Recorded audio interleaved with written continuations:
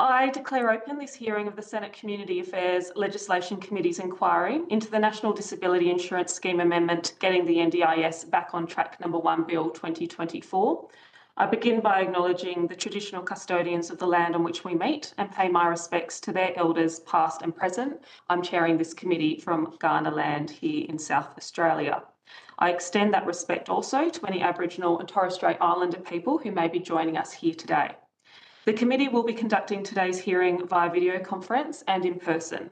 My name is Senator Marielle Smith. I'm chair of this committee, and I have with me Senators Urquhart, Hughes, Reynolds and Steele-John, all appearing via video conference. These are public proceedings being video streamed live via the Parliament's website, and a Hansard transcript is being made. I remind all witnesses that in giving evidence to the committee, they are protected by parliamentary privilege. It is unlawful for anyone to threaten or disadvantage a witness on account of evidence given to a committee, and such action may be treated by the Senate as a contempt. It is also a contempt to give false or misleading evidence.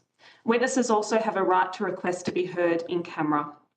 If a witness objects to answering a question, they should state the ground upon which the objection is made, and the committee will determine whether it will insist on an answer having regard to the ground which is claimed. If the committee determines to insist on an answer, a witness may request that the answer be given in camera. I remind committee members and witnesses who are appearing via video conference and who are not speaking to mute their microphones. I now would like to welcome representatives from Down Syndrome Australia and Aruma and Alliance 20. Thank you for appearing before our committee today. I understand that information on parliamentary privilege and the protection of witnesses giving evidence to Senate committees has been provided to you. For the Hansard record, I'd like to ask you to please state your full names and the capacity in which you're appearing today, and we'll start with Down Syndrome Australia. Thank you very much. My name's Daryl Steff. I'm the CEO of Down Syndrome Australia. I am not able to hear you.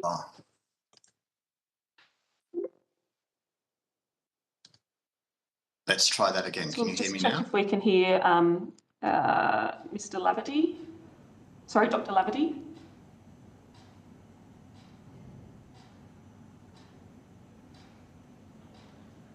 Dr. Laverty, if you could take mute off and just try.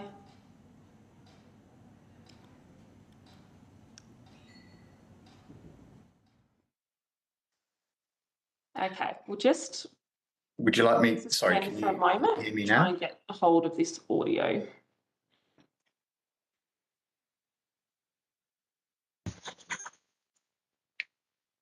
Senator Smith, Dr. Martin Laverty, if you can hear me. Senator Hughes, while we're suspended, can I just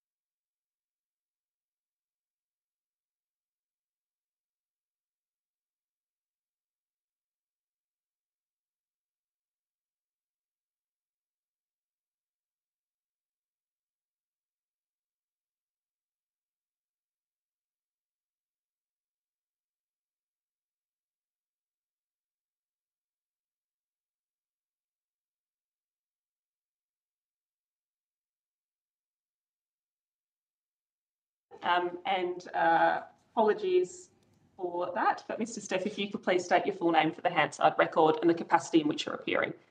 Thank you. My name's Daryl Steff and I'm the CEO of Down Syndrome Australia. Excellent. Thank you very much. And Dr. Laverty.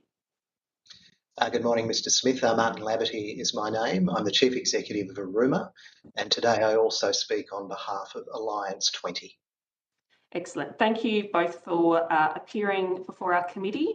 I'd like to invite each organisation to make a brief opening statement if you wish to do so, and after that I will invite committee members to ask you questions. We'll keep it in the same order, starting with you, Mr. Steff, if you have an opening statement. Thank you very much. Firstly, thank you for the opportunity to appear before the committee. It's a great opportunity to outline some of our ongoing concerns with the legislation, but also to acknowledge that there has been some positive movement in terms of how the legislation has been updated over recent weeks and months. We were part of a joint submission to the committee from us and other disability representative organisations across Australia, and in that submission we raised a few areas of continuing concern for us in terms of the legislation. So I'll quickly touch on those areas and happy to go into further detail as the committee would wish. The first area is the whole of person. So again, acknowledging that some of the initial concerns that were in our first submission have been addressed.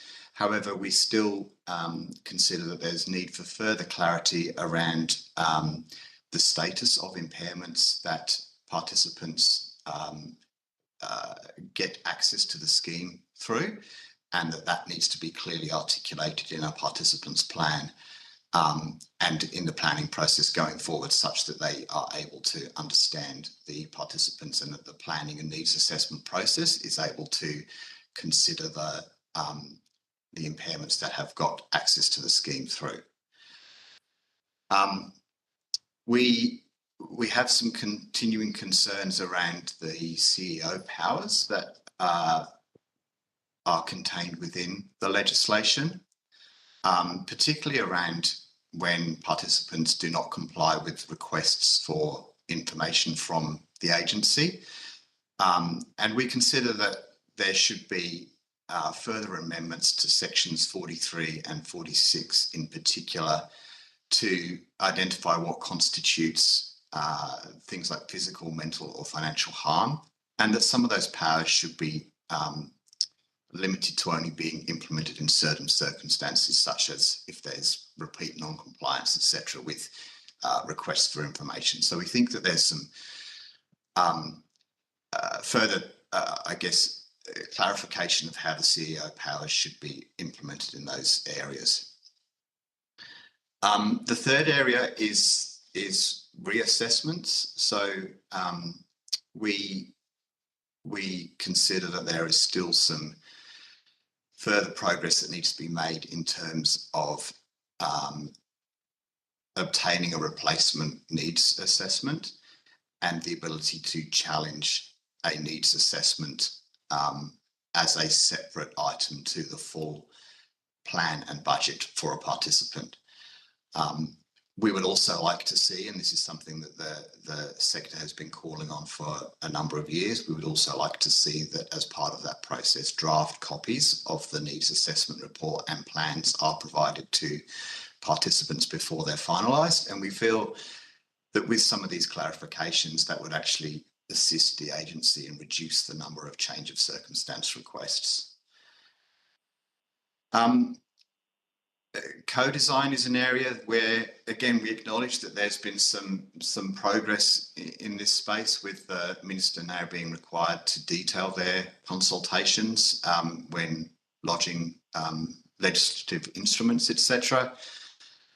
However, we feel that some of that should still be included in the legislation rather than relying on the referral to the Legislation Act, and that it should actually be within this NDIS legislation.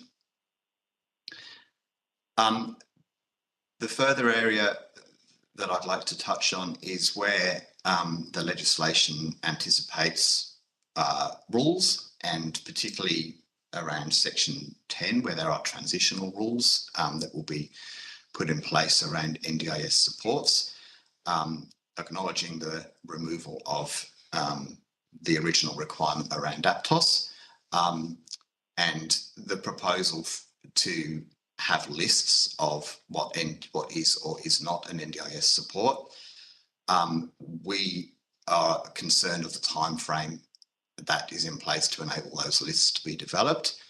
And we are very keen to make sure that there is a proper process around how those lists are rolled out, so as there's not further concern or mistrust caused within the community.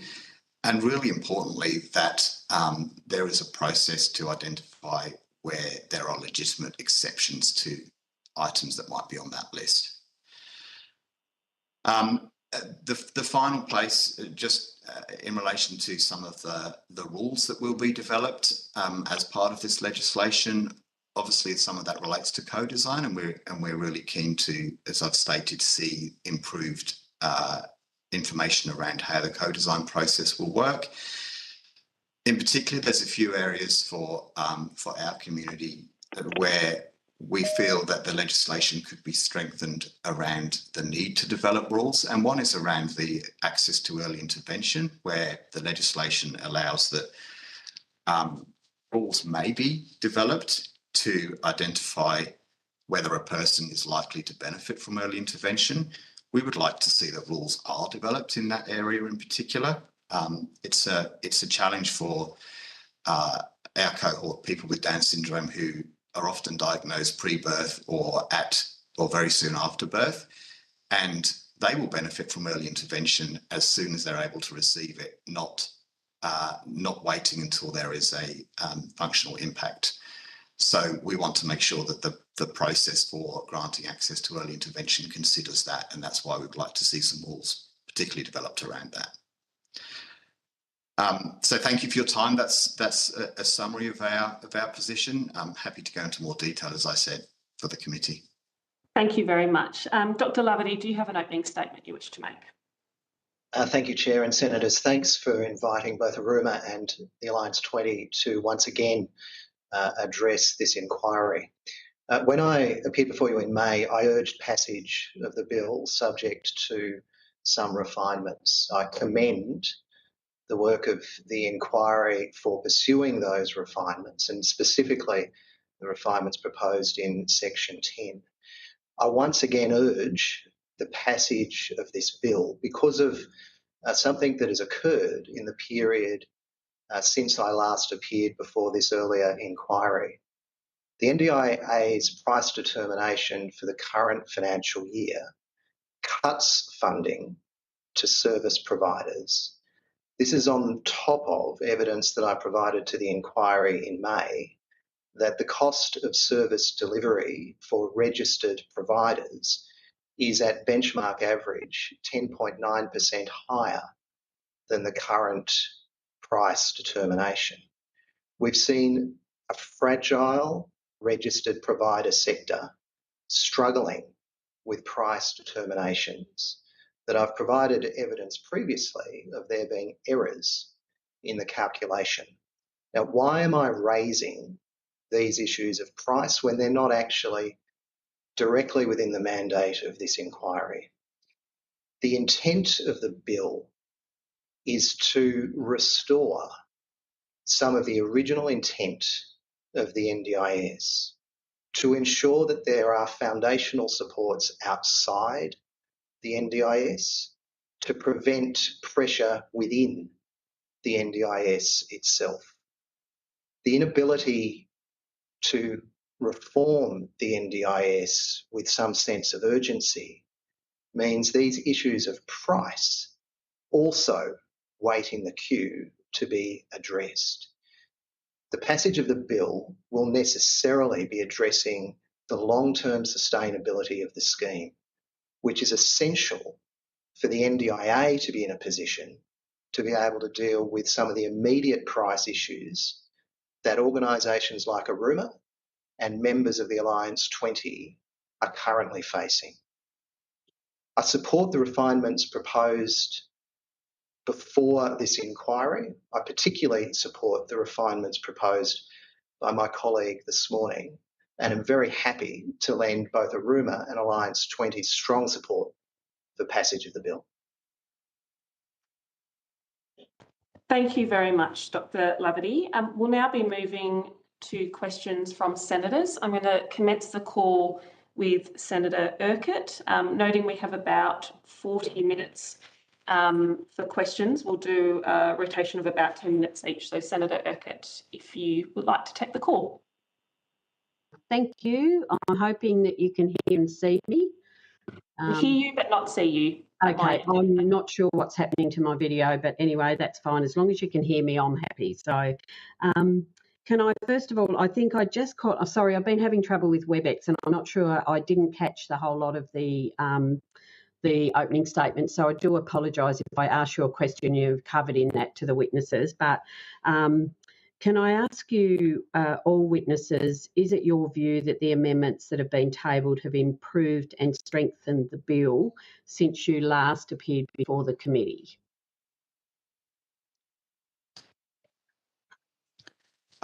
Happy to answer that first. Darryl Steff here from Down Syndrome Australia.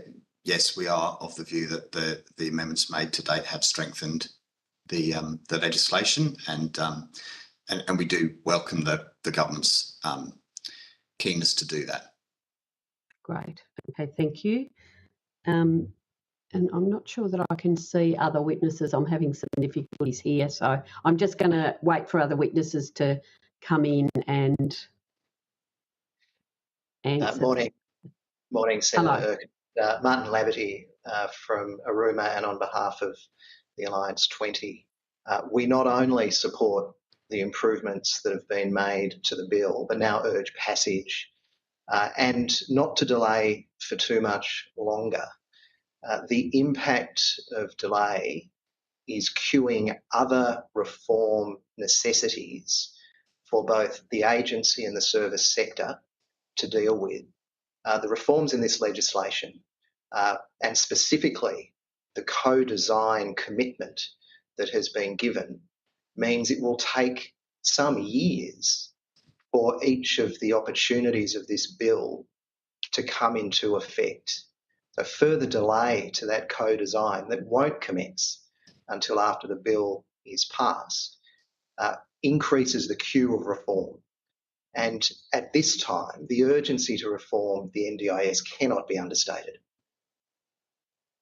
Great. Thank you, Mr. Laverty. Can I just throw to you, first of all, Mr. Laverty, from your perspective, what are the implications for the future of the NDIS if this legislation doesn't pass Parliament? Like you talked about the delay, but I'm interested in a little bit more detail around some of that.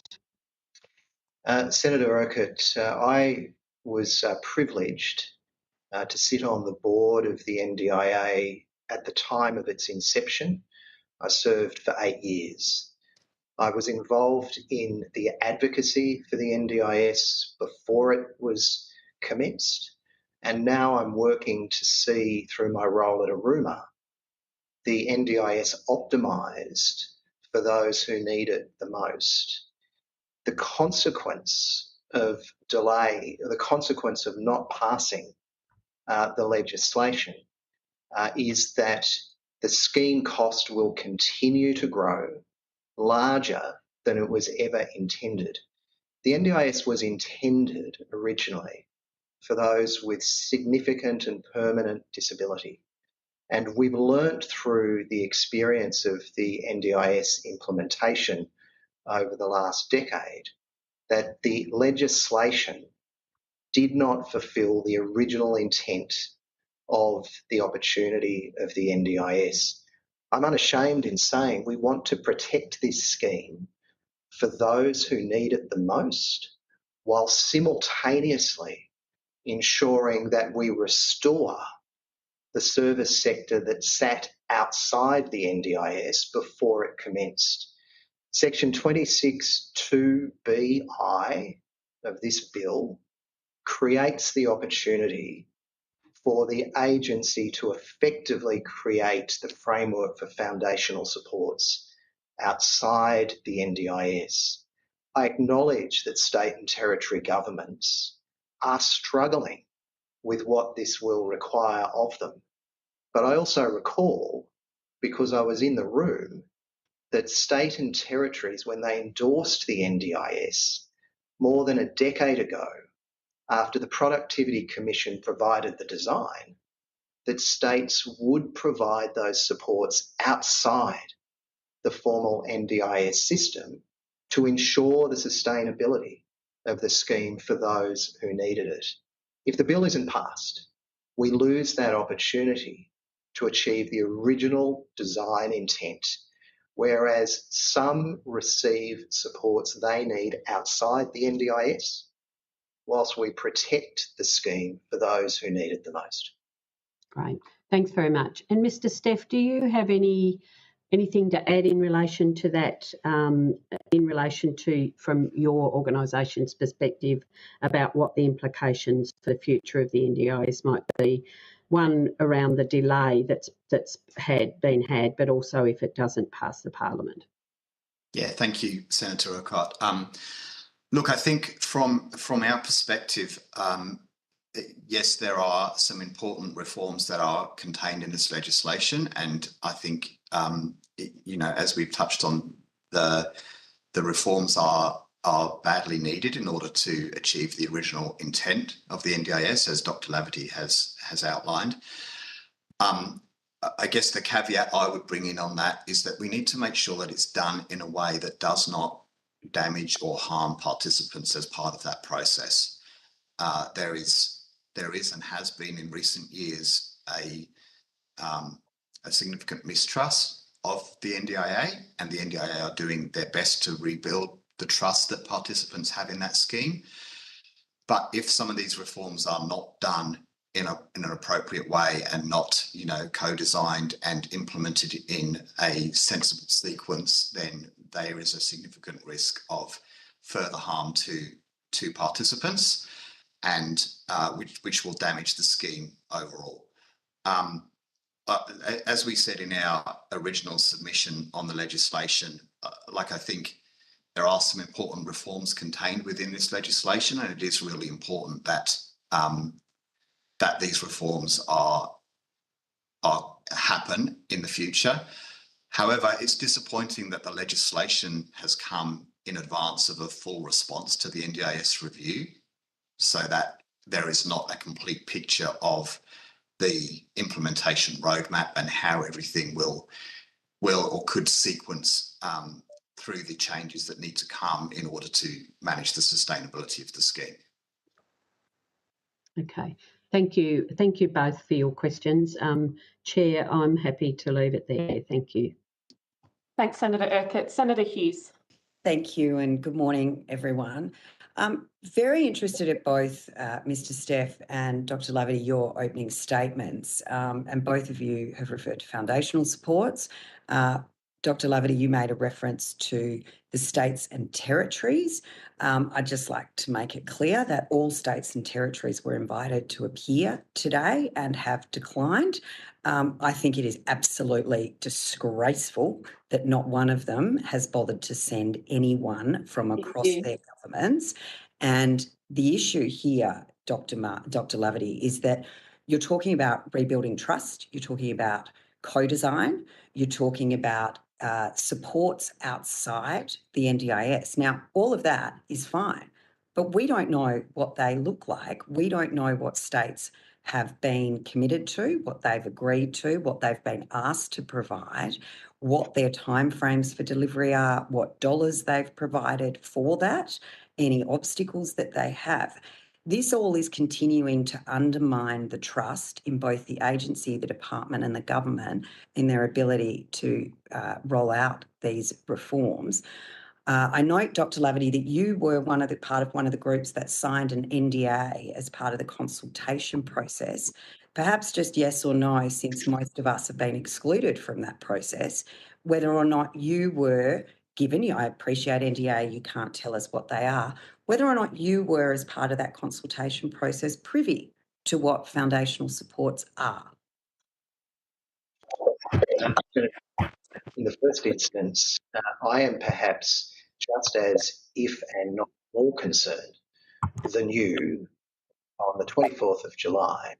We still don't have clarity from states and territories about the role they're going to take, or indeed what foundational supports will look like. But Senator Hughes, I know from your own history, and you know from my own history, we remember foundational supports or their equivalent before the NDIS existed. So it's not actually a foreign concept. Missing is the commitment from the states. And through this modest contribution, as I have been for some years now, I'm calling again on the states and territories to front up and deliver actually committed to. More than a decade ago, NDIS was established. I'm very to speak about the frequent consultation that I have with the agency.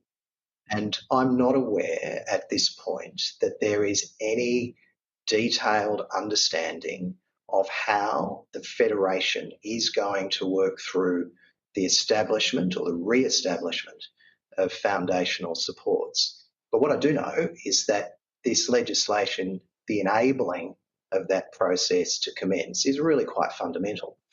Without this legislation, we don't get to that point of foundational supports being pursued.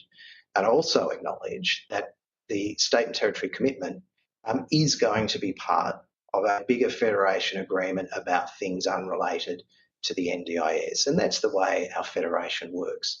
So if you're uncomfortable, Senator Hughes, I'm more uncomfortable, because the failure of the states to commit to what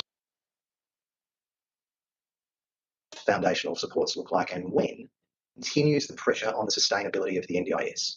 And I think it's in all of our interests to ensure that we have a sustainable NDIS for the future. And the way you do that is state and territories delivering on what they committed to more than a decade ago. No, absolutely. Mr. Steff, interested from the perspective of Down syndrome. As you said, a lot of children with Down syndrome are diagnosed pre-birth. Dr. Laverty's, agreed that the states should be providing more information around foundational supports. Is there concern within your community that this legislation might be putting the cart before the horse, demanding foundational supports when the states have not articulated what they would look like, yet some children would be moved off the scheme, as they should be? There are too many kids on this scheme, absolutely, and I'm, as a parent of a participant, more than focused than a lot of people on the sustainability of it. But I'm very concerned about, we don't know where these kids are going to go, and that's leading to a lot of the uncertainty within the community. Thank you, Senator Hughes. In terms of foundational supports, generally, I would definitely support yours and Dr. Laverty's comments and concerns around the lack of clarity as to what they look like and the lack of information there. And I think that goes to some of my earlier comments around the sequencing of some of these reforms. That we don't yet have the full picture, yet we're trying to implement certain parts of it. In relation to to our Down syndrome community in particular, I think 97% of people with Down syndrome, from the information we understand, get access to the NDIS. They get an NDIS plan because the level of their functional or their support needs is something that generally would not be met purely by foundational supports. It will be complemented by, but not fully met by. Therefore, there is not a significant concern in our community around being pushed to foundational supports rather than scheme access. The challenge we want to ensure is the one I touched on briefly in my opening comments, which is to make sure that children who are diagnosed with Down syndrome get access to the scheme at the earliest opportunity, and not waiting until there is a functional evidence of a functional impact, because we all know there's going to be one. Yeah. So, I mean, Downs is obviously different when you start moving into some more of the invisible disabilities, if you like. But I'm interested, and again, I know your kids are very often diagnosed at birth, if not before. So it's a little bit different. You can't do a functional assessment on a 1-day-old baby. But do you have any information about what test will be applied? Particularly, let's think of a kid who's leaving school with Downs that's already on the scheme. What functional assessment is going to be applied? Is there a global best practice Down syndrome type of functional assessment that already exists? Is there moves to establish a new assessment that nobody knows about? Do you know what type of functional assessment will be provided to those members of your community already on the scheme that'll be moving to these functional assessments? That's a great question, Senator Hughes, and one of our big concerns. It's no different to a lot of the other participants in the disability sector. At the moment, there is no perfect needs assessment for Down syndrome, as there isn't for many other disabilities. And in fact, what we've seen as part of the scheme, in the first 10 years, is that even the tools that are being applied are often not fit for purpose for assessing a child with Down syndrome. And to give you an example, so I have a 13-year-old daughter with Down syndrome. When we were involved in the trial for the independent assessments, and one of the key questions that was asked was, physically, can your daughter walk from your home to the local shops? And the answer was physically, yes, she can. However, there's 3 main roads she needs to cross on the way, and she does not have the cognitive ability to safely navigate those roads. But that was not part of the questions that were being asked. Yeah. So I completely agree. And I think that goes to the legislation obviously enacts the requirement for a needs assessment, and the department and the NDIA have acknowledged the huge co-design process needed to identify what those needs assessments look like. And it's assessments, it's not one well, every type of disability. Co-design isn't coupled with NDAs. Yeah, and the challenge is, that exactly is the challenge, is that even with this legislation enacted, as Dr. Laverty touched on, there is then a long co-design process to work out what a suitable needs assessment looks like that caters for all the different disabilities, and in particular, and we're not alone here with Down syndrome, but the interaction of different impairments. There's the physical as well as a cognitive impairment with Down syndrome. So absolutely, that's one of the challenges. All right, I'll leave it there, Chair. Thank you. Thank you, Senator Hughes. Senator Steele-John, you have the call. Thank you very much, Chair. My first question will go to Down Syndrome Australia. You've spoken a lot about the need for co-design, and one of the first areas that will need to be created as a result of this bill are the so-called transitional rules that will come into place 28 days after the passage of the legislation. In your opening statement, you flagged some concerns around the timeline for the development of those transitional rules. I wonder whether you can expand on those concerns. Yeah, thank you, Senator Steele-John. Absolutely happy to. And the Section 10 transitional rules are a good example there. So, yes, within 28 days after the legislation receives royal assent, there needs to be this transitional rule in place, from my understanding, and the proposal is to do that via lists of what is and what is not an NDIS support. And I think the challenge we have is that how does something that needs to be developed in that tight time frame interact with the need for an appropriately co-designed solution here? I think that's the tension that we need to be able to manage. I understand that it is a transitional rule, but how long will it be in place? How long will it take to get the Class A, the Category A rule agreed with the states and territories? So I think we come at that from 2 angles. One is, well, yes, lists might be one way of doing this exercise to understand what is and what is not an NDIS support, but let's make sure that the way in which if that's the way it's to be done, the way in which that's communicated, does not create panic or concern amongst the participants who at first glance might look at the list and see something that they're used to being able to access as an NDIS support now being on that list. So let's make sure there's an understanding of how that process will be managed and that that's communicated appropriately. And that it's really hard to have a black and white list. So, people's disabilities are unique to them as an individual.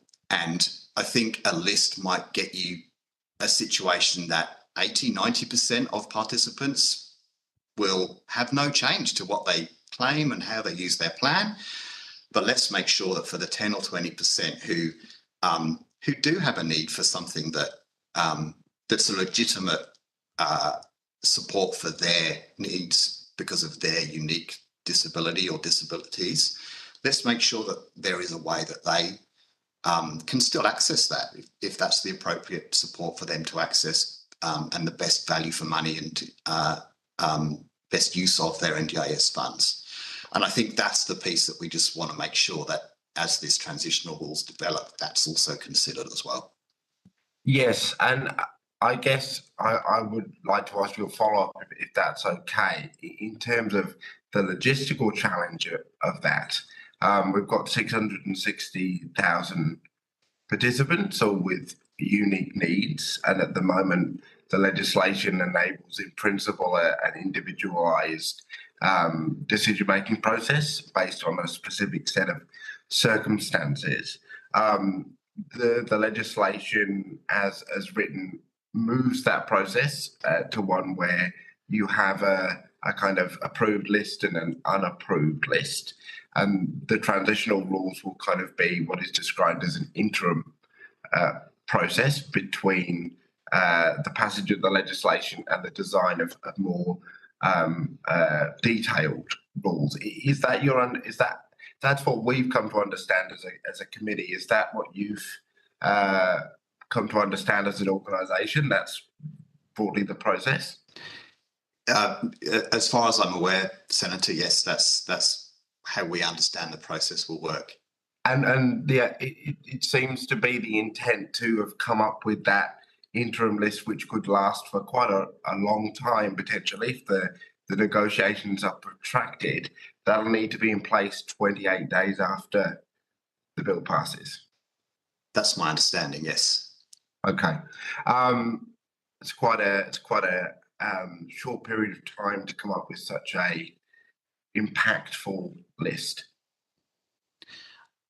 I don't disagree. I think that is a short period of time, and I think the challenge that puts on the agency and the participants is that again, it'll often be the frontline staff like the LACs or the support coordinators, etc., who'll be getting the questions, and the ability and the opportunity for them to be fully briefed and trained in how to respond to those questions, I think is one of the significant challenges that we'll need to find some way to try and at least address as much as can be done in the time frame we have.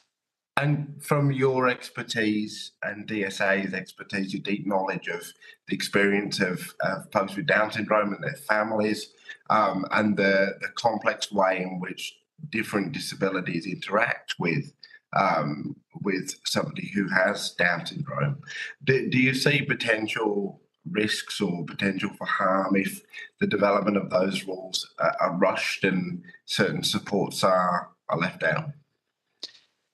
Yeah, I think, I don't think the Down syndrome community is necessarily any different to the general observation I made that, a list probably works for 80 to 90% of participants. It's the 10% that we need to make sure that we've got the right procedures and safeguards in place so that it doesn't increase that risk of harm. And that is often where it's for those people who have the more complex support needs, where we need to make sure that just because a list has been developed, it doesn't put anybody at risk of harm or not being able to access the supports that they actually require. Absolutely.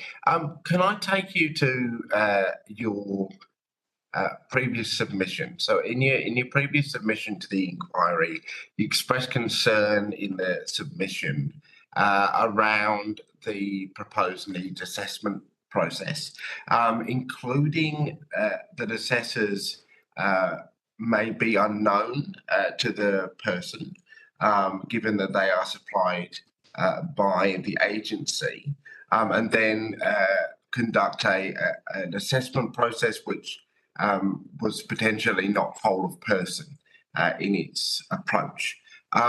Could an unknown assessor, in your experience, negatively impact the experience of disabled people undergoing these needs assessments? Yeah, I think the important thing that we would like to see in that needs assessment process is that it's not a process that is just developed by, you know, one assessor or one expert, if you like. When we look at what the review recommended that it's a collection of a suite of information, including and with a significant emphasis on the participants' input into that process and their support needs and their understanding of their support needs, because they're the ones that understand it the best, and that should then be supplemented by ideally experts and who know the individual, so part of their regular support team, and only if there is, you know, insufficient people who in that individual support networks, then go to someone who is kind of unknown or independent of the participant. So we would like to see that kind of model that was outlined in the NDIS review as the way that needs assessment is arrived at, to avoid some of those challenges around, you know, not being a person-centred and trauma-informed process. Absolutely. Okay. You've also expressed concern around participants being removed from the scheme or having supports removed while or before foundational supports are being developed. The states and territories have made an additional clarifying submission to this inquiry, and they have said that while some of the amendments offered by the Commonwealth address aspects of concerns which they hold in relation to the legislation, and I'll quote directly from their communications with us, many of our issues remain relevant and are yet to have been addressed. In particular, they raised the concern that the legislation passing in its current form could create service gaps, which would lead to negative outcomes for NDIS participants. Given that they have expressed and continue to express this view, do you believe that in relation to this legislation, there is still further clarity that is needed on what the states believe a foundational support is and what they are capable and prepared to deliver before this legislation advances to its final form and passes? I think, as we discussed earlier, with some of the other questions around foundational supports, there is definitely that need for clarity around how foundational supports operate, what they're actually going to look like, and absolutely they need to be in place before any supports are removed that need to be supplemented or replaced by foundational supports. I think the approach that the NDIA and the department are trying to take with this, particularly the Section 10 definition of NDIS supports, is to define them as kind of the current state of what is and is not an NDIS support. So therefore, you would hope that means that there are not too many supports that are completely removed and therefore people relying on foundational supports. But I do think there are other rules as well that we need to, in their development, we need to be very cognizant of that lack of clarity as to what the foundational supports are, so that a rule is not developed that may have that consequence of removing existing supports without there being anything else in place to supplement them from the foundational support level. Okay, There's thank still, you. John, I'll need to rotate the call after the next question. Thank you. The submission that you've made and the joint submission from the disability organisations references a number of amendments that you believe remain outstanding to this legislation. I take from the submission that you believe that these amendments need to be made to the bill in order to further improve its function, but please correct me if I'm kind of wrong in that assessment. But for my final question, I just wanted to draw you back to your observation around the challenges that it seems to have created, that this legislation has been advanced before the government's response to the NDIS review in full or the Disability Royal Commission report. What kind of challenges has that created for you as a disability representative organisation that has been authentically trying to engage with a disability reform agenda? Thank you, Senator. So to quickly answer your first question, yes, the content of that joint submission, we would like to see the changes to the legislation that we mentioned in there to be put through it before the legislation gets enacted. In relation to the sequencing and the kind of overall roadmap of reforms, it does make it really challenging to be doing these things piecemeal. And just to quickly give an example, the legislation in section 33 talks more about plan utilisation and the flexible budgets that are going to be enacted, and the extra need, and we've been having discussions around, that's a good outcome, but we need to have extra support there for participants to better understand and better manage their plans. That's really, that can be put in place, but the thing that's not addressed as part of that is that there's still actually a problem with how the plan's developed in the first place. So you're providing the flexibility on a plan that might not be the right plan in the first place. So until you can also address the planning process so that there is increased confidence that you're coming up with the right plan in the first place, the flexible budget piece kind of gets even harder to manage. All right, thank you. Thanks, Chair. Senator Still, John. Senator Reynolds, you have the call now. Thank you very much, Chair, and can I thank both Mr. Steff and Dr. Laverty for your evidence again for the committee today.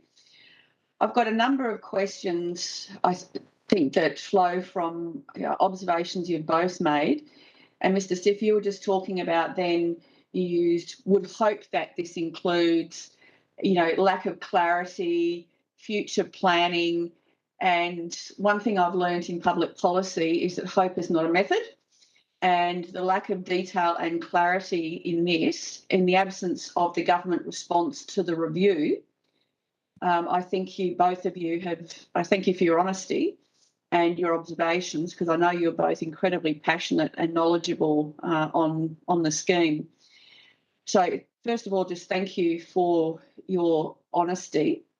What I would like to ask is in relation, and I know Dr. Laverty, you were in the tent, so to speak, under the NDA regime for the briefings on this legislation, and having a look at the list, Mr. Steff, I understand Down's Syndrome Australia was not in that elite group of people consulted on the legislation. Is that correct?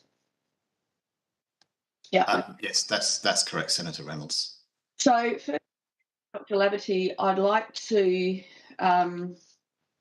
ask, in that consultation,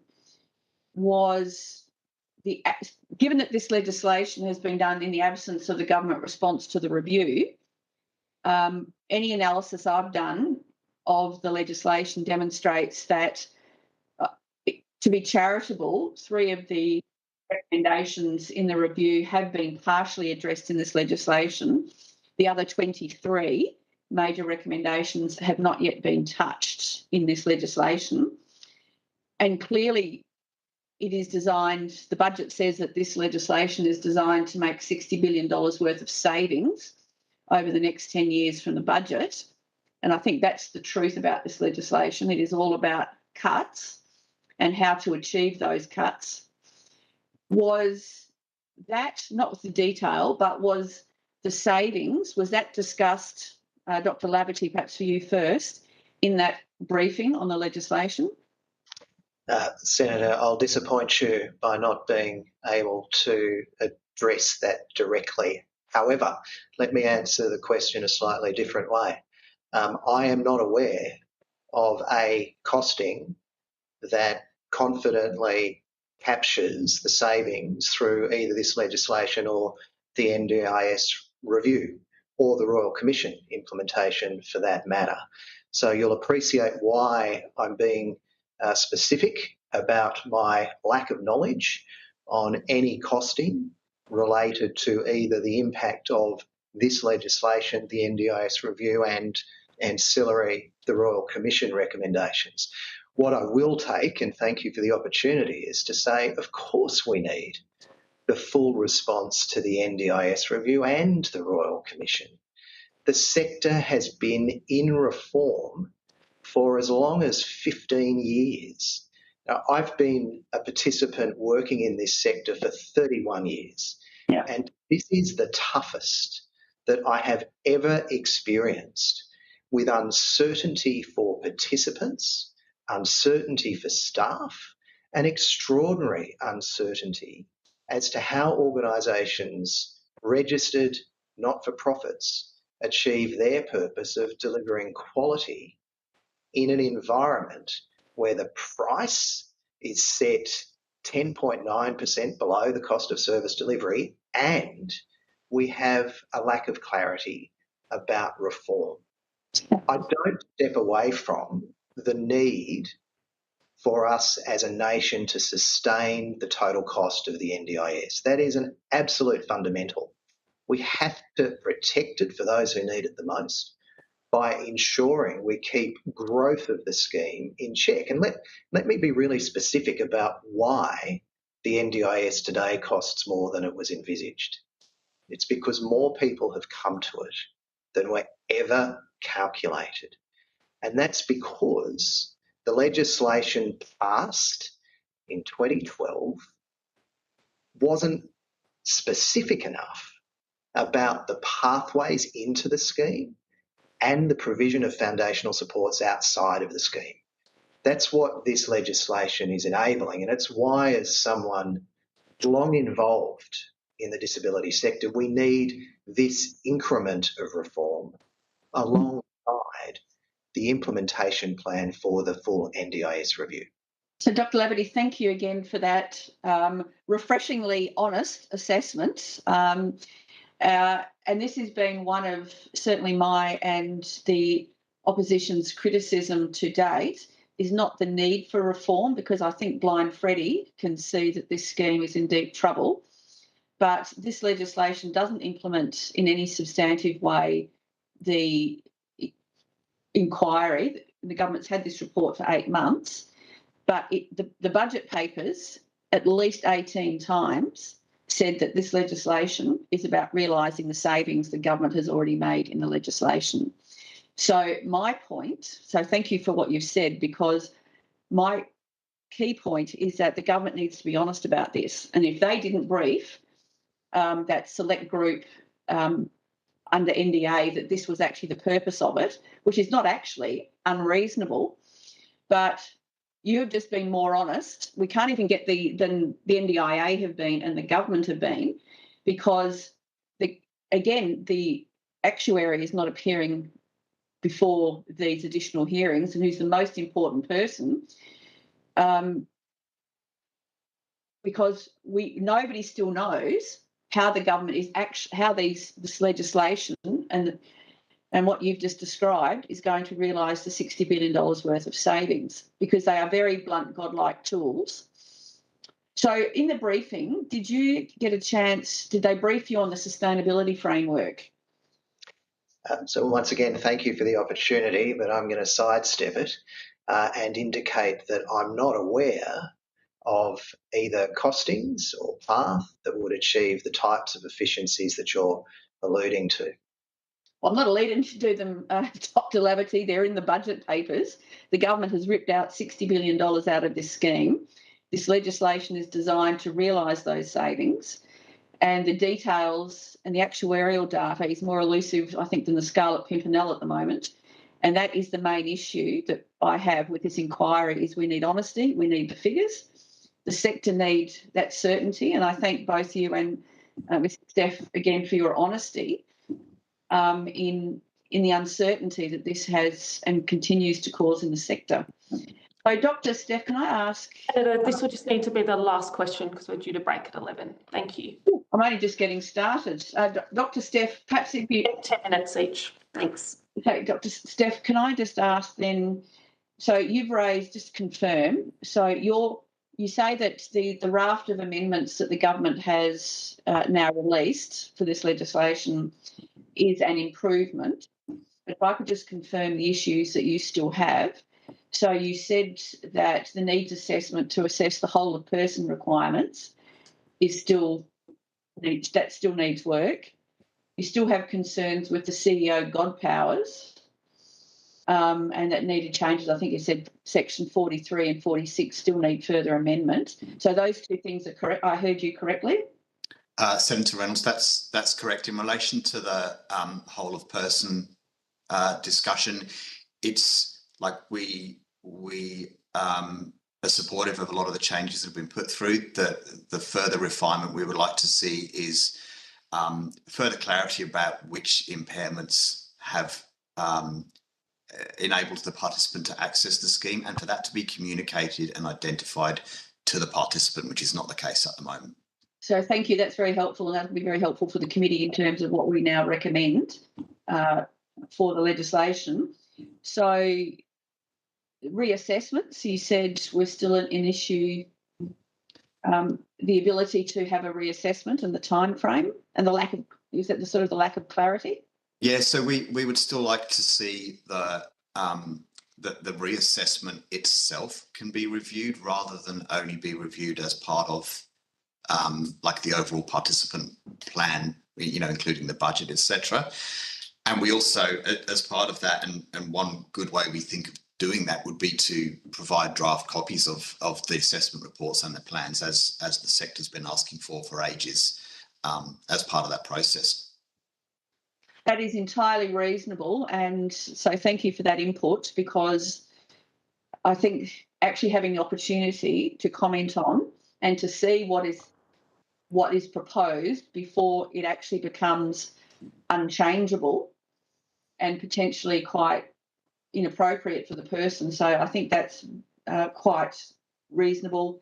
The co-design, and I think that's very clear. Now, in terms of... Senator, we're due to go to the break now, so if I can ask if this can be the last one so we can stick to schedule. Okay, Thank you. You said that the legislation anticipates rules and sort of the transitional rules, and Dr. Laverty also talked about that point. What would be the key in that? What would be the key change you would like to see in this legislation on that point? Because that is incredibly, again, another incredibly important issue for participants and potential participants. So what would you like to see changed in the legislation for that? I think the key point around the rules, Senator Reynolds, will be to take it back to the co-design principle, to actually get some of that co-design principles embedded in the legislation, so that the raft of rules that need to be developed can all follow that common process. And be co-designed. Absolutely. And not just from the godlike powers. Thank you. That will be given to Minister Shorten. Thank you very much, Chair. At this point, we do need to conclude the session, but I thank you both for your appearance today. I don't believe you took questions on notice, but in the event that I missed it, we're asking for them back to us by close of business on Wednesday, the 31st of July. Thank you both for your attendance. The committee will now take a short suspension for 10 minutes. Thank you. Thank you, Senators.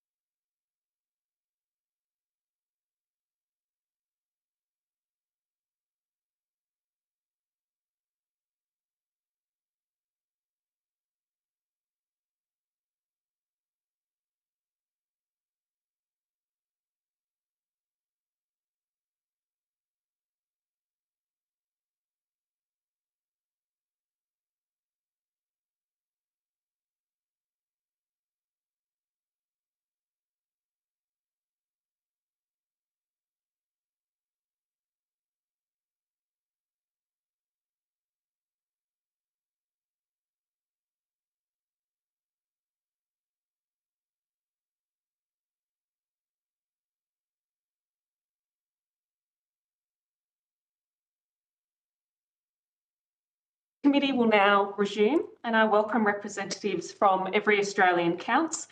Thank you for appearing before our committee today. I understand that information on parliamentary privilege and the protection of witnesses giving evidence to Senate committees has been provided to you. For the Hansard record, could you please state your full names and the capacity in which you're appearing before us today? And we'll start with Dr. Talapouros.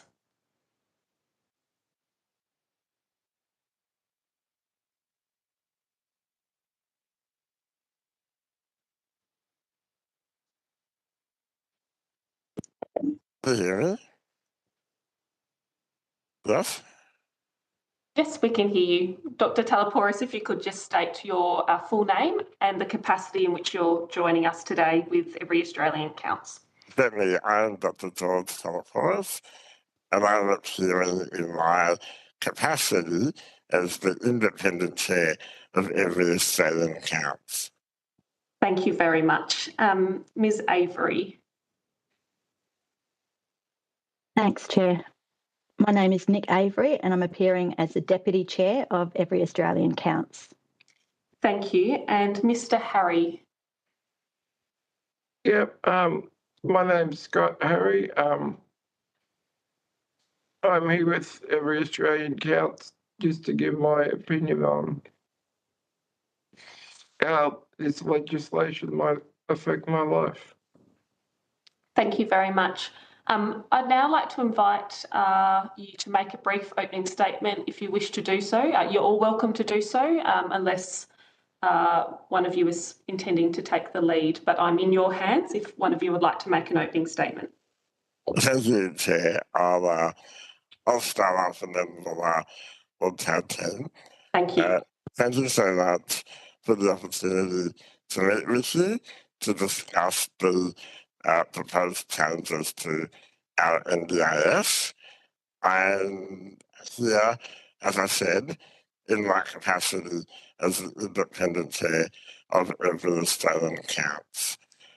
We are the grassroots campaign that fought for the NDIS over 10 years ago. We continue to work to protect the NDIS and ensure that it remains true to the key principles that we fought for over 10 years ago. Those key principles are that people with disabilities are in control of our lives and of our support, and that we can access the reasonable and necessary support that we need to live our lives in the community. We welcome the recent amendments and are addressing some of the issues raised in our submission. However, our community remains deeply concerned that these amendments are not enough to protect our NDIS, and we believe that more amendments are needed for this bill to be acceptable to our community. The bill, as it currently stands, could take away our right to reasonable and necessary support and our right to decide where and with whom we live and how and by whom we are supported. I will now hand over to Scott Harry to share his concerns. Over to you, Scott. Yeah, thanks, George. My name is Scott. I am 48 years old. I have Duchenne muscular dystrophy. And I share a house with my brother Daniel, who is 46 and has the same condition as me. We require 24/7 support.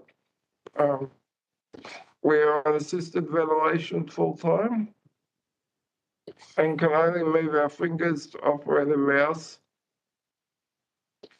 and drive our power wheelchairs. Nick, can you read that next section on my behalf, please? Sure, Scott. The 2023 NDIS review states participants who need 24/7 support will be required to share support on a 1-to-3 basis. It is not humanly possible for one worker to provide the support I need, as well as 2 other people who also need 24/7 support.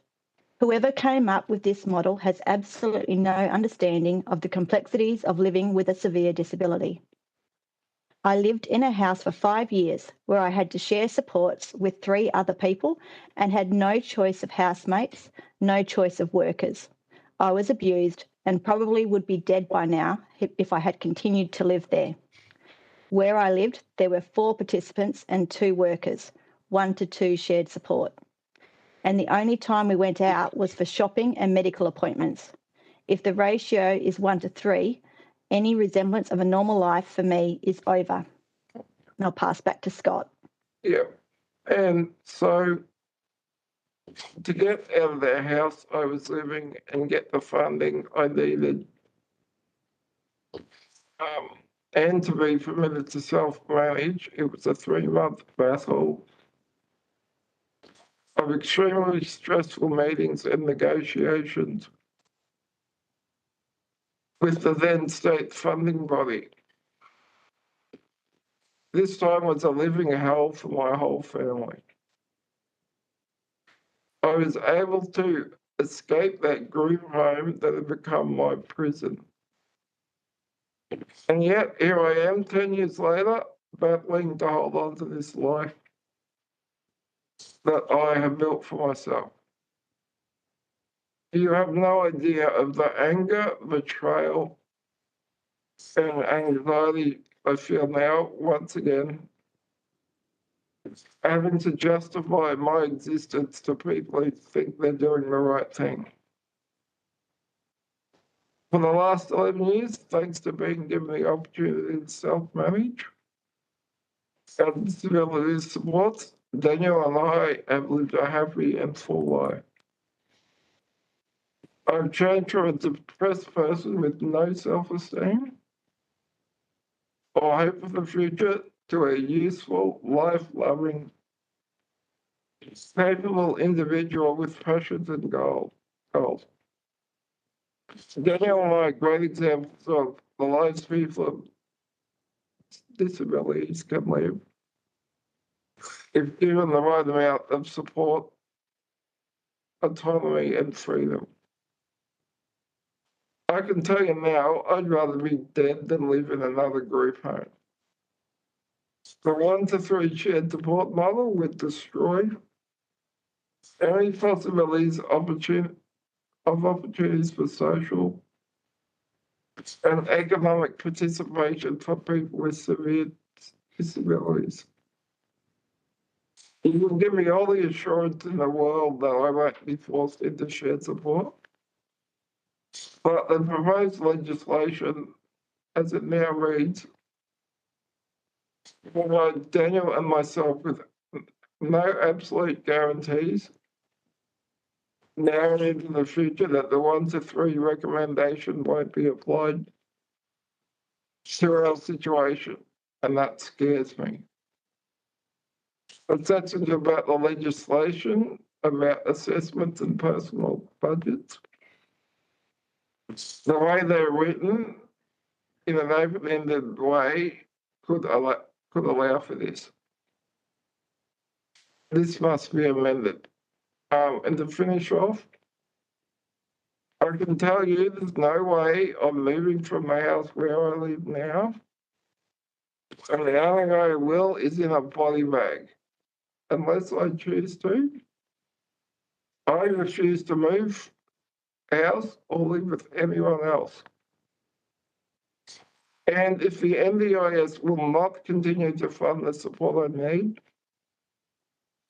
my death and the future abuse and death of all people forced to live in congregate care will be on your conscience because you, like the government, got the NDIS on your watch.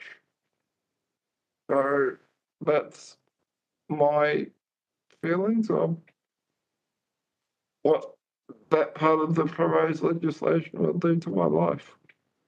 Thanks, Scott. That's really helpful. I thought it might help the committee if I explain a bit about why the 1-to-3 ratio recommendation is relevant to this inquiry. While we don't know whether the government or future governments will decide to use this bill to implement the 1-to-3 recommendation, what we do know is that the government has not ruled it out.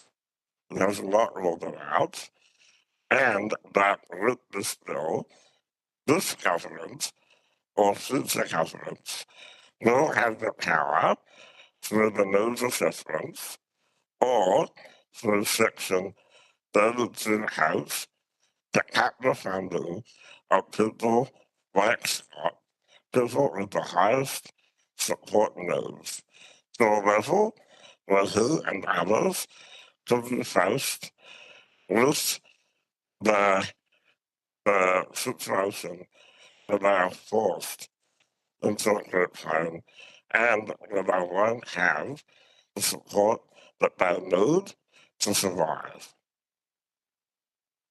I will now hand over to my producer, Nick Osmond. Thanks, Nick.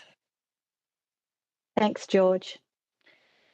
Our concerns are encapsulated in 5 key areas, supported by specific recommendations to amend the bill. Number 1, co-design must be embedded in the legislation. The bill requires the Minister to consider co-design principles, but falls short of making co-design mandatory. This could allow future ministers to bypass input from people with disabilities and our representative organisations. We recommend amending Section 4 to legislate a requirement for meaningful co-design and consultation, which includes leadership by people with disabilities and our representative organisations, publicly available and promoted engagement plans and timelines, inclusive co-design with those impacted, such as people from regional, rural and remote communities, First Nations people, culturally and linguistically diverse communities, LGBTQIA+ people, and individuals with complex disabilities and communication needs, and provision of sufficient funding and timeframes for these processes. Additionally, implementing Amendment 18 to require the Minister to provide a detailed consultation statement is crucial. Number 2, the whole-of-person approach. The proposed planning framework, which focuses on needs assessments, does not fully accommodate individuals with multiple and interrelated disabilities. By concentrating on specific impairments, the framework risks insufficient funding for those with complex needs. We support implementing the proposed amendments 6 through to 11 to promote a more holistic approach and recommend further amending sections 24 and 25 to include comprehensive criteria for people with fluctuating or less visible disabilities, like psychosocial disabilities. This ensures that no changes to eligibility and access occur until foundational supports are fully functioning.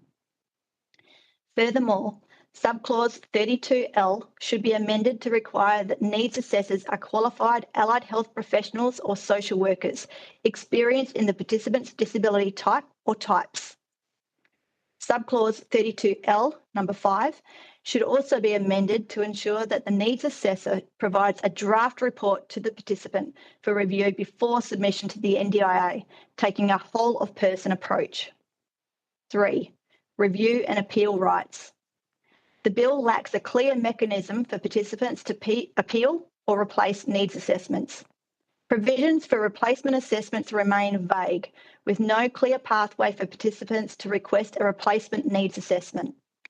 We recommend introducing amendments to make needs assessments a reviewable decision, allowing participants to appeal these assessments and related plan decisions. Further, there remains no right of appeal if the NDIA determines that a participant has incurred a debt, even if the debt was incurred through no fault of the participant or due to lack of information and support from the NDIA. All new decisions introduced by this bill must be reviewable, and no right of appeal should be removed. 4, broad powers to require assessments. The bill grants the NDIA broad powers to mandate medical assessments. Despite proposed constraints, these do not sufficiently limit the scope or consider the distress and expense of such requests. The severe consequences for non-compliance, including plan suspension or removal from the scheme, remain unacceptably high. Amendments should ensure the NDIA fully funds the cost of any assessments and reassessments and provide clear protections for participants, particularly regarding eligibility reassessments and contact difficulties. 5. Limits on choice and control and plan management. As per our original submission to this inquiry, the issues with Section 10 of the bill remain. Section 10 must be amended to ensure that reasonable and necessary supports continue to be the fundamental core of the NDIS, replacing the introduction of narrowly defined NDIS supports with restrictive lists of permitted and prohibited supports. The bill gives the NDIA significant control over participants' funding use and the ability to override plan management requests, restricting choice and control. This poses a high risk of penalising participants who are not at fault. We recommend removing Section 32H to ensure a truly flexible budget and amending Sections 26 and 36 to require the NDIA to fully fund assessments. Additionally, draft budgets should be provided to participants for review before they are finalised. Importantly, we need to remember that it is not the NDIA CEO who will be using these powers directly. NDIA delegates planners will be. We urge the government to consider how these powers could be misused and the significant risk of harm to people with disability when these powers are misused. I deliberately say when, not if. Currently, there are more limits on these powers than the bill proposes, and they are commonly misused by NDIA delegates. This bill places all of the responsibility on participants, with no requirements that the NDIA provide due diligence in explaining the decisions it makes about what has and has not been funded in the plan, what disabilities have met eligibility, how the plan may be used, and supporting participants to understand and use their NDIS plans appropriately. The bill gives power to impose restrictions and repercussions on participants, including the raising of debts, with no protection for participants against the misuse of these powers. In conclusion, for Every Australian Counts supporters, further amendments are critical for maintaining confidence in the intended outcomes of this legislative change. These amendments also need to rule out the implementation of the 1 to 3 recommendation by the NDIS review. We urge the committee to make the necessary amendments to ensure that the NDIS remains a robust, participant-centred scheme that truly empowers all Australians with disabilities. We look forward to working collaboratively to ensure the NDIS continues to fulfil its promise to the Australian disability community. Thank you. Thank you very much for your contributions to that opening statement. I'll now be passing the call to senators for questions. We'll be commencing with Senator Reynolds. Senator Reynolds, you have the call. Thank you very much, Chair, and good morning all. And it's great to see you. And thank you very much for your opening testimony and also for your supplementary submission, which was very comprehensive and very specific. So thank you. That was very, very helpful. I couldn't but help be incredibly moved, Mr. Harry, and alarmed by your evidence here today. And it made me reflect on Dr. Talapouros's opening comments about the role of Every Australian Counts. Would it be fair for me to characterise, and this is a sort of an open question, but from what you have said here today and in your submissions, that these amendments in this current, or the legislation, including its amendments, are really an attack on those Australians for whom the scheme, like yourselves, who the scheme was actually designed for. It appears to me that that's in the effort to make cuts to the scheme, and $60 billion is what the government is hoping to achieve. It's already come out of the budget. is that they're going for the most vulnerable in the scheme and those who need the scheme the most. Would that be a fair characterisation from what you have said?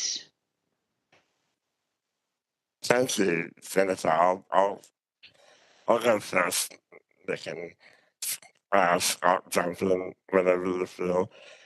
Linda, as you know, the NDIS has been such a transformative part of Australian society, and we have been such wonderful changes to our lives.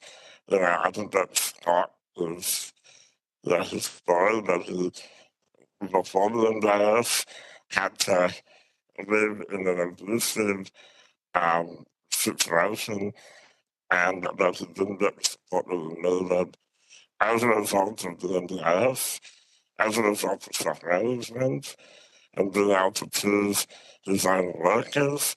He's been able to live a great life and contribute to our society. That was exactly what the NDIS was always intended to be about. What our community is concerned about is that we have a piece of legislation that is proposing something that we don't know what it will actually look like. So it talks about needs assessments that don't exist. It talks about powers for the minister that the ministers never had before. And those powers could potentially send Scott and people with very high and complex needs into very unsafe and terrifying living arrangements. Now, I hope that is not what will come out of this. But this legislation, as it stands, provides no assurances and no guarantees that that will not be the case. Nick or Scott, do you want to add to that? Thank you.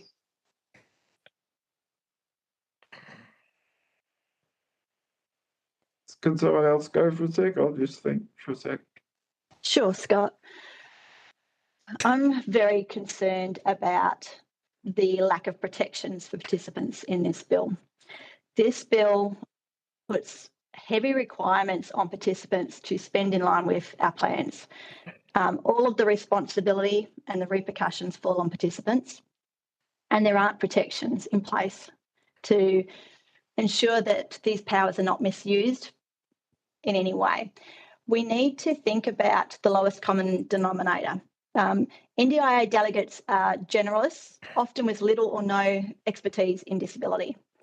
There are delegates who have transferred from the Australian Tax Office, the Services Australia and other APS positions.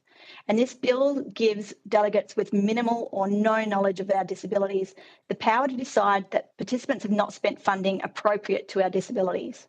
They can change how our funding is managed, suspend our plans or create a debt, even when the fault lays with the NDIA in failing to inform participants, failing to fund decision-making supports, or where a provider has overcharged the participant. While most delegates may well do the right thing, participants must have protections in this bill for the delegates who will wield this power unfairly. Any new decisions, and including decisions that a participant has not complied with their plan, must be reviewable. I'm also concerned about some of the changes around classes of support and classes of participants. Pre-NDIS, I live in regional Western Australia. In the pre-NDIS days, there was a big discrepancy between the supports that were available in Perth and the supports that were available outside of Perth. Funding was allocated at the same amount regardless of where you lived. What that meant in real terms was, for my family in particular, we chose to travel to Perth 4 hours one way to access those supports.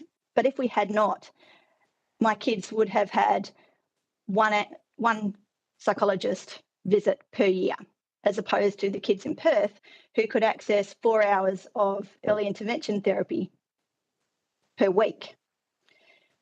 This is the kind of things that need to be considered, and to make sure that people are able to access supports that we have now, that we're able to have that flexibility that we need, that we can exercise choice and control, and that we're not unfairly treated as a result of this bill.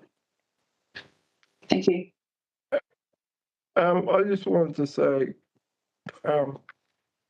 I know this review is all about making cuts to spending in the NDIS, but the amount of wastage of overcharging within the in service providers and other equipment providers and that, the overcharging is enormous. And like, I feel like the powers that be are, rather than doing the hard work and finding ways like promoting self-management to save money, they're just taking the easy route out and blaming us participants for this overspend, and I think that is really unfair. Thank you very much to each of you. And can I, Dr. Talaporis, this one is for you, or either you or Ms. Avery, but in relation to Every Australian Counts, I mean, you have done an extraordinary work over many years to have the scheme created and to keep things honest. Can I ask, I didn't see any of your names on the list of those who were consulted about this legislation. Can you confirm that you were not consulted? As far as I know, and we were not consulted, Linda, but Nick is another person that attends meetings, so that we'll check with Nick. I represent Every Australian Counts in the Reform for Outcomes work with the National Disability Insurance Agency. Every Australian Counts was not consulted as part of the development of the legislation. Senator, I'll be seeking to rotate the call after the next. So can I then ask Dr. Talapora, so Every Australian Counts, which is incredibly surprising but also very disappointing that you were not consulted at all. But can I ask, are you still on the IAC, the Independent Advisory Council, and was the IAC engaged in this legislation or consulted at all on this legislation? So I didn't see the Dr. Van Poppel either there on the list of those consulted. Senator, I was here representing Every Australian Counts today. Yeah. And so I feel a bit uncomfortable speaking about independent advisory council matters. If you don't mind, I would prefer not to answer that. That's all right. I certainly understand that. So can I ask, one of the issues with the legislation, as we all know, this is about savings and reformed to meet the savings. But one of the areas of significant saving is intra-plan inflation. Could you have a talk from your perspective what that means? And I think, Ms. Avery, that might come into some of the areas you were talking about, mismanagement of plans, and Mr. Harry, you were talking also about the waste and overcharging. What does intra-plan inflation and removal of being able to top up plans that have had that inflation within the plan, what does that actually mean for you and your members? Thanks, Senator Reynolds. So automatic top-ups of NDIS plans do not exist. People have to apply for an S48 change of circumstances request, and the NDIA can reject that request. They can do that under the current legislation. That decision is a reviewable decision currently. We are a bit concerned that this legislation will mean that people will not be able to appeal that decision. The working group that I'm in for the Reform for Outcomes program, representing Every Australian Counts, we are tasked with looking at intra-plan inflation. And the kinds of things that we are seeing as the cause of the intra-plan inflation in a lot of cases are things like the plan wasn't correct in the first place. There was a lack of explanation of the decisions made in funding the plan. People weren't informed what their disability types, which of their disabilities, were approved for access. So there might be spending funding according to all of their disabilities when only one disability might have been approved for access and supports funded for that. We are also seeing issues around a lack of implementation support, so support from the NDIA or the partners in community to explain the plan, how it can be used, how to spend it effectively, and what your rights are if there's not enough funding in the plan. There's also issues around a very big backlog at the agency currently. Almost 50,000 people are waiting for an S48 change of circumstances request to be processed. And because of that backlog, people are having to spend their plans flexibly while they're waiting for that change of circumstances request to be processed. So there's a range of factors that are affecting this, and it's only a very small percentage of plans where the intra-plan inflation is being overspent due to overcharging by providers is a major factor, but also in some very rare circumstances misuse. But it is a very small fraction of the issue. Thank you, Ms Avery. At this point, I need to rotate to Senator Steele-John. If there's time at the end, I'll come back to you, Senator Reynolds. Senator Steele-John. Thank you. Thank you so much for your evidence here with us this afternoon. Can I just confirm a few things to begin with? So in the view of Every Australian Counts, the amendments offered by the government to the bill do not address some of the key concerns that you as an organisation or your members have. And so even with those amendments, the bill in its current state is not a bill that you support passing. Is that correct? We need to further amendments, Senator, for this bill to meet the needs of our community. We need significant amendments, further amendments to the bill. And we also feel like there needs to be a lot more time to talk with the community about what this bill actually means.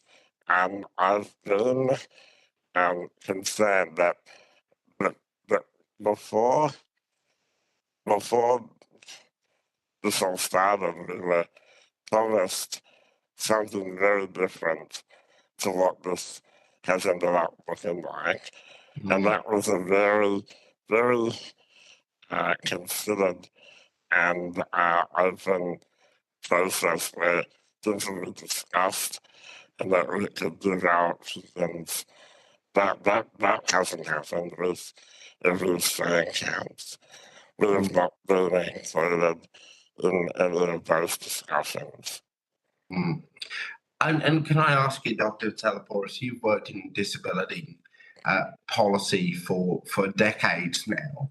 How does the development process of this bill compare to the development process of other areas of disability policy that you have worked on in the past? Yeah, it's almost the complete opposite of what we would expect in terms of the development of policy that is robust and that reflects the needs of our community.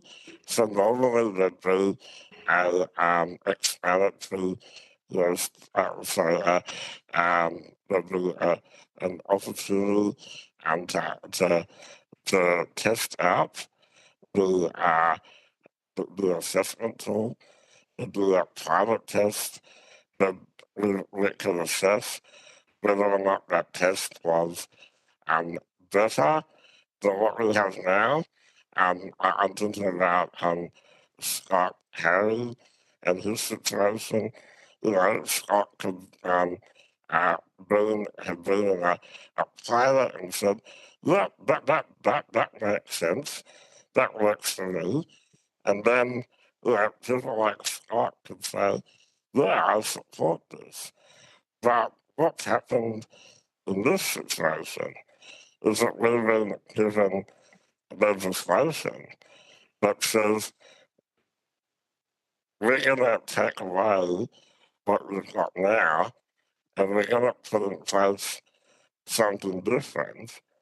But that other thing doesn't exist yet.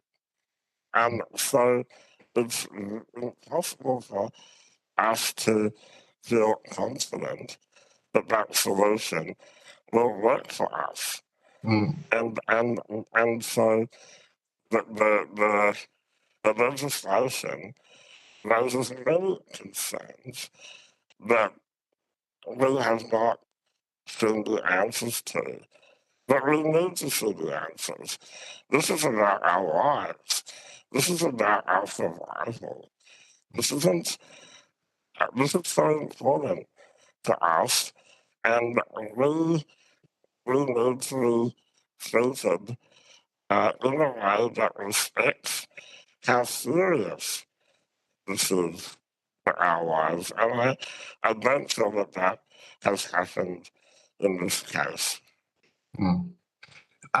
Thank you. In the evidence we heard earlier from Down Syndrome Australia, they informed the committee that the development of the transitional rules for the NDIS, which are the lists of what will be approved and not approved,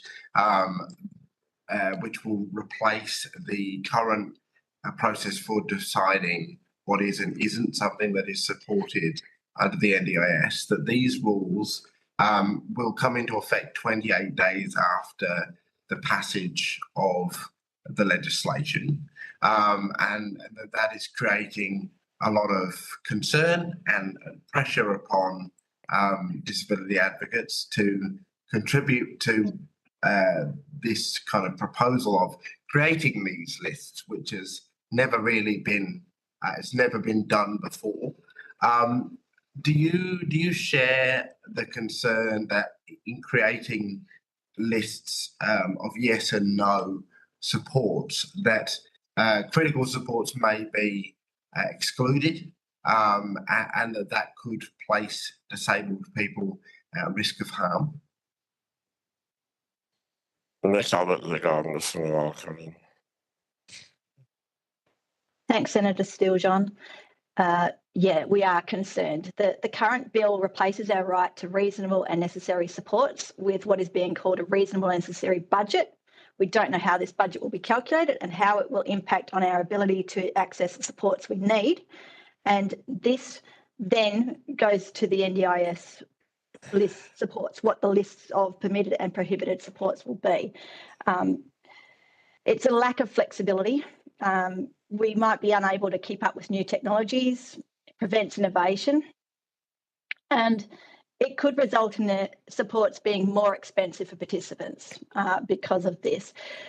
It feels very rushed, and there needs to be the time taken to get this right. Our original submission did not support the introduction of lists, and we stand by that. We would much prefer to see the legislation retain reasonable and necessary supports as opposed to NDIS, permitted and prohibited lists of NDIS supports. Okay.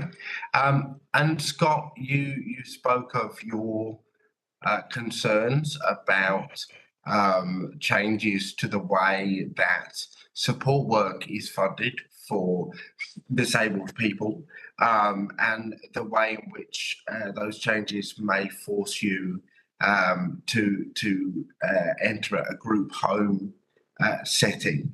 For people that might not have heard of support ratios before, what does it mean? What would it mean for you as a disabled person if you were only able to be funded for a 1-to-3 ratio of support as opposed to the ratio of support that you receive now? My life as it is at the moment would come to an end. Like I can't be left alone by myself, but from my experience living in a group situation, it becomes a case of who can yell the loudest gets the support. Mm. And it becomes, your life becomes a full-time negotiation with the other people you're living with. And so, like, I just, like, in my situation, me and my brother fully self-manage everything. And, like, if you do the calculations, our support, each, me and my brother, it's about $280,000 annually of work we do that saves the NDIS money. So, like, if I'm a big advocate for self-management, because the savings there are unparalleled to any other way, if you ask me. Absolutely. Senator, I'll need to rotate at this point, unless you want to just sneak a quick one in. I'll just sneak a quick final one in, if that's okay. On page 6 of the AC submission, you state that there are, quote, insufficient protections for participants in how these powers, meaning debt-raising powers, may be used, or in what circumstances the debts may be raised. Now, that's an extraordinarily alarming thing to raise. Can you clarify what you mean by debt-raising powers and the circumstances in which they may be raised? And I'll go to Miss Avery, I think was the one that made that point. Thanks, Senator. So the NDIA already have the power to decide that a participant has incurred a debt. That decision that the participant has incurred a debt is not a reviewable decision currently, which is really problematic. The only option that people have is to ask that the debt be waived, and then if the NDIA decides not to waive that debt, then we can appeal that decision. The issues we are seeing with this legislation in its current form is that there's a lot of emphasis in the new bill around spending in line with your plan. There's no requirements that the NDIA support people to do that more effectively, because right now that is the missing gap. There's not enough explanation of what supports are funded and why, what supports have been denied and why. And there's a lack of implementation support to help people understand our plans and how to use them effectively and what we can and can't claim on. It's not explained to people things like what is the responsibility of NDIS to fund and what is the responsibility of health or mental health or education, all the other mainstream services. Thanks. There is that possibility of that debt being raised, and it's not an appealable decision. So it's really deeply concerning to us. Thank you, Ms. Avery. I'm passing the call to Senator Urquhart now. Senator Urquhart, you have the call. Great, thank you, and thank you for hearing. Dr. Talapouros, if I can direct my questions to you. As I understand, you are a ministerial appointment to the Independent Advisory Council. So I'm correct in that, aren't I? Yes. Yes. But Can that's you not, that isn't the capacity that I'm appearing in today. I'm here as the independent chair of every Australian accounts today. Yes. Yep, sure. Thank you. Could you please talk about your role in the IAC and what it involves? And I understand that you provide advice to the NDIA who administer the NDIS. So can you talk me through what your role in the IAC is and what that actually involves?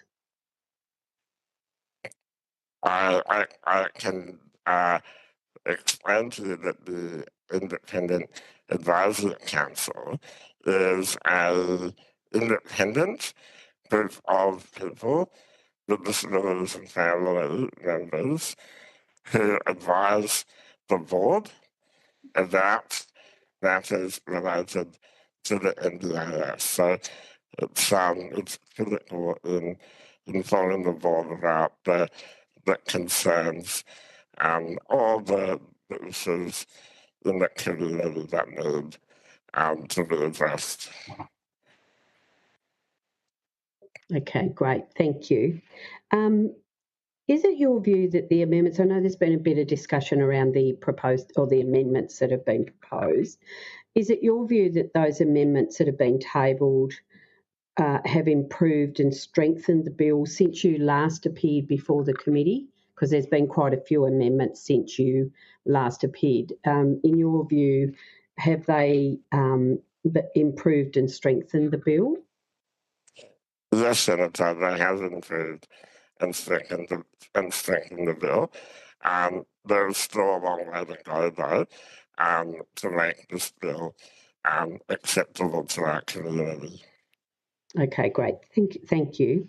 In your submission, Every Australia Counts agreed with the government that the NDIS should not fund holidays.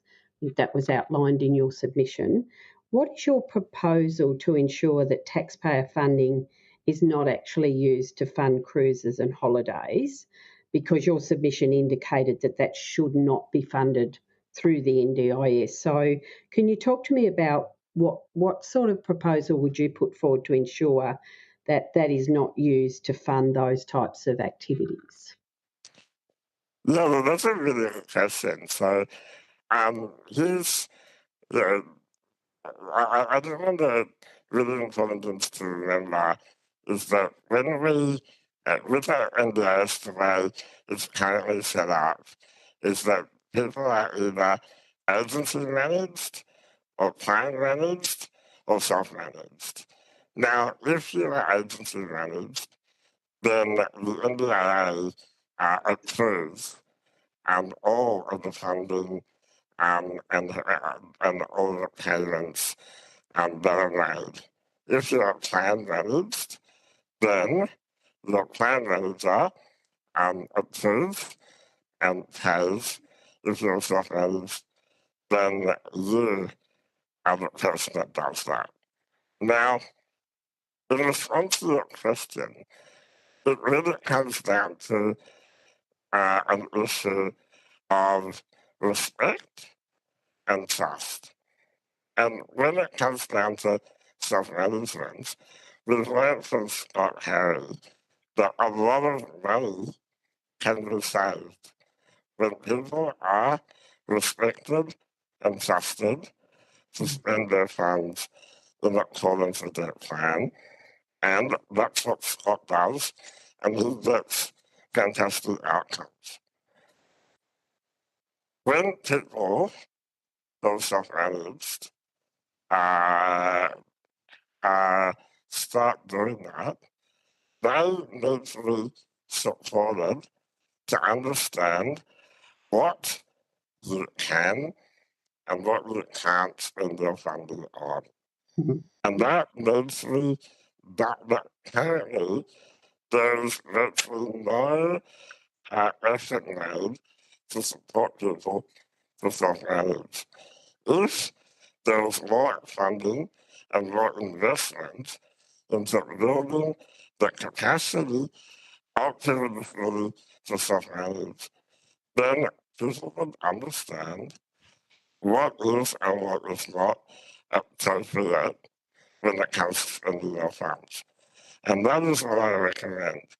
The government needs to invest a lot more money in ensuring that people who self-manage have the capacity and the understanding to do the right thing.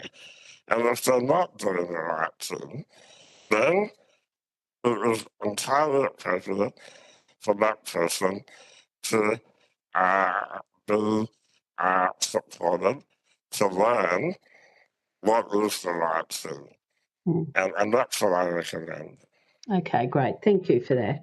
The government has made multiple commitments to co-designing the rules, which the NDIA will play a lead role in. You're a member of the NDIA Co-Design Committee. Do you believe that the NDIA co-design process that you are a part of are effective? Excellent question again. Thank you, Senator. I have been incredibly impressed by the senior executive at the NDIA. The CEO does an excellent job in prioritising co-design, and the Deputy CEO, Chloe McKenzie, is a real champion of co-design. The problem that we've had, though, is that we do all this co-design work, and then the government comes along and says, no, this is what we're going to do.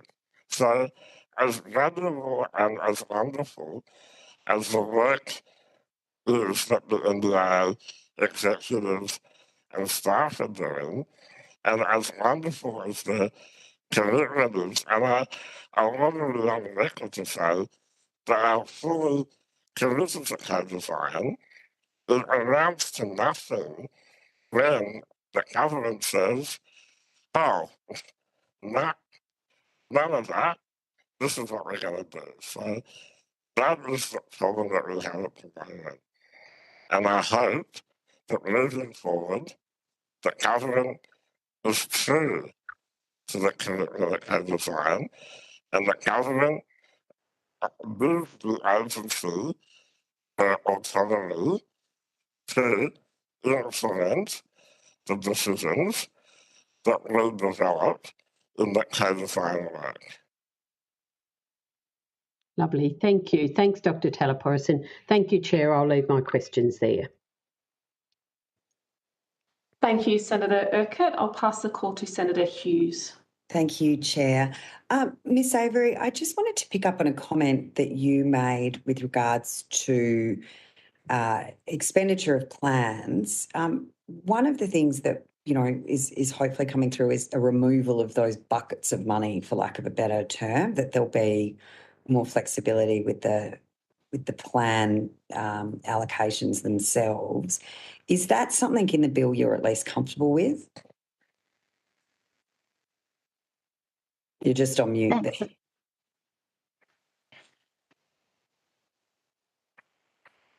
No, back on mute.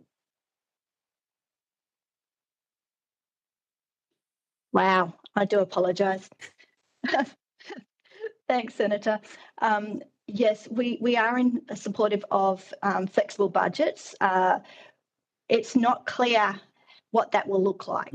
At the moment, the NDIA have implemented the PACE operating system, and in the PACE system, the standard core budget is the flexible budget for the most part, but the capital budget, which is your assistive tech and your home modifications, that's a stated support, and the entire capacity building budget, everything in that is also a stated support. And you might be aware, Senator, that for most children, they only receive a capacity building budget, so they still will not have a flexible budget if the status quo remains. So we would like to see a truly flexible budget with some guidelines for participants and families on how to spend that in accordance with the plan. Mr. Harvey, your testimony this morning, it's just unbelievable in the sense that, your supports should be something that, you're not having to have a debate about every year. This was set up for permanent and lifelong disability, and I know that we have way too many people on the scheme, and I think we really do need to get back to that core function, but to make sure that people that require the support at the level that you were saying, that just isn't something that comes up for debate or negotiation. It's I think outside the intent. But I did note, and I don't know if it was you or Dr. Teleporis that mentioned disability, that the planners don't have any expertise in the particular area. I've been in NDIS committees for 5 and a bit years.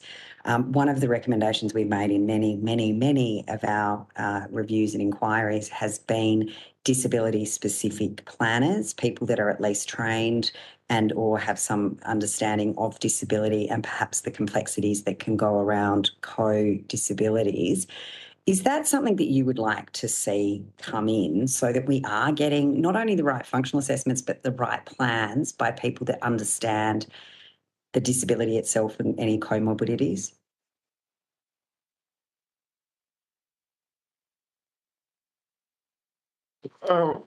I've been really lucky to have the same planner for the last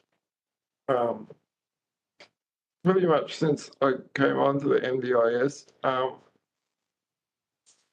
But yeah, having someone specific to know your disability, that would be so advantageous.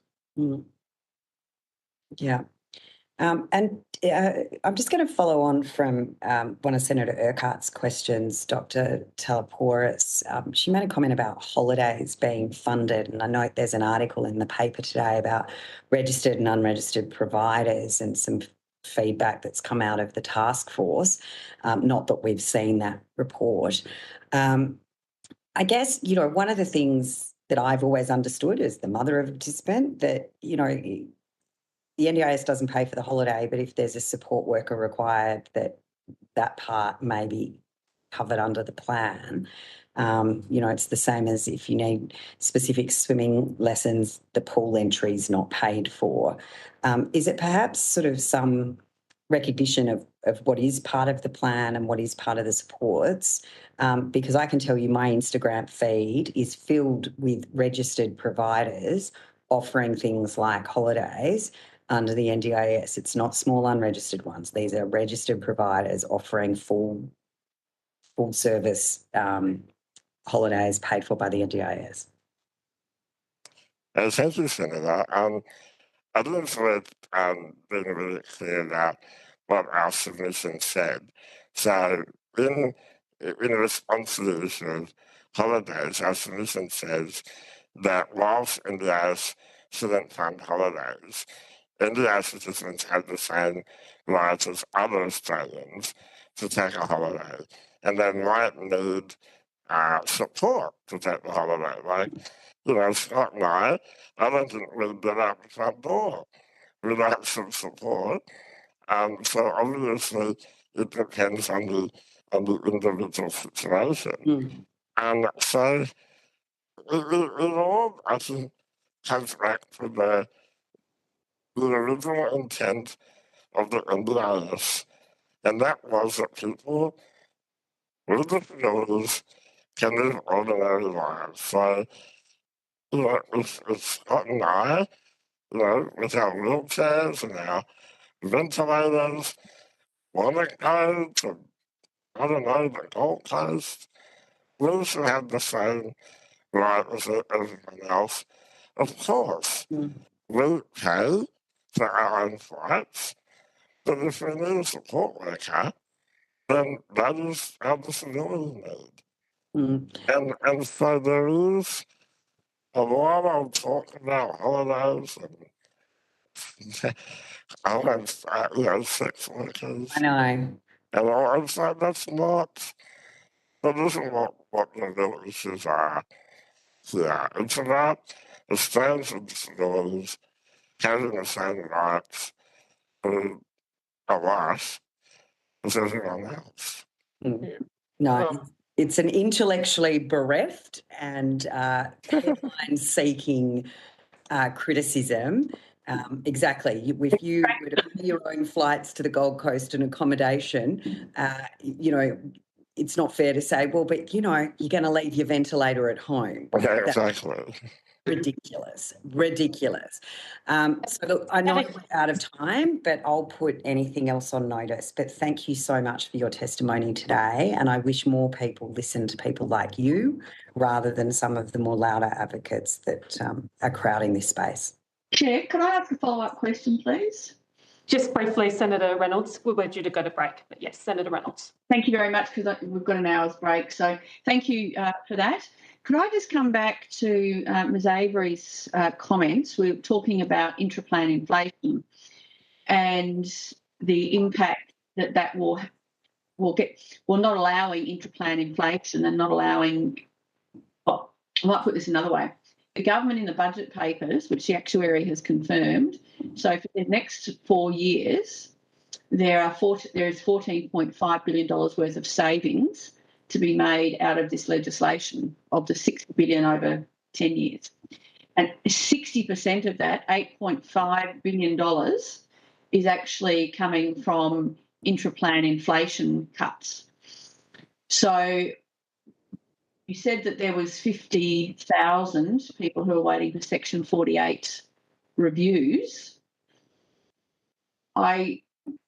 Thinking about the maths, that sort of makes it that none of those people, if this legislation goes through, of those 50,000, will get any supplementation that they've requested in their plan reviews. Would that seem about right to you, Ms Avery? That is something that we are concerned about in this bill, that the bill may allow the NDIA to reject up to the almost 50,000 in that backlog of S48 requests, and that the people in that situation would have no right of appeal to the Administrative Appeals Tribunal. That is a major concern, yes. And as you said, thank you, Ms Avery. Sorry, Senator Reynolds, at this point we're due to go to break, and I appreciate that other senators, etc., have things scheduled. Could I just ask then, Ms Avery, Chair, if it's on notice. Could I ask Ms Avery to take that question on notice, and just in terms of linking that to her answers about what intraplan inflation is and some of the causes of it, because, Chair, this is really significant. If 50,000 people are going to not have remedies available because that money has been cut, I think that is an important question. So you can absolutely place that on notice, yes, Senator Reynolds. Thank you, Ms Avery. At this point, so you've taken questions on notice from Senator Reynolds, and also I believe Senator Hughes indicated she would be putting more to you to advise that as we're due to report on Monday the 5th of August, we're asking for responses to questions on notice by close of business on Wednesday the 31st of July, please. Thank you all. So can I just say that on behalf of every Australian Council, we're really, really grateful to this committee that you have asked us to come and present, and that it's really, really, how do I say this? It warms my heart that as people with disabilities, we can come to Parliament and give you our perspectives and our concerns, and that you take the time to listen to us. It means a lot to us. So thank you so much. Thank you, Dr Talapouros, and equally so, the committee is very grateful for your participation today in our hearing. I thank you for your cooperation with our timelines for questions on notice, and at this point the committee will now suspend for an hour. We will be returning at 2 p.m. Eastern Time. Which... I noticed that Scott's got his hand up. Scott, did you want to say something? Oh, I got my hand up. Oh, that's all right. We have just suspended. I apologise, Dr Talapouros. That's all right. We're restarting suspension. But thank you very much. You're free to log off now. Thank you. Bye-bye.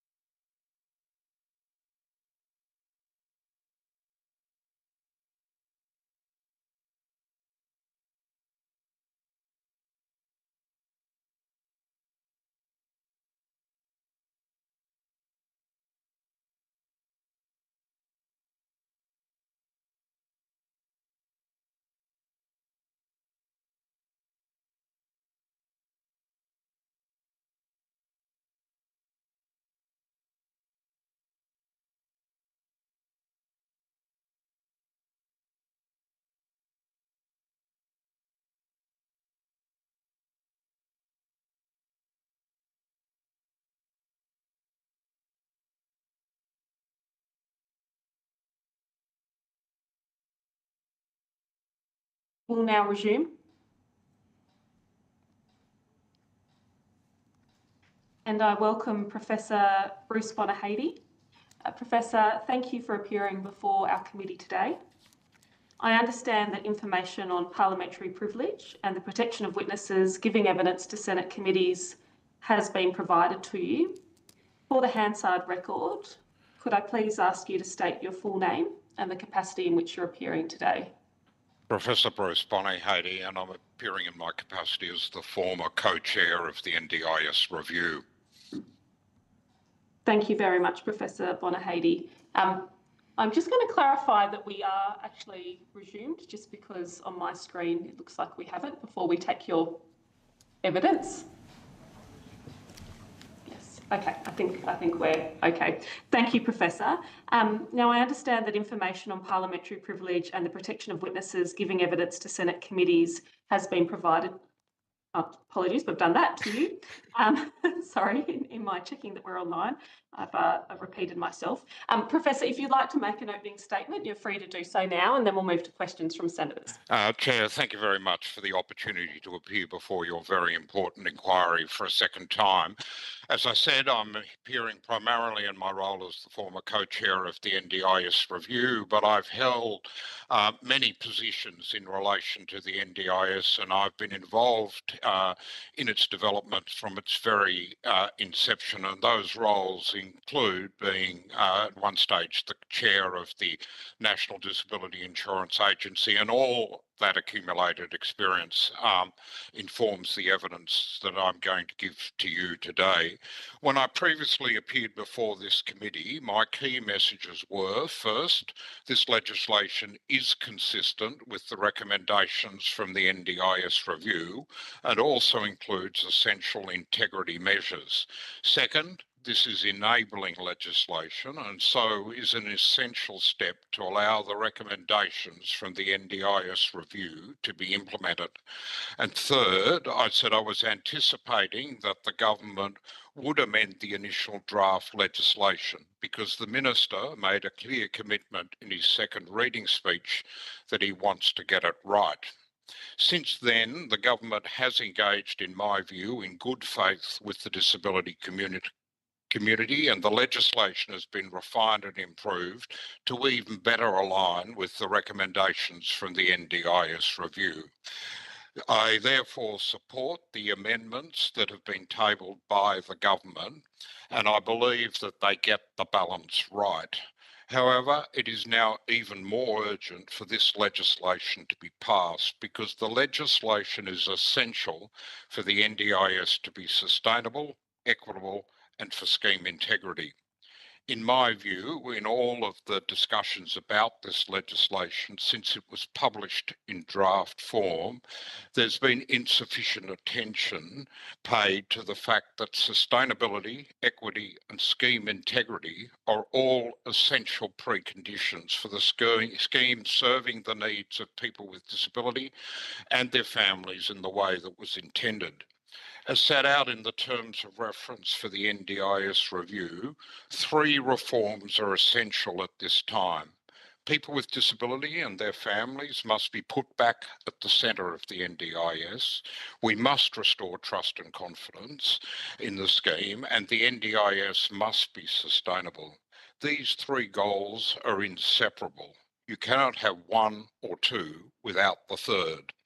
Today, the NDIS is not sustainable, it's not equitable, and there are major problems with scheme integrity which are undermining confidence. In my view, as you consider this legislation, it is these issues, sustainability, equity, and scheme integrity, which must now take priority so that the full NDIS vision can be delivered. The NDIS is achieving great things, extraordinary things, and it has won a place in the heart of the nation. But at the same time, people with disability and their families need a fair system, must have certainty about the future, and should not be put in a position where they can be easily exploited. I therefore cannot overstate how essential it is that this legislation is now passed without further delay or significant changes to its current balance. Thank you very much, and I look forward to your questions. Thank you, Professor Bonyhady. I'll now be passing the call to senators for a couple of questions each. Senator Urquhart, I'll start the call with you.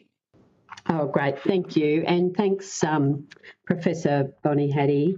Can I ask you first off, I mean, you've talked about in your opening statement getting on and passing the legislation, but can I ask you about the amendments that have been tabled? Is it your view that they have improved and strengthened the bill since you last appeared before this committee? Yes, they have. I think there are a number of areas where I think particularly it's been strengthened, particularly in relation to the whole of person assessment, which was a key recommendation from the review, that impairments can now be updated as a person's disabilities change over time. And I also think removing the reference to the applied principles and tables of support, or APTOS, better aligns this legislation with what the review recommended. Thank you. And we know there's been a 2-month delay costing participants and providers around $1.06 billion because the bill was referred back to this committee again. And I think you've outlined very succinctly that the bill should be passed as soon as possible. Could you talk to me about what would the future look like for the NDIS if this legislation doesn't pass Parliament? If those reforms don't start now, what in your view would happen to the NDIS?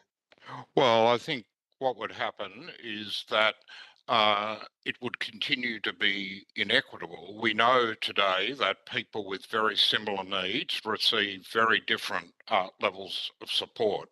It's simply not fair.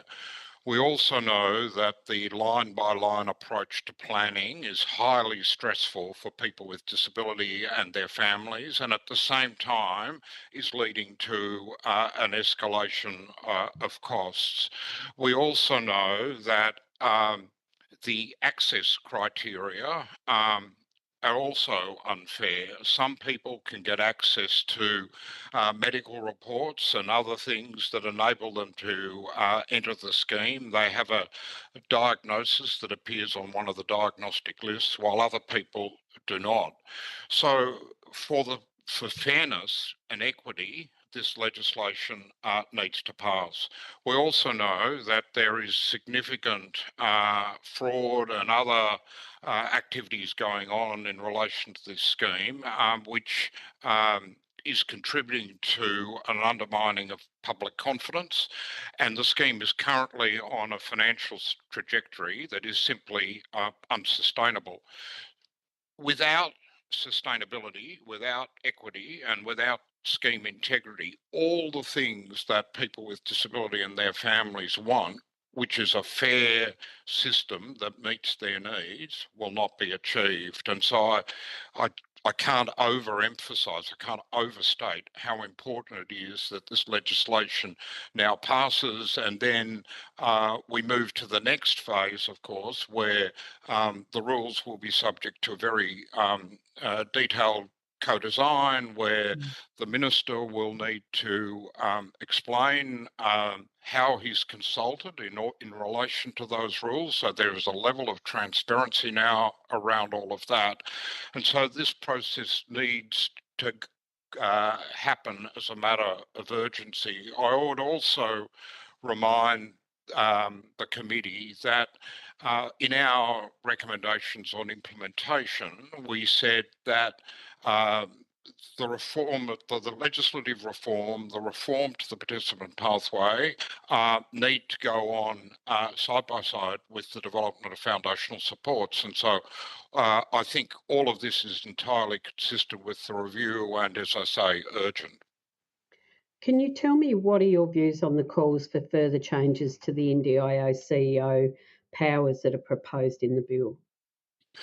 Look, I've had multiple roles, as I indicated. Yeah. I've been chair of the NDIA. I've been outside the scheme and at times quite critical of the way the scheme is administered. One of the key recommendations from the review was that we need to move what has up to now been CEO delegations in operating guidelines up into the legislation and the rules. This legislation achieves that. I think in terms of CEO powers, it gets the balance right in terms of procedural fairness. It enables the agency to collect the information that is absolutely essential for the scheme to be equitable and fair, while at the same time ensuring that participants' rights are maintained in terms of what is expected of them. So I think it gets the balance right. Great, thank you. And do you remain supportive of the bill? Absolutely. I think it's time to pass this legislation. And just one final question from me, Dr. Bonyhady. As co-chair of the NDIS review, is it your view that the amendments are consistent with the key findings of the NDIS review? I know that you spoke a little bit about that in your opening statement, but could you just expand on that a little bit for me? Yes, I mean, what the NDIS review said was that in a number of key areas the legislation needs to change. These the changes that are being included in the amendment bill align with what we recommended, and I'm very comfortable with where the process has now got to. I think, one of the things we said in the review was that there needs to be consultation in terms of implementation. There's been good consultation in relation to this legislation, and I now think it needs to be put in place so that the other things that are dependent on this legislation can now happen, in particular the development of the rules and the changes to the participant pathway that need to occur to provide a much less stressful and fair process for participants and their families. Great. Thank you. Senator, can I just pass the call now? Thank you. Senator Reynolds. Thank you very much, Chair, and thank you, Professor, for appearing here today. Unfortunately, I've only got 6 minutes, which is very unfortunate given the importance of your evidence here today. So my first question is, in your report, you made 26 major recommendations and 139 supporting actions, and you noted that they are interdependent, based on evidence and are practical, and that all actions must be implemented as a package to achieve a more inclusive and fair Australia, etc. Now, the best I can determine is that this legislation implements in part 3, and maybe if you're generous, 3.5 of your recommendations. Would that be a fair assessment? When you say it recommends 3.5, I mean, in part. It sets up the changes to the participant pathway, both in terms of all participants in the scheme, in terms of it allows people to come in through the early intervention pathway or the permanent disability pathway. I'm sorry, Professor, but given the Chair has given me so little time, I'd be really grateful if you could answer. I've got very specific... I mean, maybe... Before you do, Senator Bonyhady, just to be clear, Senator Reynolds, I've given the opposition half the time for questions in this session. If you wish for me to allocate it differently between the opposition, I'm happy to do so, but that was what I thought was an equitable division of the call for the opposition to have half the time. But please proceed, Professor Bonyhady, and if you wish to change that allocation, I'm happy to do so. Professor Bonyhady, call. So, Professor, as I said, I've got very, very little time, and we've got an incredibly important piece of legislation here, which purports to implement your recommendation, your report recommendations, which you clearly said were all interdependent and needed to be actioned together. Yeah. So this legislation in So no way does that. So, Senator, if you look at our report, you'll see that there were a number of items flagged as requiring legislative change. We didn't expect them all to be implemented in one tranche. I think what we did say was that the most urgent area was reforms to the participant pathway, and so that's what this legislation does. And we also envisaged that there would also be other activities not requiring legislative change happening around this, such as foundational support, such as looking at provider and workforce registration. So I am comfortable that the government is on a path to implement the review. As we said, it's a package. Professor, can I just ask then, if you're comfortable, I'm very happy that you're comfortable, but the problem is we have none of the detail. There was a small group of people who were subject to NDAs. You know, we've just heard from every Australian council, they were not included. And there are huge sections of the disability sector, predominantly those who have the most serious and permanent disabilities, who are terrified of this legislation because it hasn't been explained to people properly, and it doesn't implement the review. So it doesn't make $60 billion worth of savings to the scheme. So my next question to you is this. When you have been briefed on the legislation, did you see any actuarial data that actually underpins the $60 billion worth of savings that this legislation is designed to deliver for the federal budget? Because we have not been able to access the actuary to get any of this data. So have you at any time been briefed on the savings? No, I have not. Okay, so you haven't been briefed because the budget says 18 times this legislation is all about the $60 billion worth of savings. And it's very clear that the reforms in here are designed to be for the minister and the CEO to make these cuts, including an intra-plan inflation. So if you haven't seen any actuarial data, that alarms me even further. But did you see during the course of the review any of the Redbridge reports on how to sell this legislation? Just before I get to Redbridge, can I just make the very important point that this legislation is a critical element of what we recommended.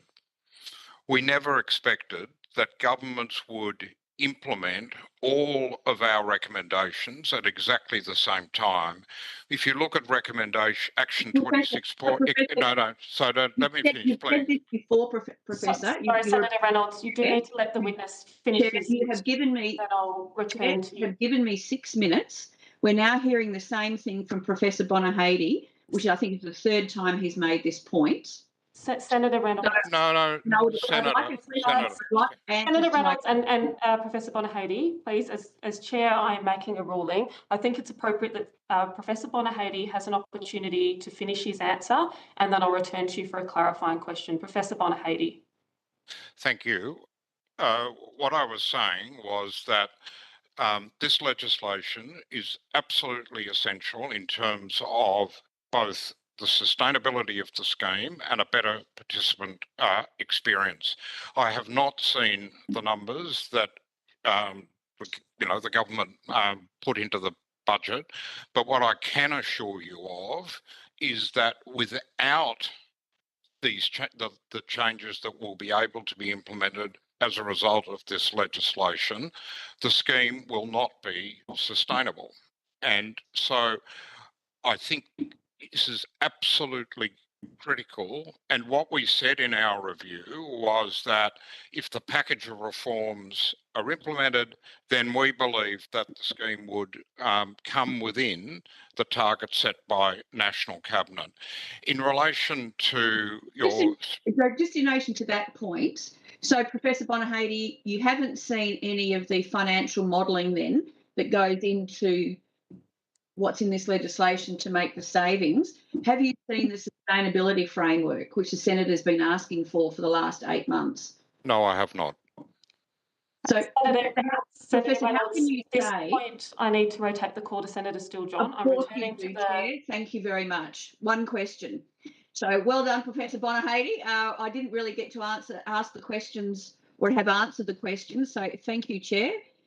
Senator Reynolds, I'm returning to the opposition after I give the Greens the opportunity to have a call. As I said, I've provided 50% of the time for questions from the opposition based on... It's outrageous that Professor Bonyhady is only here for 30. I'll be returning to the opposition. 2 days, Chair. Interrupting Senator Steele-John's opportunity for the call. I'm seeking to pass the call to Senator Steele-John so he can ask his questions. Senator Steele-John, you have the call now. Thanks, Chair. Professor Bonyhady, in a Radio National interview earlier this year, you said that this bill would mean that if, quote, additional reports were needed, that the agency will commission and pay for them, end quote. I haven't found, and the committee hasn't found, evidence of the agency intending to pay for participants' reports anywhere in the bill. Can you please direct me to the place in the bill where it mentions this? As you point out, I can't immediately bring to mind where it says that, but what I just want to make, I think the important point, Senator, is that we said in our review that at the moment, too much of the way the scheme is being implemented sits within the operating guidelines and the CEO delegations, and this is not transparent enough. We said that as much as possible, the operating procedures should be pushed up into the rules and the legislation. We weren't specific as to which aspects should get pushed to that into that level, but I think the legislation goes very far down the track, or implements essentially what we recommended. So I'm comfortable with where we sit today. Again, Professor, I'll just take you back to the interview. This was Radio National. You were on with Patricia Carvelis, and you were asked to give your views on the implications of the bill for disabled people. And you said additional reports, if they are needed, the agency will commission it and pay for them. So are you saying to us that you haven't been able to identify the part of the bill that does that? Because this is the second inquiry into this legislation, hundreds of submissions. We've not seen evidence of that. Is there a part of the bill that you perceive to well, let me answer your question this way, Senator. I stand by what I said, because some people are in the position where they can pay for reports and some people can't. And, it's one of the sources of inequity at the present time. I think it's not an issue, to the best of my knowledge, that has been brought up by anybody in the current discussions of the bill. But I'm sure government officials are listening to this call and will make some decisions or make some recommendations to the government as to what they might do in relation to the particular question that you've raised and essentially the recommendation that you're making. Well, no, I'm asking you, Professor. You said that the bill means that if additional reports are needed, the agency will commission and pay for them. That's what you said on national radio when asked about the bill. So have you identified a part of the legislation that does that? Because we have read it many times and that is not, to our ability to understand it, something that is actually in the bill. So where did you get that idea that it was in the bill? Are you saying that on Radio National I said in relation to the bill that it Yes. Look, I'd have to go back and check what I said, and I'd obviously have to check the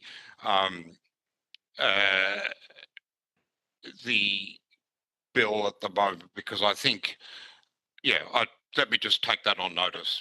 Okay, because that the issue of payment is something you touch on in your review, but it is not present in the bill. That's not a requirement or a part of the bill. And your views on this legislation have been given weight in this conversation. So I think it's important that we understand precisely what is your understanding of this piece of legislation. So if you could take that on notice, Professor, that would be useful. And that's my only question, Chair. Thank you, Senator Steele-John. I'm returning the call to the opposition. Is that you, Senator Hughes? Yeah, it is. Thanks, Senator Hughes. Professor Bonyhady, you released, it became public, your report 8 months ago. When are we expecting, and when are you expecting, a formal response from the government? Look, I don't have an expectation about when they will respond. One obviously hopes for responses to be sooner rather than later, but we're in a position of giving the government our report, and we're, like you, waiting to see what the overall response will be from government. But I just really want to make the point that all the steps that the government has taken since our report was provided are entirely consistent with the review, and they have not rejected any parts of our recommendations either. So, well, we don't know. If I look at all the things that have happened, it's all been consistent with our recommendations and putting the NDIS onto a sustainable and equitable footing. Okay, so I'm assuming one of your recommendations, and I don't have your report in front of me, so I can't go back and double check, but would have been around co-design. We know that this legislation has only consulted with industry that have then been made to sign NDAs. Are NDAs in line with what you consider co-design to be? Well, I think the NDA, as I understand it, applied to sector representatives being given insights into the bill before it was released. I don't, since the bill has become public, I'm not aware of non-disclosure agreements having been sought or signed. Well, we've heard from a lot of people within the disability community and sector all saying that they've either received no consultation, or if they were consulted with, it was under an NDA. And I'm just going to assume from your answer and what everybody else understands co-design to be, that NDAs and limited consultation do not equal a definition of co-design. Where we have to move on, one of the big things in this bill is foundational supports being provided by the states. You've just acknowledged, Senator Reynolds, you haven't seen the financial modelling that's led to a $60 billion potential black hole in the budget around these foundational supports being rolled out by the states. I'm not sure you're aware, but we invited every single state and territory today. In fact, I asked for Premier, Treasurer, Health, Education, Disability and Justice to all be invited, the ministers relevant. Not one has appeared. So I was just wondering if you could give us your views as to whether the states have stepped up, whether they are prepared, ready, able to afford whatever these $60 billion of the like of foundational supports are to be.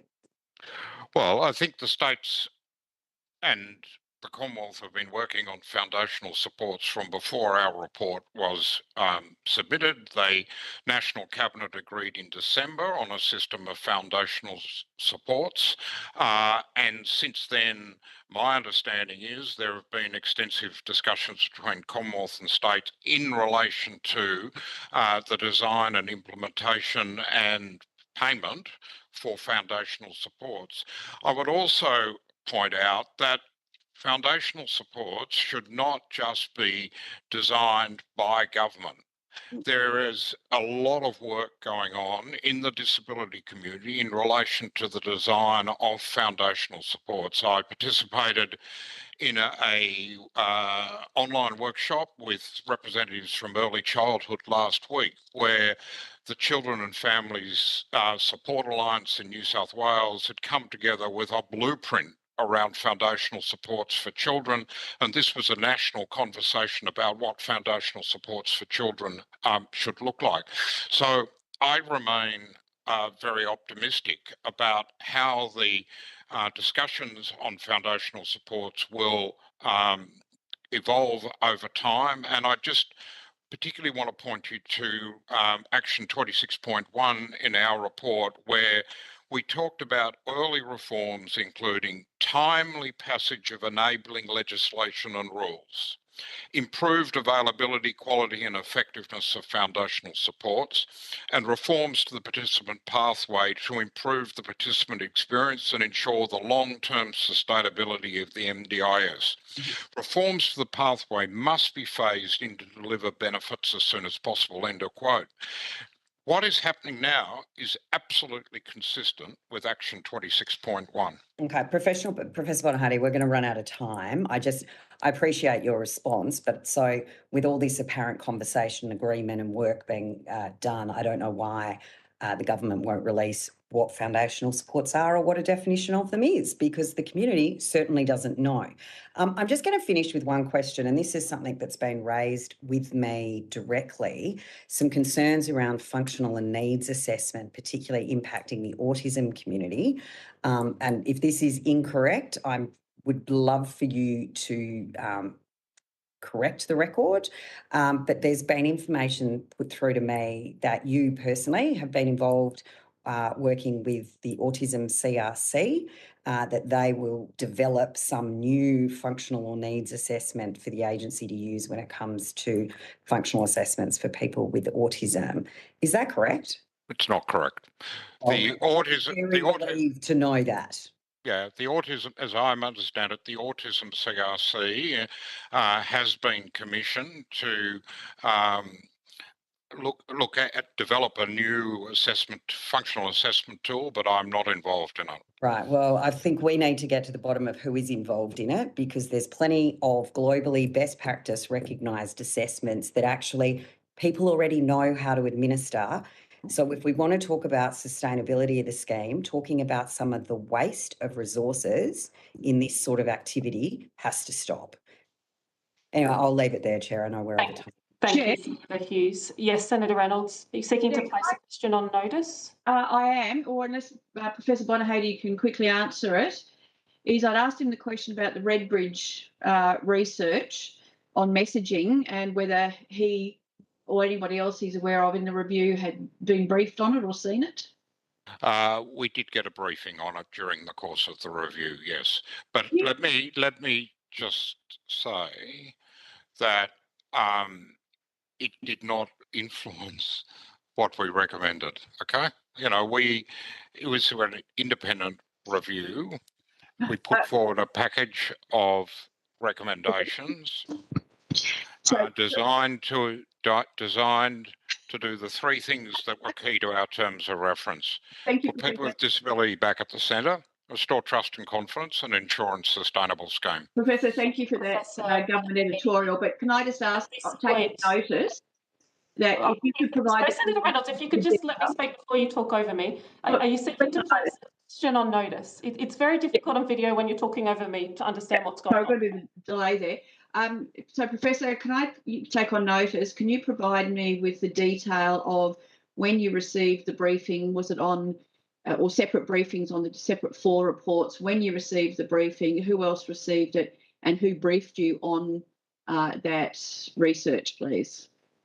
I can check my records as to what I can provide, Senator. Absolutely. Thank you very much. Thanks, Chair. Point, we're due to move to the next witnesses. So Professor Bonyhady, thank you for appearing before our committee again. We appreciate the time you've taken. Our timeframes for reporting are that we're reporting on the 5th of August. So we are asking for responses to questions on notice to be returned to us by close of business on the 31st of July, please, Professor. Okay, and thank you, Chair. Can I just emphasise as I leave the importance of this legislation passing so that the scheme can achieve its intended outcomes, its original vision. Thank you very much. Thank you, Professor. I'll now be welcoming representatives from People with Disability Australia and the Disability Advocacy Network, who I believe are online with us. Thank you all for appearing before our committee today. I understand that information on parliamentary privilege and the protection of witnesses giving evidence to Senate committees has been provided to you. For the Hansard record, I'd like you each to please state your full names and the capacity in which you're appearing today. And we'll start with People with Disability Australia. Hi, my name's Marika Yonkers. I am the President of People with Disability Australia. I'm also a retired Paralympian and a participant in the NDIS. I use a wheelchair and rely on support workers for my everyday existence. Thank you, Ms. Jonkers, and the Disability Advocacy Network Australia. Thanks, Chair. My name's Elle Gibbs. I'm the Deputy CEO of the Disability Advocacy Network and, like Mariki, a disabled person. Thank you, Ms. Gibbs. Good afternoon, Senators. My name's Liam Thatcher. I'm a Policy and Advocacy Officer with DANA. Thank you, Mr. Thatcher. I don't think I've missed anyone there. I think that's everyone we've got online. I'd like to invite each of you to make a brief opening statement if you wish to do so. I do ask that you keep your comments concise and your answers concise, as we have a lot of questions from senators. But over to you if you wish to make an opening statement in the order at which you introduced yourselves. People with Disability Australia are very honoured to be back here, and as disabled people, we've been given a voice in the most important house in Australia, Parliament House, to address the senators and members of Parliament who we voted for to represent us. We're all here for the same reason. We want the best outcomes for people with disability, and we want this scheme to be sustainable. No one wants that more than those of us who live with a disability and rely on it. Our lives literally depend on it. It seems there's a difference opinion of the best way to get there. There is no doubt the NDIS has been life-changing. For me, myself, before it, I was relying on state-based supports that were insufficient and not personalised. I spent 9 years in bed, having to retire from being a Paralympic athlete with overuse injuries to my upper body after being paralysed for so long. Some of the things that gave me my life back when I became an NDIS participant may now be taken away under this bill. A smartwatch that allowed to detect a fall. I didn't want to wear the smartwatch. I thought it made me look disabled and signaled me out. I soon realised that some of the uncontrollable spasms in my arms meant I had difficulty getting my credit card out without a support worker, but the smartwatch could swipe by the EFTPOS machine and so many other benefits I didn't need it for without a disability.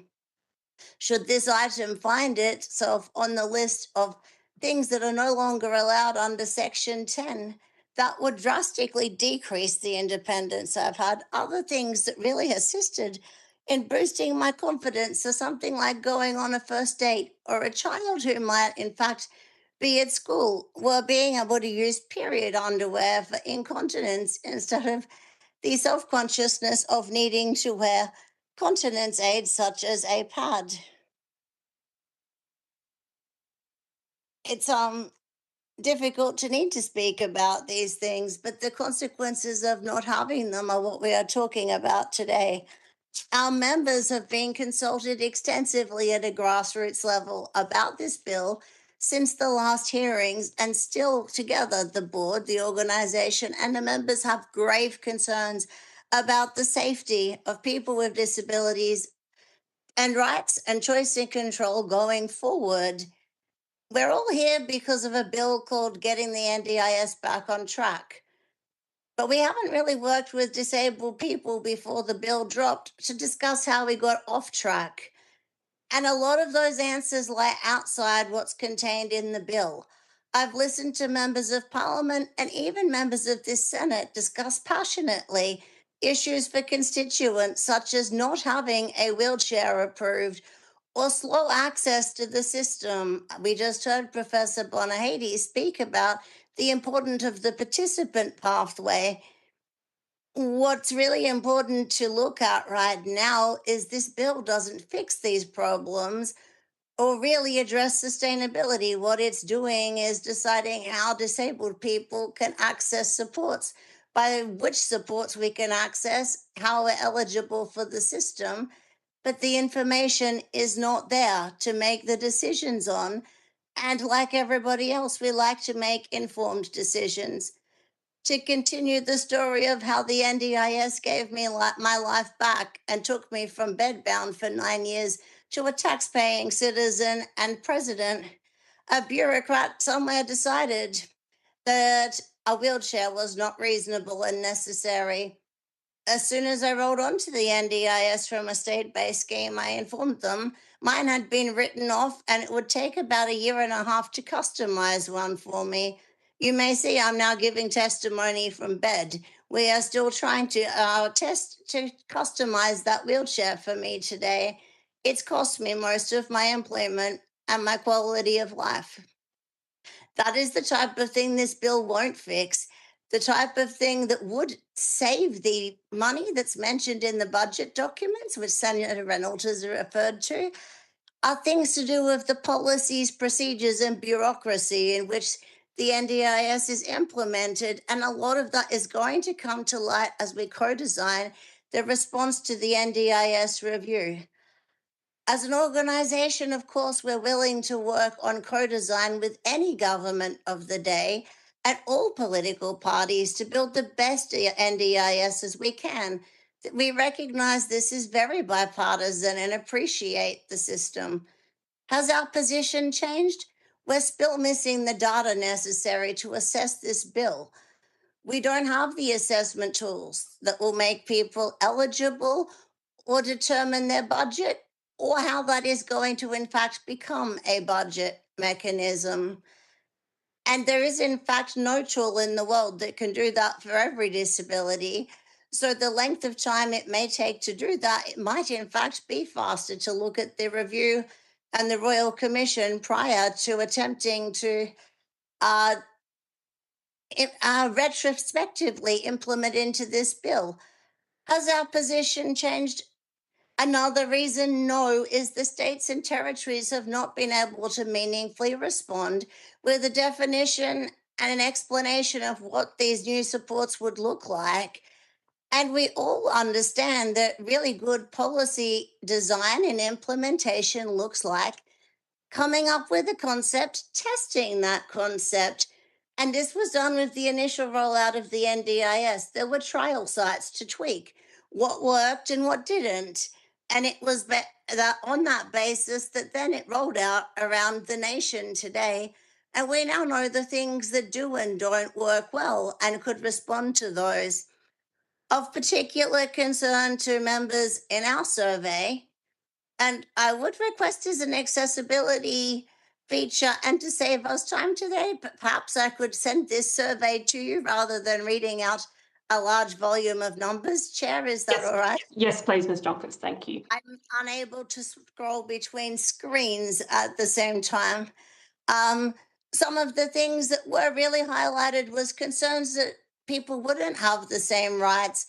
Well, we might. We just don't know because of what it says. But we do see a submission from the Australian Human Rights Commission that says should this bill be passed in its current form, it would be breaching the United Nations rights of people with a disability. That's very concerning for us as an organisation who work with the UN on that international level. We've heard the importance of the participant pathway, but it's not here yet. This all comes down to trust. The NDIS review called for a more trust-based model to put trust in people with disabilities on how we spend our money. But it's really hard to ask people to trust politicians when we don't know what it's going to say. We've had an example only last week of what happened when offhandedly a question was asked to the minister about sex workers and sex-related services. Suddenly they've been banned, and yet this was going to be co-designed. So we're starting at a deficit here on the trust model. Co-design means co-consent and co-contribution, and it is what people with disabilities want to meaningfully do and be part of. It's of huge concern to our members that there is a rule of 90 days, and if you do not respond, you will be thrown off this system. You will be thrown off the scheme. This means quite literally people will die. They won't be able to pay the support workers to get to the toilet, to get out of bed, to get what they need. And it may seem reasonable that you should respond within 90 days. But if you're in the middle of a mental health crisis, a physical health crisis, and not well enough to check your email, or the information required is some kind of medical report, and it takes 3 weeks to see your GP, and there's a waiting list of over a year for the specialist, how can the person literally do that? The assessment tools don't exist, and people are absolutely terrified about incurring debts with the new powers that are being conferred to the CEO and the agency. There are many people not only expressing concerns about incurring a debt, and that would put them at risk. They're calling it robo-debt 0.2 in our consultations. But the absolute fear of incurring a debt is concerning people so much that they're concerned, should this bill pass, that they're not actually going to be daring to access the services they need for their survival in case it incurs a debt. We have a quote from a participant that says, "Why can't people believe us? Why are we asking for reports from our therapists who say what we need if then somebody in an office who's a bureaucrat makes a decision without even reading or understanding the report, and they don't have the medical knowledge or training or know us to understand that decision?" The assessment process is scary. 75% worried they will lose access to their funding if they can't respond within 90 days. And I'd like to close with a quote which kind of sums up the opening. We all want to get the NDIS on track. We all want it to be sustainable. Does this bill completely do so yet? One of our members has anonymously written, "In my view, this bill is broken at its very foundations, and it's because of that I can't reconcile a way to fix it via amendments.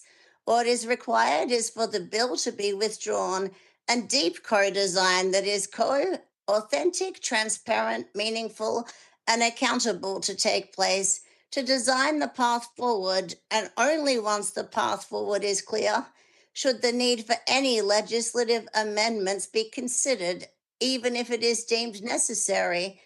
These two must be co-designed in public with us."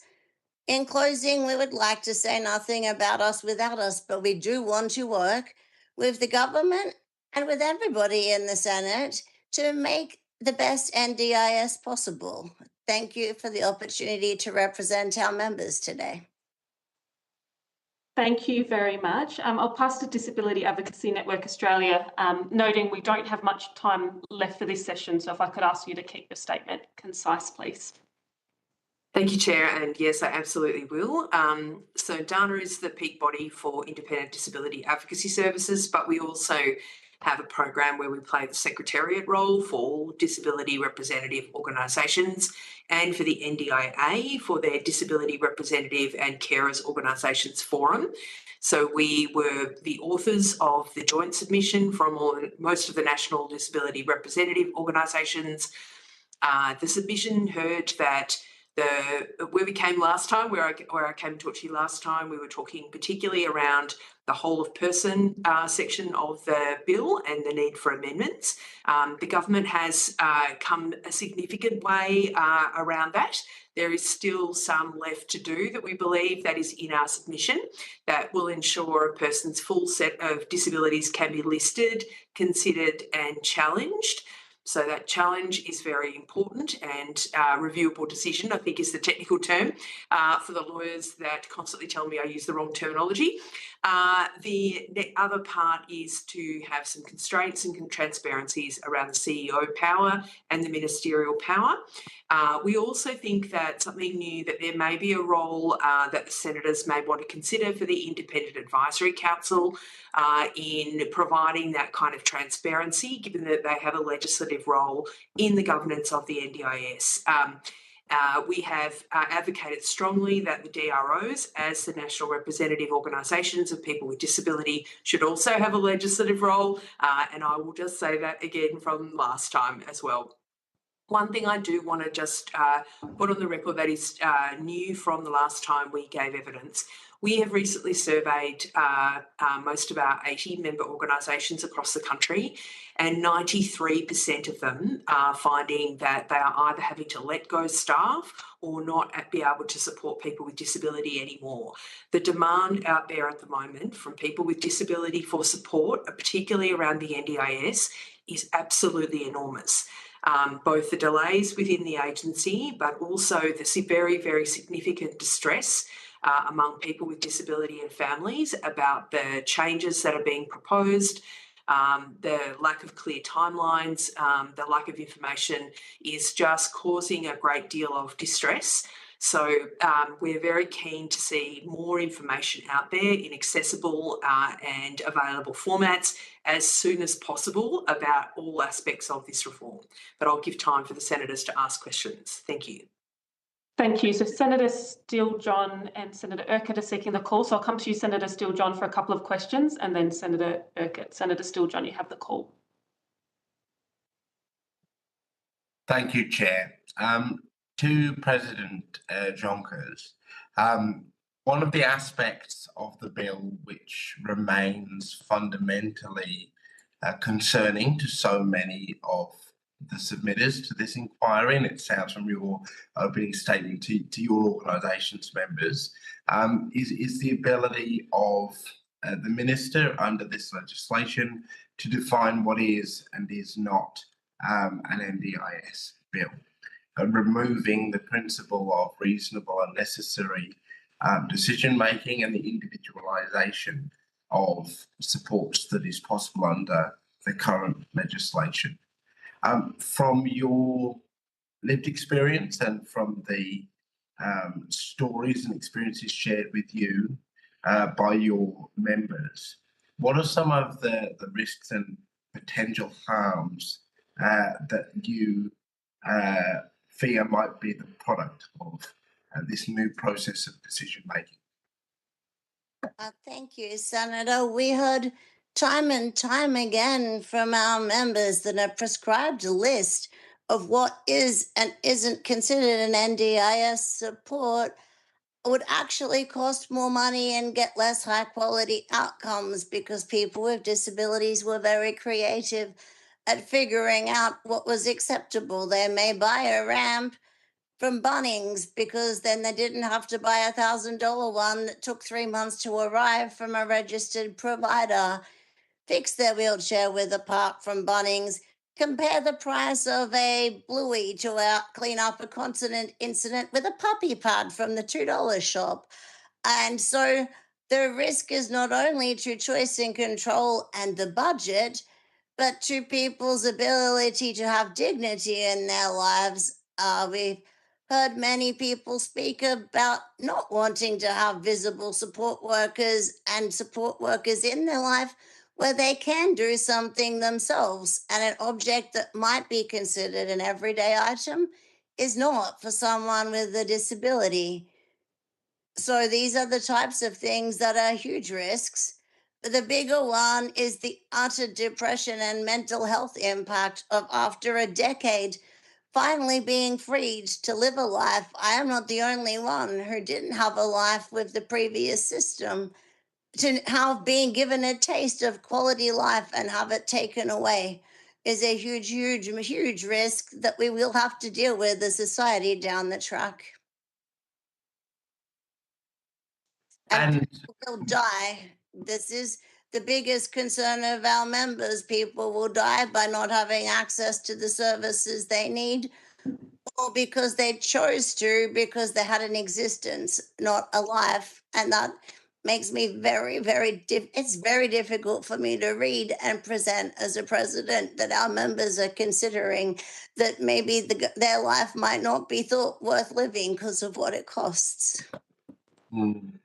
And our reading of this bill has identified a number of key elements that are to be determined by the Minister of the day. So the supports that you were able to access under the scheme, the method by which a budget is calculated and funding is delivered, the method by which you are assessed in terms of your needs, the class of disabled people that you are considered by the federal government to be within. All of these are methods that will be defined by the minister or by ministers.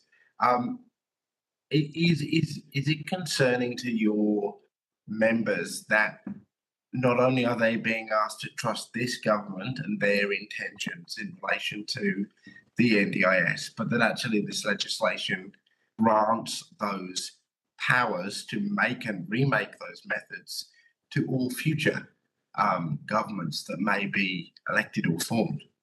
It's massively concerning, and I'd like to point out these members are very well read, very well informed on this bill. When I chaired this forum, any single one of them could have given testimony here today and told you which section of the bill their concern related to.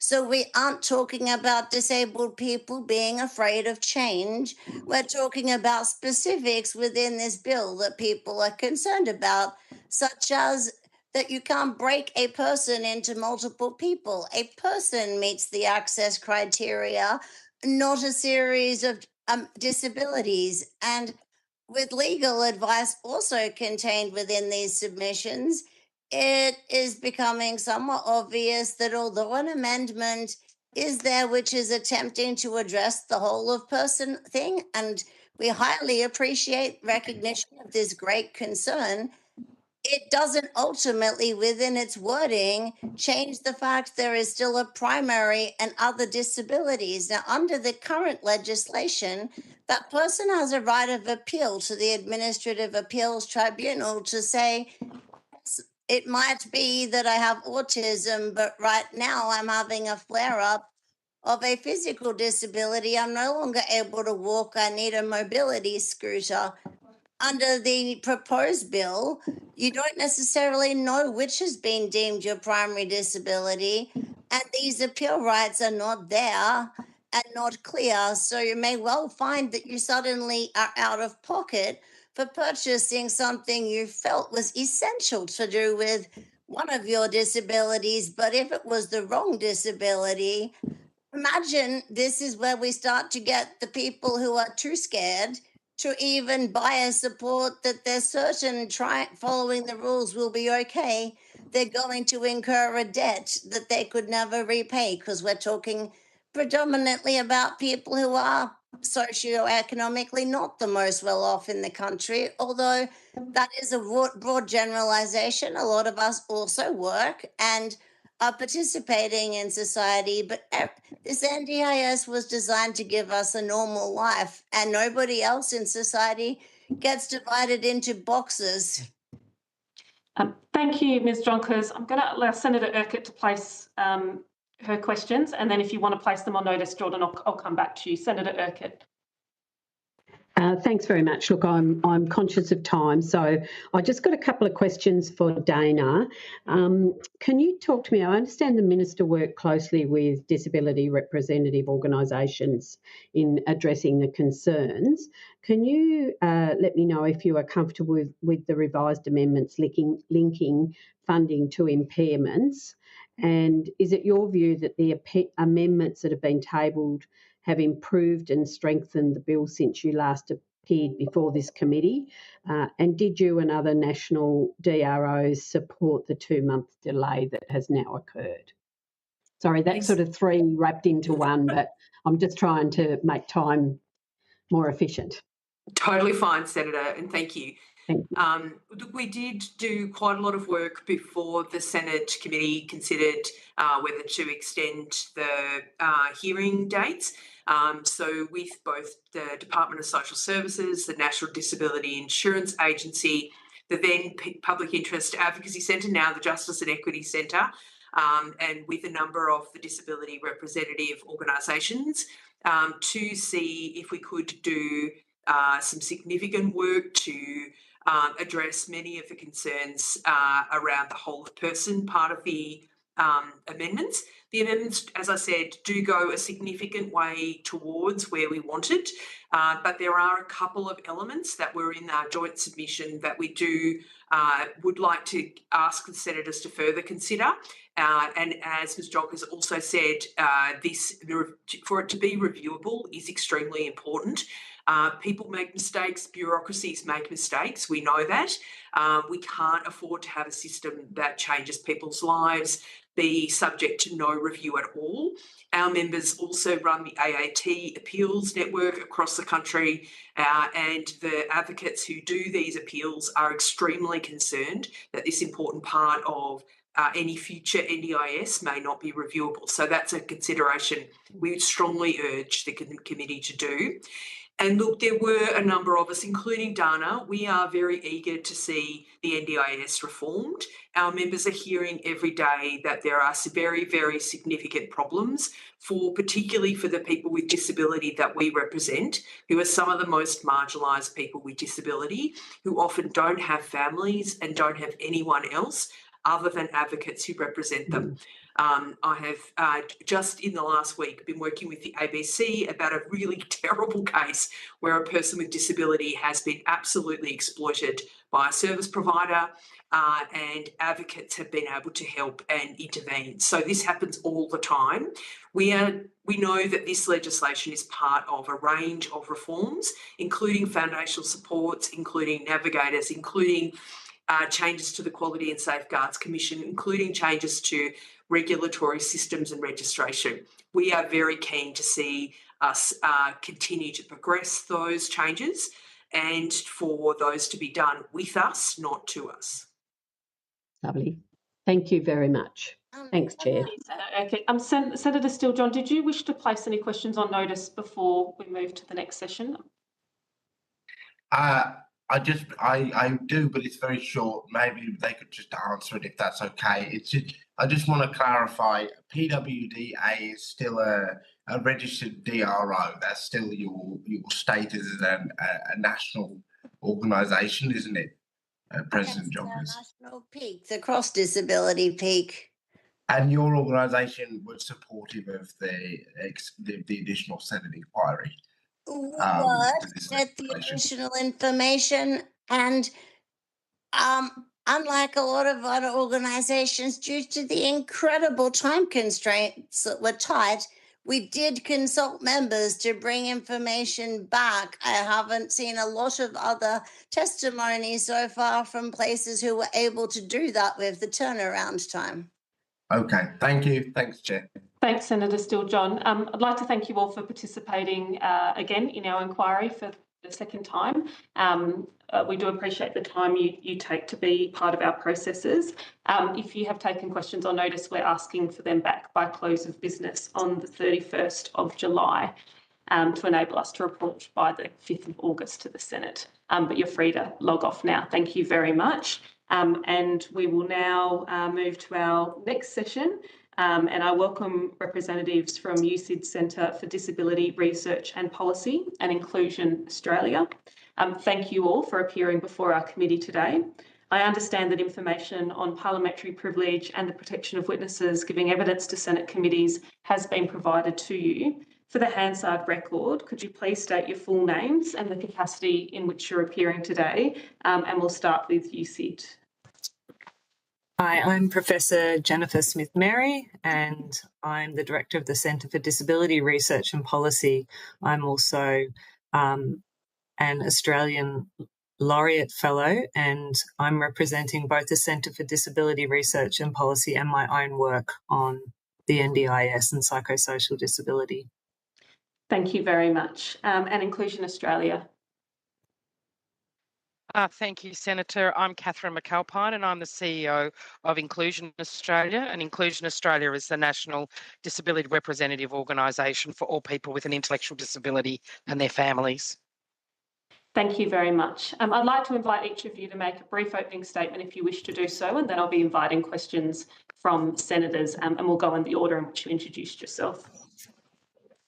Thank you for the opportunity to appear before the committee today. My research is focused on the operation of the NDIS for the past 10 years, particularly around psychosocial disability and the impact of the NDIS on supports that people get both inside and outside of the scheme, whether eligible for the NDIS or not. Reforming the NDIS for this group is the topic of my Australian Research Council Laureate Fellowship, which partners with the NDIA to improve the scheme. Within the Centre for Disability Research and Policy, we have a number of researchers that focus on the NDIS in areas such as rural and remote inclusion, First Nations disability, access and utilisation of the scheme, and workforce related to the NDIS. My view of this bill is that the reforms of the scheme it proposes are essential for the ongoing NDIS viability, and that this bill is an essential step in making important aspects of the review a reality. Currently, the scheme operates in an inequitable way, and that inequity often hits most hard on those groups already marginalised in Australian society, such as people living in remote and regional areas, people with complex needs, and people with mental illness. We need to make it an equitable and impactful scheme for all. There is significant fear in the community around scheme changes, and this is heightened by a history of distrust in the operation of the NDIA and a legacy of years of fears that the scheme is under attack. This distrust means that people need agency via consultation and clear detail in the way that the scheme is designed and the way that this bill has been designed. And I think that the tabled amendments go further in providing this, but the focus on consultation and co-design is the area that I continue to be most concerned with. Thanks. Thank you very much. Ms McAlpine. Thank you. I'd like to acknowledge that I'm working today on Gadigal country today and pay my respects to elders past and present. There are about 450,000 Australians with an intellectual disability.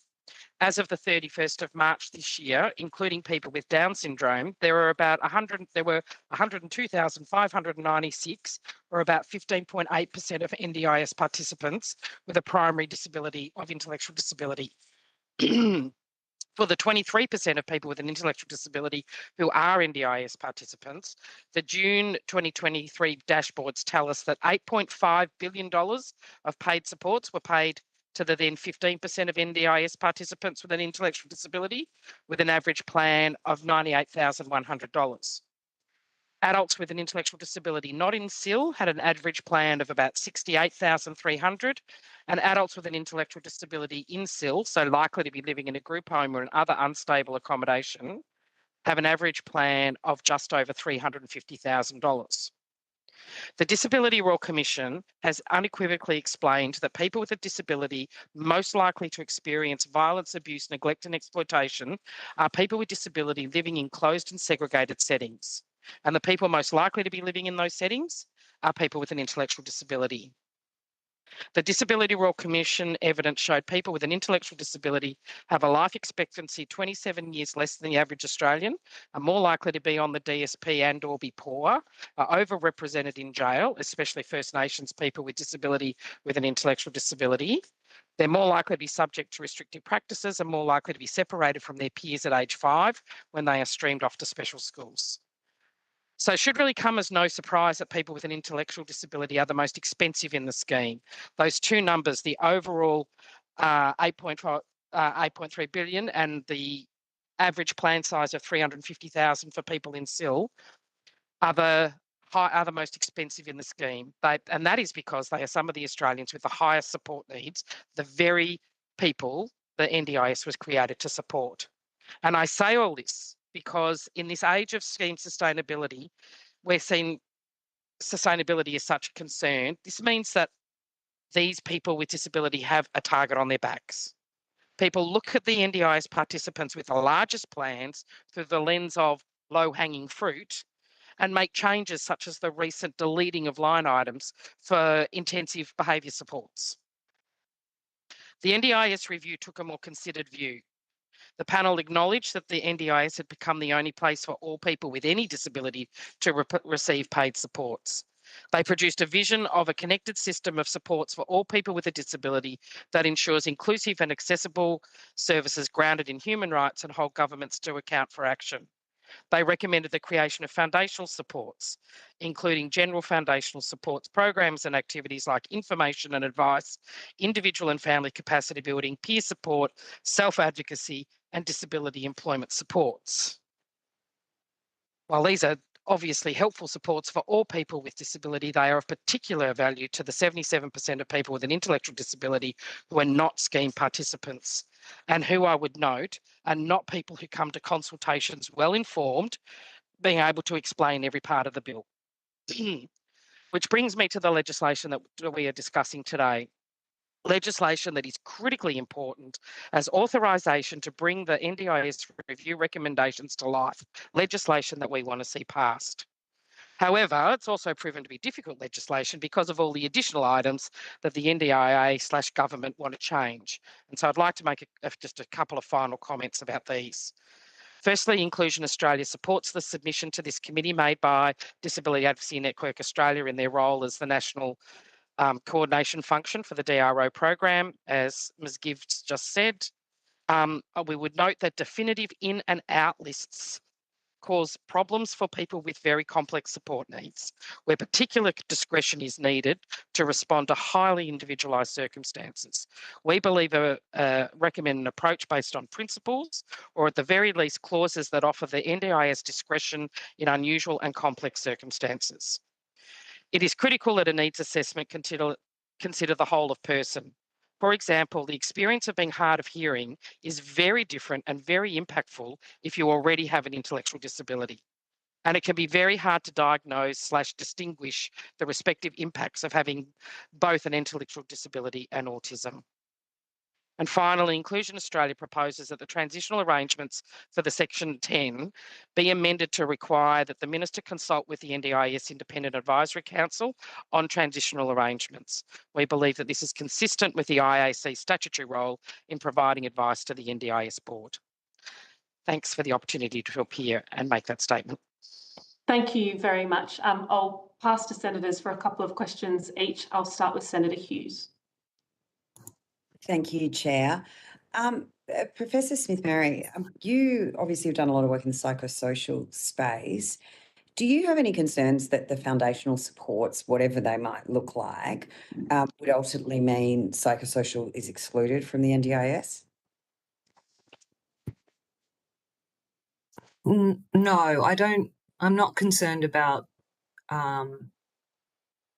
psychosocial being excluded from the NDIS as a result of foundational supports. I think that foundational supports are absolutely essential because they're going to address the huge under-servicing of people outside of the NDIS in terms of psychosocial disability. So I see them as complementary, but serving different purposes. My concern is that the NDIS is never going to be enough for people with psychosocial disability. And if we keep focusing all of our attention on the NDIS, which really only meets 10% of the needs of the 690,000 people with serious and continuing mental illness, then we're going to continue to forget about the 90% of people with serious and persistent mental illness. My concern is that we will end up with foundational supports being unequal across Australia, being a patchwork of different approaches depending on what state or territory you're in, and there's still being significant gaps for people with psychosocial disability. And Ms McAlpine, you made reference and obviously discussing people with an intellectual disability, and then at the end you acknowledged people with autism quite often having both. We're certainly getting reports already that children who have level 3 autism and an intellectual disability having their plans slashed in half and are being told that they cannot access particular services, which is very concerning that the agency is now trying to exclude service providers for no good reason that I can see or hear of. Is any of this happening particularly with older participants? Because most of the people who've reached out to me are actually dealing with children. I don't have particular circumstances to report today, but it is an issue. There is definitely an issue with people with some of the most complex support needs in the scheme. So I don't want to generalise too much, but there's a lot of people with really complex support needs that have intellectual disability, autism, an experience of trauma, and therefore a psychosocial disability as well, who need very large plans and we heard some of them and their families give evidence in the Disability Royal Commission. And what we do know is that those people, those families are the people with the highest support needs, so very large, in that case, very large plans, are under persistent and consistent pressure from the NDIA in terms of how those supports are used and how they're managed. And it does definitely feel to them that sometimes it feels like they're being punished for having large plans rather than being acknowledged as the people for whom exactly the people for whom the scheme was designed. So in the era, that's what I was getting at, in the era of sustainability, that there's a target on the backs of people that there shouldn't be a target on the backs. But it also means, for me, again, just to echo my colleagues' position, that foundational supports are so important, which is why this bill is so important. Do you know what the foundational supports are? Has anyone told you what they're going to be? Because none of us know. Well, I don't know what the final decision's going to be. I know that I was part of groups in the NDIS review where we said what we thought they would be, and certainly the descriptions that are for general foundation supports are very consistent with what we talked about. From our perspective, we know that more than 60% of people in the scheme have decision support needs, and we have no widespread places for peer support, self-advocacy, people to learn more about decision supports, both families and individuals. And so we know that these are there.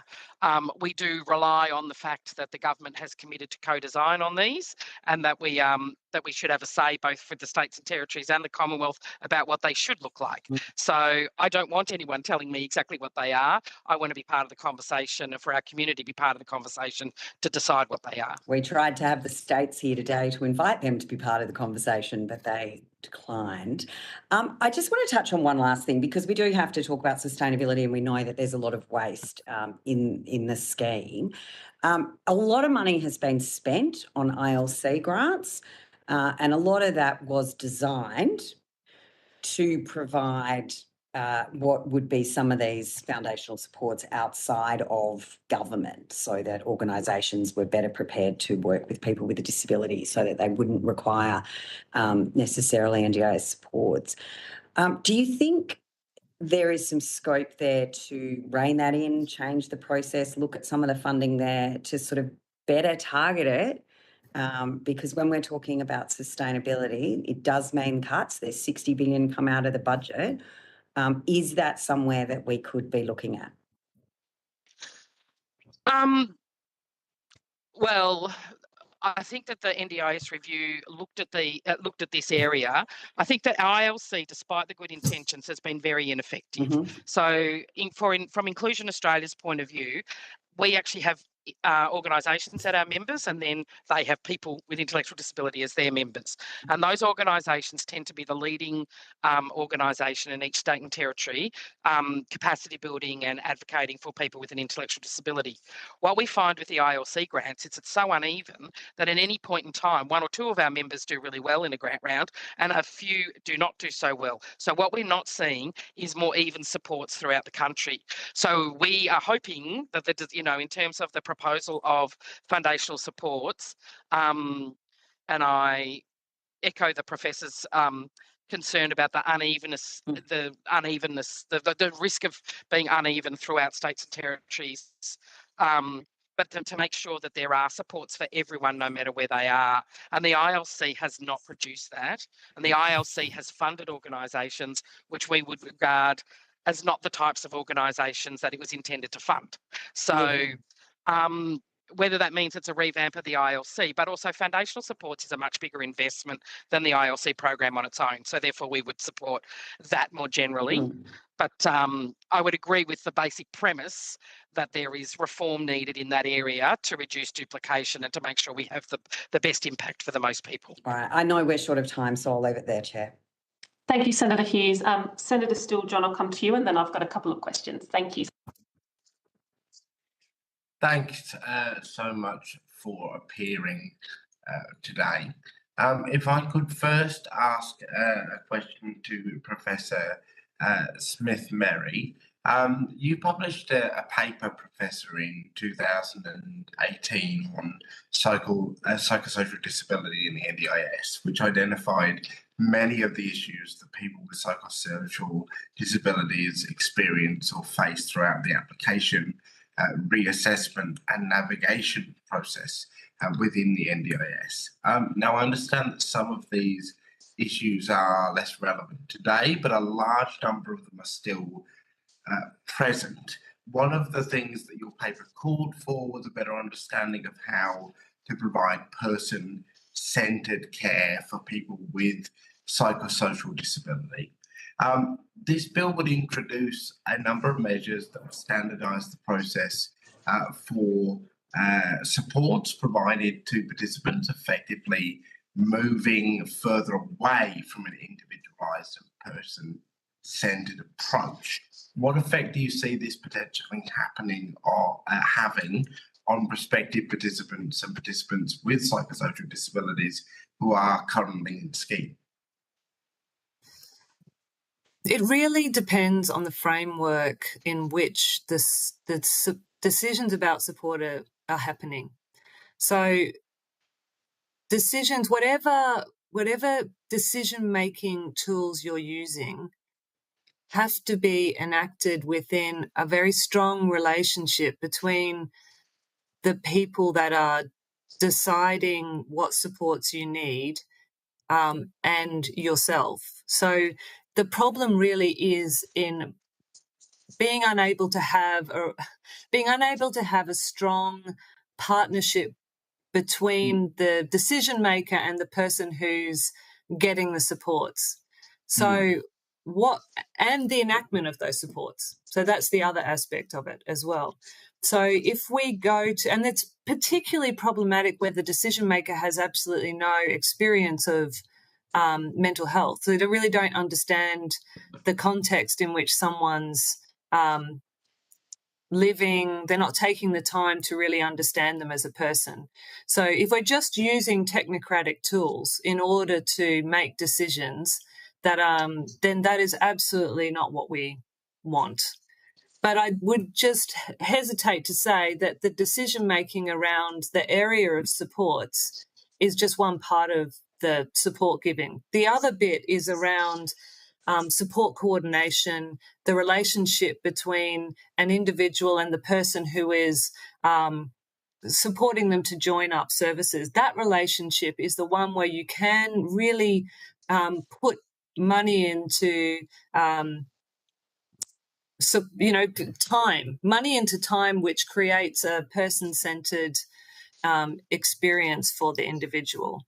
So, yes, yeah.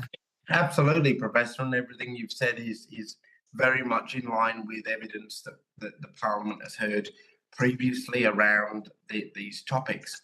And you say quite rightly that the tool makes a huge difference, and whether it's a technocratic tool combining with whether the assessor or the user of the tool has previous experience is relevant. And so is the relationship with the individual they're assessing, very relevant.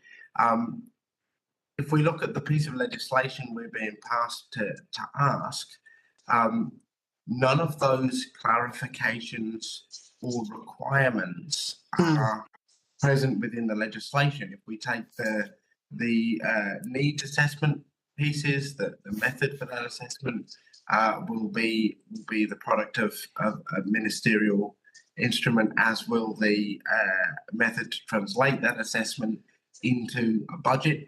Again, it's only described as a method, and since it is ministerially kind of granted, it can be changed by a future government. So would you recommend to the committee that there is more detail, there's more clarification needed, more safeguards within the legislation needed, so that we can trust that those methods will have the characteristics you've described there? Yes, I'm having trouble sort of conceptualising what they would actually look like in legislation in comparison to some of the other types of legislation of this type. But if you were able to put those into the legislation, then it would, I think, address some of the trust issues that we have with the operation of the NDIS and operation of successive governments into the future. The NDIS really does have this real trust deficit around its operation, and we could end up with a government that was really putting in place things that were not going to lead to the best outcomes for individuals. So the more the less that you have in here, the more you're leaving it up to chance as to what happens in the future. Yes. Yeah, I'll just leave it at that, I think. Absolutely. And in a previous inquiry into independent assessments, you made a very valuable submission where you said, and I quote, "There may be particular problems with assessing disability in a limited time frame in people with fluctuating needs." Do you have concerns that the needs assessments process proposed in this bill carries a risk of replicating the issues raised around the previously proposed independent assessment process?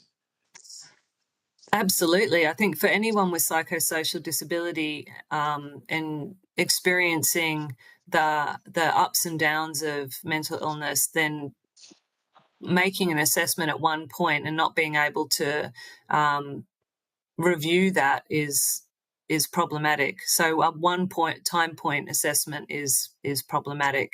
You need to be looking at a person holistically. I mean, whatever their disability, but particularly in terms of psychosocial disability. Absolutely. Senator Steele-John, would you mind after the next one sharing the call? Yeah, I can chair the call at this point, actually. Chair, that's fine. Are you sure? Yep, that's fine. Thank you, Professor. Thank you, Senator Steele-John. I just had a few questions for Ms McAlpine before we move to the next session. Ms McAlpine, thank you for your extensive evidence in your opening comments and to other senators. I just wanted to clarify, is it your view that the amendments that have been tabled, both in the House of Representatives and the Senate, strengthen this bill since you last appeared before the committee? Yes, the amendments have definitely strengthened the bill. And the reason I spoke to a couple of items, particularly in my opening statement here, are that they're probably the highest priority in terms of what could still be strengthened. But yes, it's definitely better than it was. Okay, thank you. And just specifically, the revised amendments linking funding to impairments, I understand that was one of the areas the Minister worked quite closely with DROs on. I just wanted to clarify your position on those particular amendments.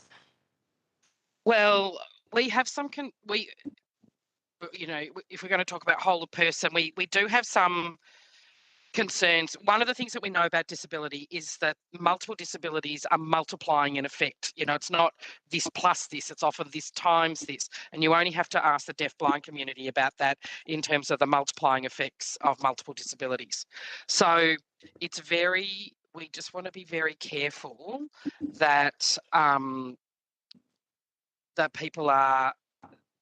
that it depends which combinations of disabilities in terms of what what support needs people have, that all of that needs to be taken into account. I'm not sure if I've quite answered the question. I'm not sure. Broadly speaking, those particular amendments, were you comfortable with them as an organisation? Or? Well, look, in a perfect world, we'd like them a bit tighter, but yes, we thought they were greatly improved. I understand and appreciate that. And Ms McAlpine, just finally, did your organisation support the delay of the passage of the legislation? Oh, we had mixed feelings about it.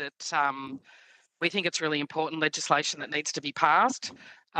We think the NDIS review did a very detailed work and made sure that the voices of people who hadn't often been spoken to in these sorts of consultations were listened to, including a lot of people with an intellectual disability.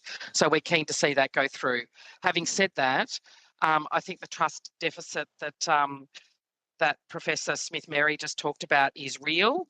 And so we also want to be confident that the disability community has talked through all the things that we want to. So it felt like it was a longer delay than needed, but at the same time, I think that trust is so important and that any things that we can do to support that are good.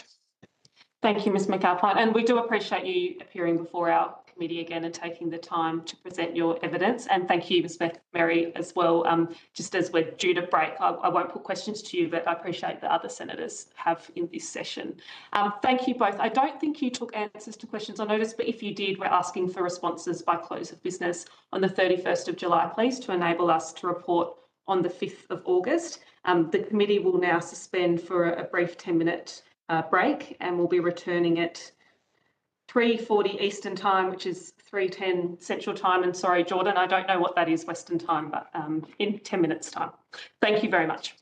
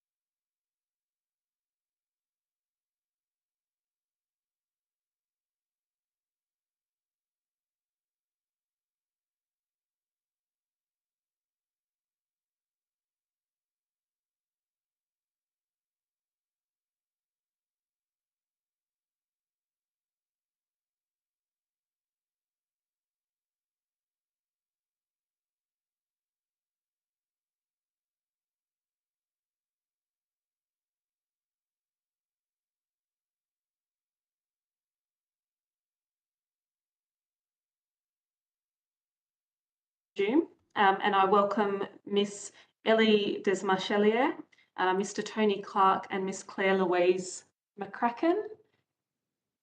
Thank you all for appearing before our committee today. I understand that information on parliamentary privilege and the protection of witnesses giving evidence to Senate committees has been provided to you.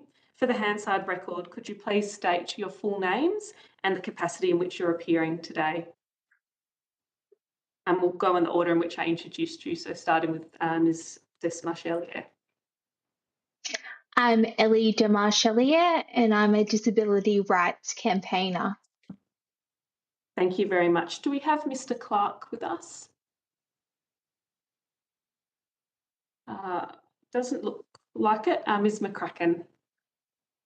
I am Claire McCracken. I'm CEO of Carers and Advocates Australia. Thank you very much for appearing before our committee today. I'd like to invite you each to make a brief opening statement if you wish to do so, and after that I'll be inviting questions from committee members of you both. Again, in the order in which you introduced yourself. So Ms. Desmarchelier, if you would like to commence. Thank you. I want to begin by acknowledging the traditional custodians of the land on which I'm joining you, the Wurundjeri people of the Kulin Nation. I recognise their continued connection to the land and waters of this beautiful place and acknowledge that they never ceded sovereignty. I respect all Wurundjeri elders and ancestors and any First Nations people here today. I want to also thank the committee for the opportunity to speak today on this incredibly important legislation for the disability community. At the heart of this bill is the new needs-based assessments, which will revolutionise the way the NDIS creates participant plans. So I want to spend my limited time speaking to you, painting a picture of what the current planning process is like and why this bill is so desperately needed. Earlier this year, I had the honour of hosting town hall meetings across the country in which the NDIS review panel talked through their final report and took questions from people with disability and their families on what their recommendations would mean for the future of the scheme. And what I heard time and time again from people with disability is that it is mighty hard to access the NDIS. But the real challenge comes when you hit the planning process. What people wanted to know is how the review was going to make planning fairer, more consistent, and frankly, less terrifying. To be honest, I could hear people's stress and frustration, but I couldn't yet relate. Fast forward a few months, and now I know why planning was the most asked about issue at those town hall meetings. I had my own planning meeting just a few weeks ago. I prepared for months, gathering in total 8 separate reports from my doctors, specialists, and allied health professionals. Reports that the NDIS paid for. I even completed an entirely new functional OT assessment. Yes, the current system includes assessments. All the reports told the same story about the supports I needed in my new plan. I had a meeting date set with a senior planner. I sent her the reports days in advance so she had time to read them. In summary, I was as prepared as I could be. The meeting arrived. Within 5 minutes, the planner had diagnosed me with epilepsy. I don't have epilepsy. She incorrectly calculated my hours of support, cutting them significantly. She was unable to make decisions on most of the key issues, referring them to a team that she told me I wasn't allowed to speak to. In short, the planner had not read my reports and was not the actual person making my plan. It was exactly what disabled people and their families had described in those town hall meetings. And they were right, it was traumatic. Even with all of my privilege and resources, I had not been heard or understood.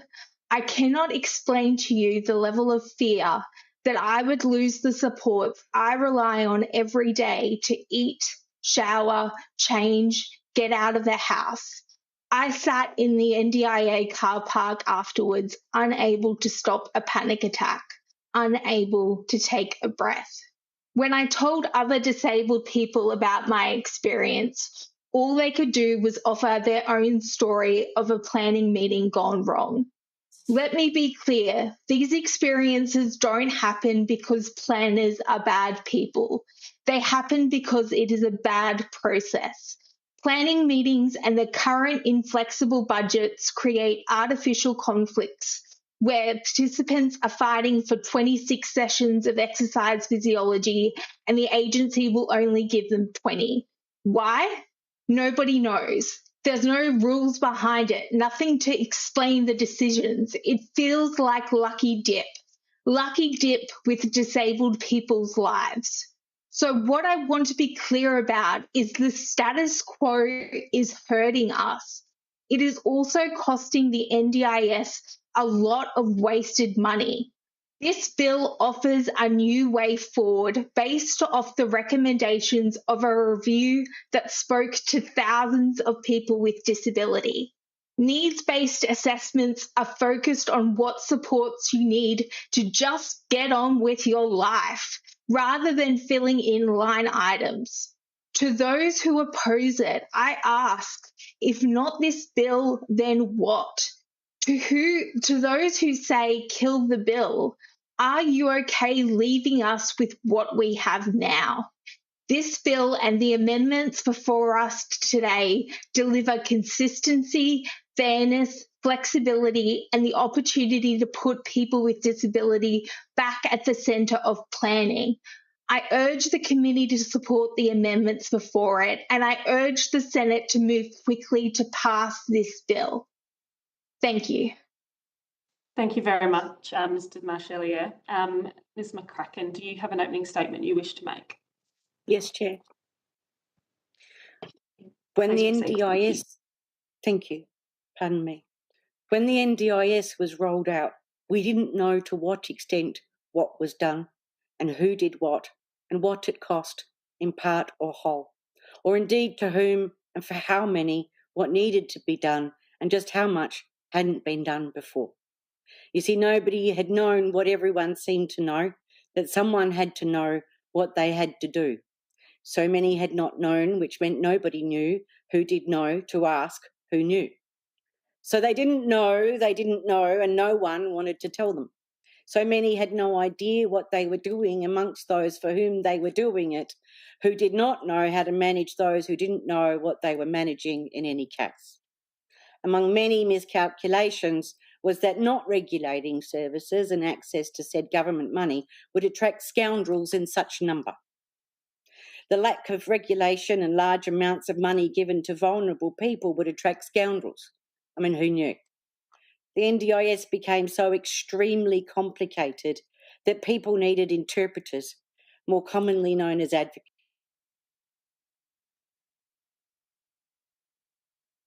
What they then discovered was that the states had clearly misunderstood the NDIS and thought that it meant they had whisked away everyone with a disability to some place of forgetting. They had indeed forgotten that they still had some 4 million people with all kinds of disabilities and all kinds of needs. It should not have then been an astonishingly unpredictable phenomenon when everyone wanted to be on the NDIS. Yet nobody could agree what a disability or what a support was.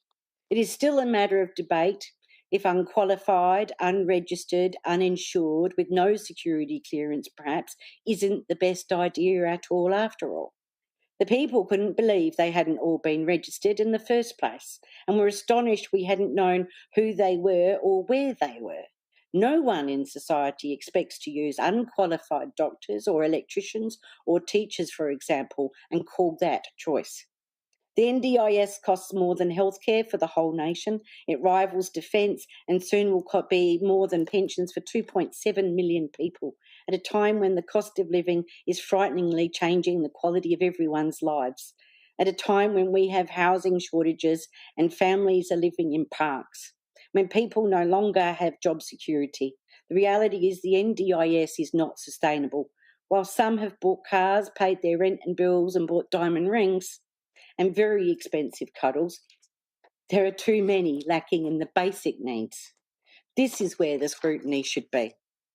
Until plans achieve a holistic outcome that is future-proof, life-sustaining and life-enabling, until people can live their lives free from the worry of their care and free from the worry of the NDIS isn't sustainable to participants. From a government perspective, it is not sustainable economically or from the viewpoint of risk. The crime-related human trafficking, drug running and gang-related activity is a significant risk to society at large. From an economic viewpoint, there is a red line of cost that, given the fraud and given the lack of consistent outcomes, threatens the scheme. We can't afford for it to cost so much that affects the sustainability of other schemes, such as healthcare, education and housing, as this disenfranchises and affects the human rights of everyone and is counterproductive to inclusion or the provisions of taxes that make the NDIS possible in the first place. From a provider standpoint, the scheme is not tenable. It's not profitable. It is estimated there are anything between 150,000 and perhaps 150,000 unregistered providers. There are only around 10,000 registered providers in a bastardised marketplace, which is an affront to competition laws, unfairly favouring those who operate without regulations and therefore less costs. In a healthcare setting where quality and safeguards equate to lives, this is outrageous. Many providers, both registered and unregistered, have been holding up the NDIS and sacrificing what little profits they have in filling the gaps in care, gaps in plans and gaps in understanding of what a support is, and often acting as pseudo-guardians and providing supports way beyond their requirements. The workforce is at failure levels. The work is sporadic, hard, unsupervised, with extreme risk and sometimes dangerous situations without acknowledgement of protections. Staff are often paid below award wages and employed in conditions outside of fair work practice, being forced to breach health and safety laws in often toxic and hostile environments. The deprofessionalisation of this role, coupled with the increase in risk, is forcing many out of the industry. This must be re-evaluated if it is to be remedied. Simply put, no staff, no care. However fancy your policies or big your budgets or plans are. Again, the workforce is providing on average an extra 30% extra in unpaid for donated time to participants. We have a bill that needs to pass, and sooner rather than later. We have providers who are watching closely, deciding if they too will close their doors. Many hundreds, including some big names, have already closed their doors. Unfortunately, the love and reform has yet to reach the providers, and all that has transpired is more pressure.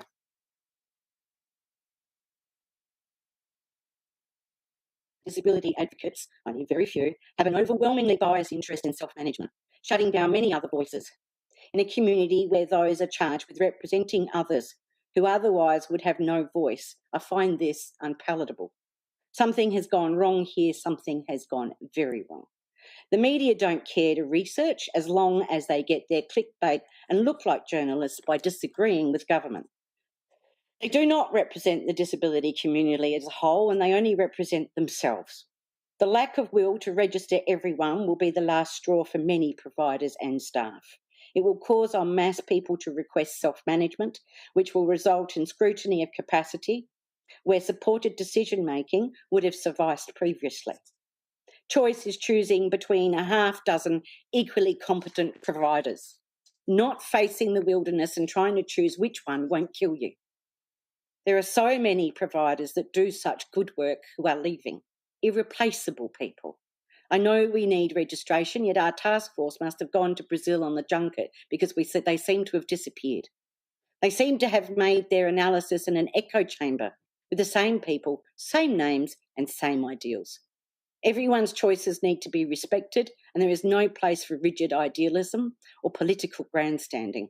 At the core of this are people. They are our neighbours, our friends and our family. So that we know what we know and know what we don't know, we need to share information and work together for the common good. It is a sector of many stakeholders, and it needs to work for all concerned. In a scheme that has been hugely disrupted by competing agendas, for the common good, it is time that we share the one agenda and work together to make the NDIS the envy of the world. But more importantly is the vision, the shared vision of outcomes for all that enable someone living with a disability to live a meaningful life of their choosing as beloved fellow Australians. Co-design needs to amplify nothing about us without all of us, not a select few.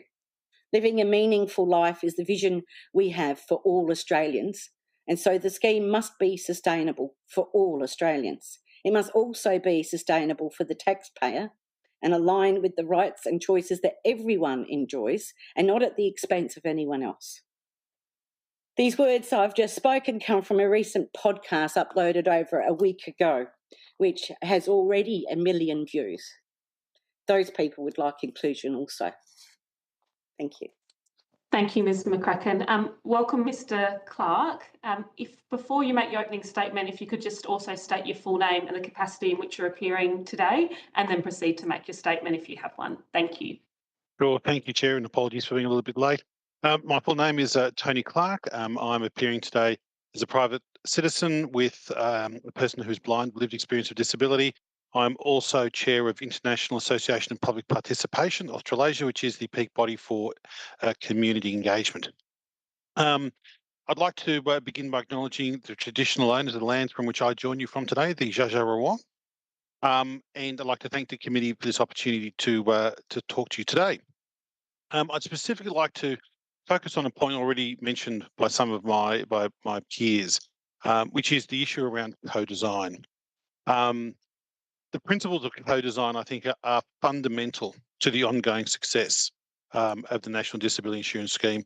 And I speak of a concern at the current amendments with, at one point, I support the amendments as they stand with one exception, which is the element that is regarding, in the amendment, it says regarding co-design. The regarding, in my mind, needs to be removed, because I think we will not achieve the best possible result unless we have co-design. And co-design at the moment is unfortunately prone to a range of interpretations, definitions. It all comes from different places. And I think there's a lot of concern, particularly within the bureaucracy, within the departments, because there are concerns around when we talk about co-design, and there is fear around the term co-design, that we will not be able to meet the expectations of those using the service. That needs to be addressed, and that resistance can be addressed if we remove the regarding co-design and actually encourage and facilitate through legislation the development of clear standards, of definitions, of ways that we can actually start to engage to undertake and develop mutually positive arrangements and outcomes for not only the people who have to process and manage, the program, but most importantly, the people who are using it. Because co-design is going to be critical with lived experience of disability. Already the disability community is marginalised through lack of representation, and that is in the NDIA, within industry, within leadership positions, within representative government. We don't have enough people with lived experience of disability at the table of decision. So it is absolutely no surprise when we look back at the historically how why we are here where we're at. But also, if we're going to address that, that has to change. But I also think it's really important that the legislation will facilitate to actually reflect the really important components of what co-design is. Right, and these core values include, it includes the promise that those who are impacted and affected by the change, and they can input into that decision.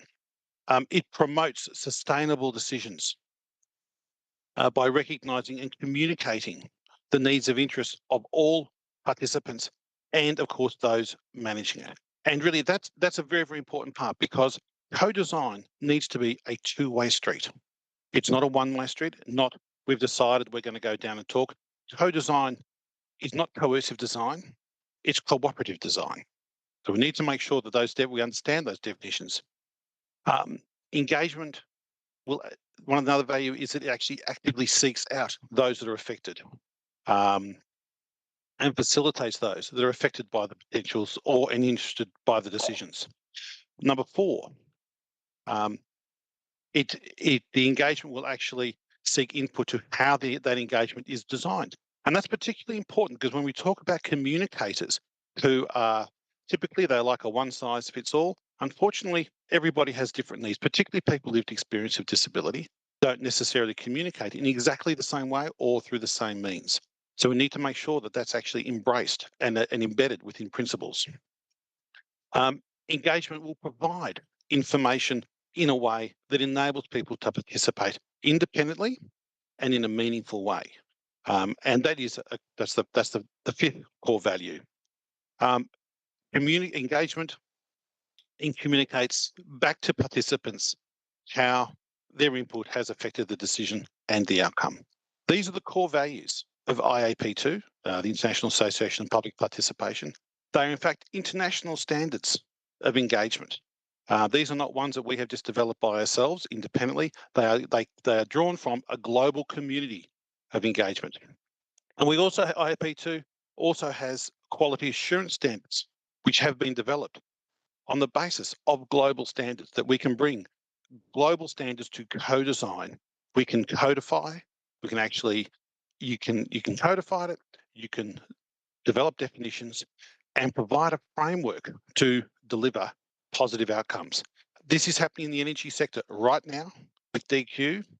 IAP2 is actually working with the energy sector to develop accreditation tools, which can also be applied to government departments, government agencies, service providers, disability organisations. We need consistency in this disability space. We need consistency when it comes to co-design, though. So we'll actually develop medium to long-term good outcomes. Putting on my last hat, I'm also a facilitator or I'm a member of the faculty of the Australian Institute of Company Directors. And driving change has to come from the top. And I think this legislation presents an amazing opportunity. Doesn't necessarily have to have the answers, but it needs to put in the drivers to affect that change. Thank you, Chair. Appreciate the time. Thank you, Mr. Clark. I will be inviting questions from senators now, noting we're due to rotate to the next session shortly. But Senator Steele-John, I'll come to you first if you've got a couple of questions to place. Yeah, thanks, Chair, and thanks to the witnesses who appeared today. You've made your positions and evidence really accessible for all of us, and that's really appreciated. I just wanted to clarify with Mr. Clark. You mentioned a couple of times a reference to a shift in the co-design elements of the legislation and the removal of the word regards in a few places.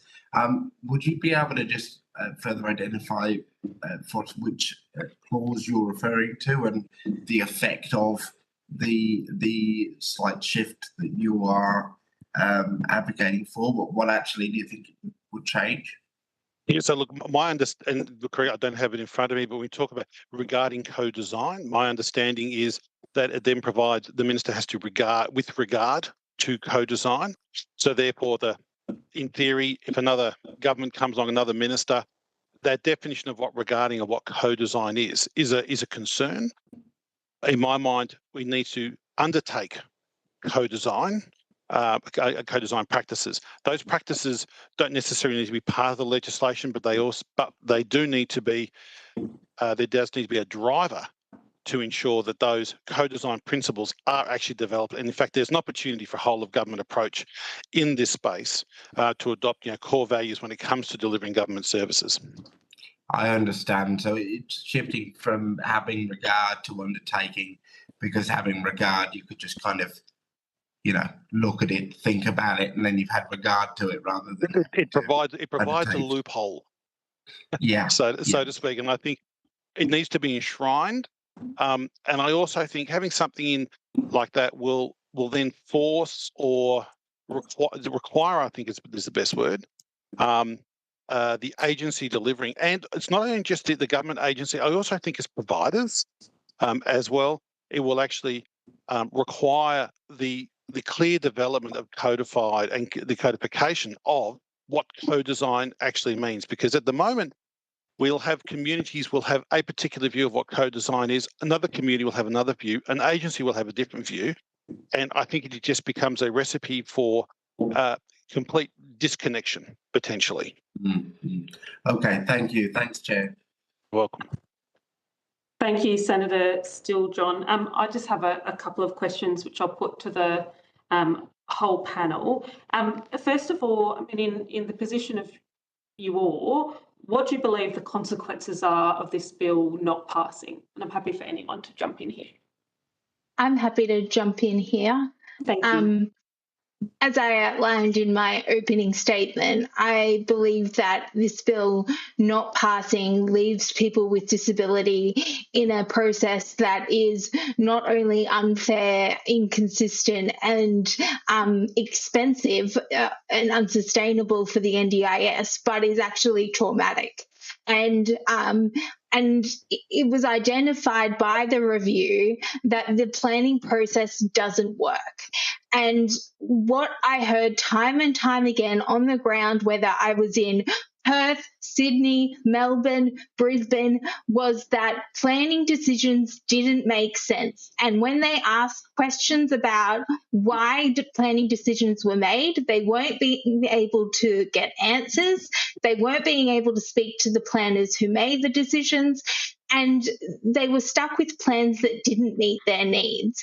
And so if this bill doesn't pass, we are stuck with a system that is not only not working, but is hurting people with disabilities. So again, I want to ask people who oppose the bill or say kill the bill, why are you leaving people with disability in such a traumatic system? And what is your plan for reform?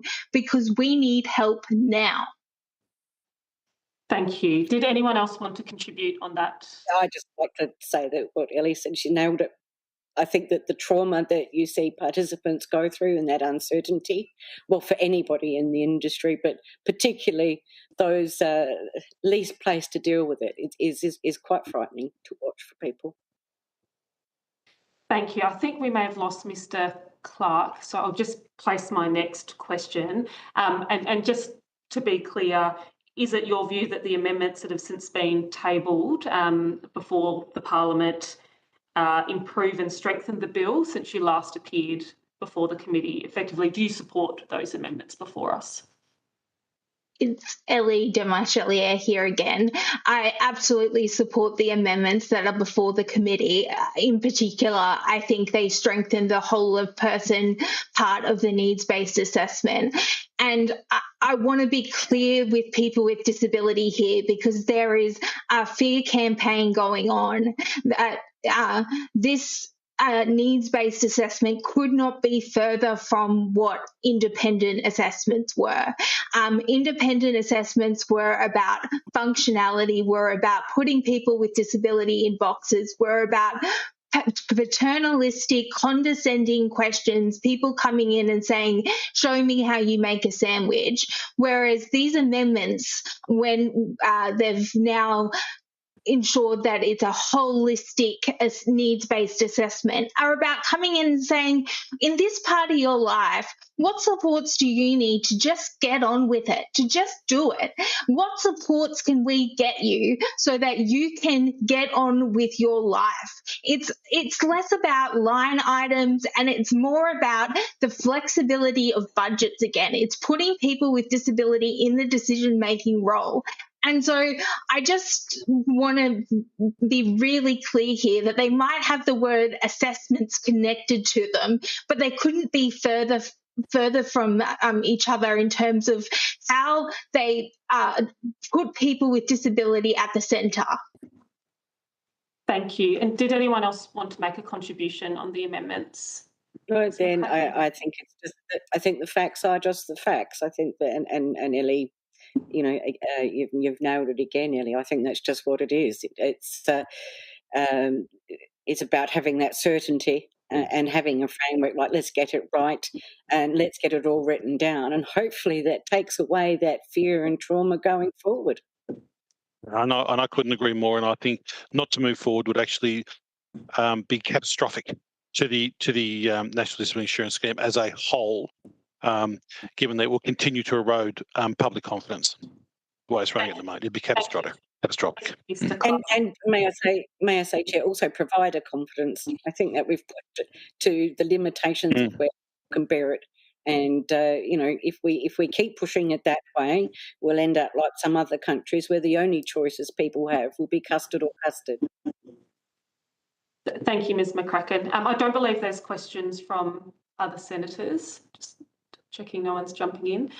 Thank you all for your participation in our hearings again, and for the work you've put into submissions and other such things to be part of our committee's processes. We do appreciate it. I don't believe you took any questions or notice, but if you did, 31st of July, close of business is our deadline. Thank you so much again, and you're free to log off now. Thank you very much. Thank you. Okay, we will now be moving to our final session for the day. And I would like to welcome representatives from Intrepidus Law and National Legal Aid. And I also welcome Dr. Darren O'Donovan and Dr. Georgia Van Torn. Thank you all for appearing before our committee today. I understand that information on parliamentary privilege and the protection of witnesses giving evidence to Senate committees has been provided to you. For the Hansard record, could you please state your full names and the capacity in which you're appearing today? I ask that we do that in the order in which I introduced you, so starting with Intrepidus Law. My name is Belinda Kokonowska, the Principal Lawyer and Founder of Intrepidus Law. Thank you. And from National Legal Aid? Oh, sorry, did we have another witness from Intrepidus Law? Yes. Sorry. Hello, my name's Jasmine. I am a lawyer at Intrepidus Law. Thank you. National Legal Aid. Do we have Ms. Ash or Mr. Brown? You have I'm Mr. Brown, Miles Brown from Victoria Legal Aid, the Managing Lawyer of the Economic and Social Rights Program here at Victoria Legal Aid. Victoria Legal Aid, apologies, I've got it written in my program differently. And Ms. Ash? We don't have your audio. I think she might be on mute. Ms. Ash.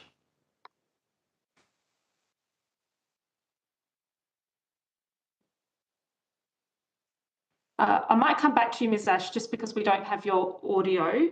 Dr. O'Donovan. Dr. Darren O'Donovan, Senior Lecturer at La Trobe Law School. And Dr. Van Torn. Dr. Georgia Van Torn I'm a lecturer at the University of New South Wales. Thank you. We might just try Ms. Ash again.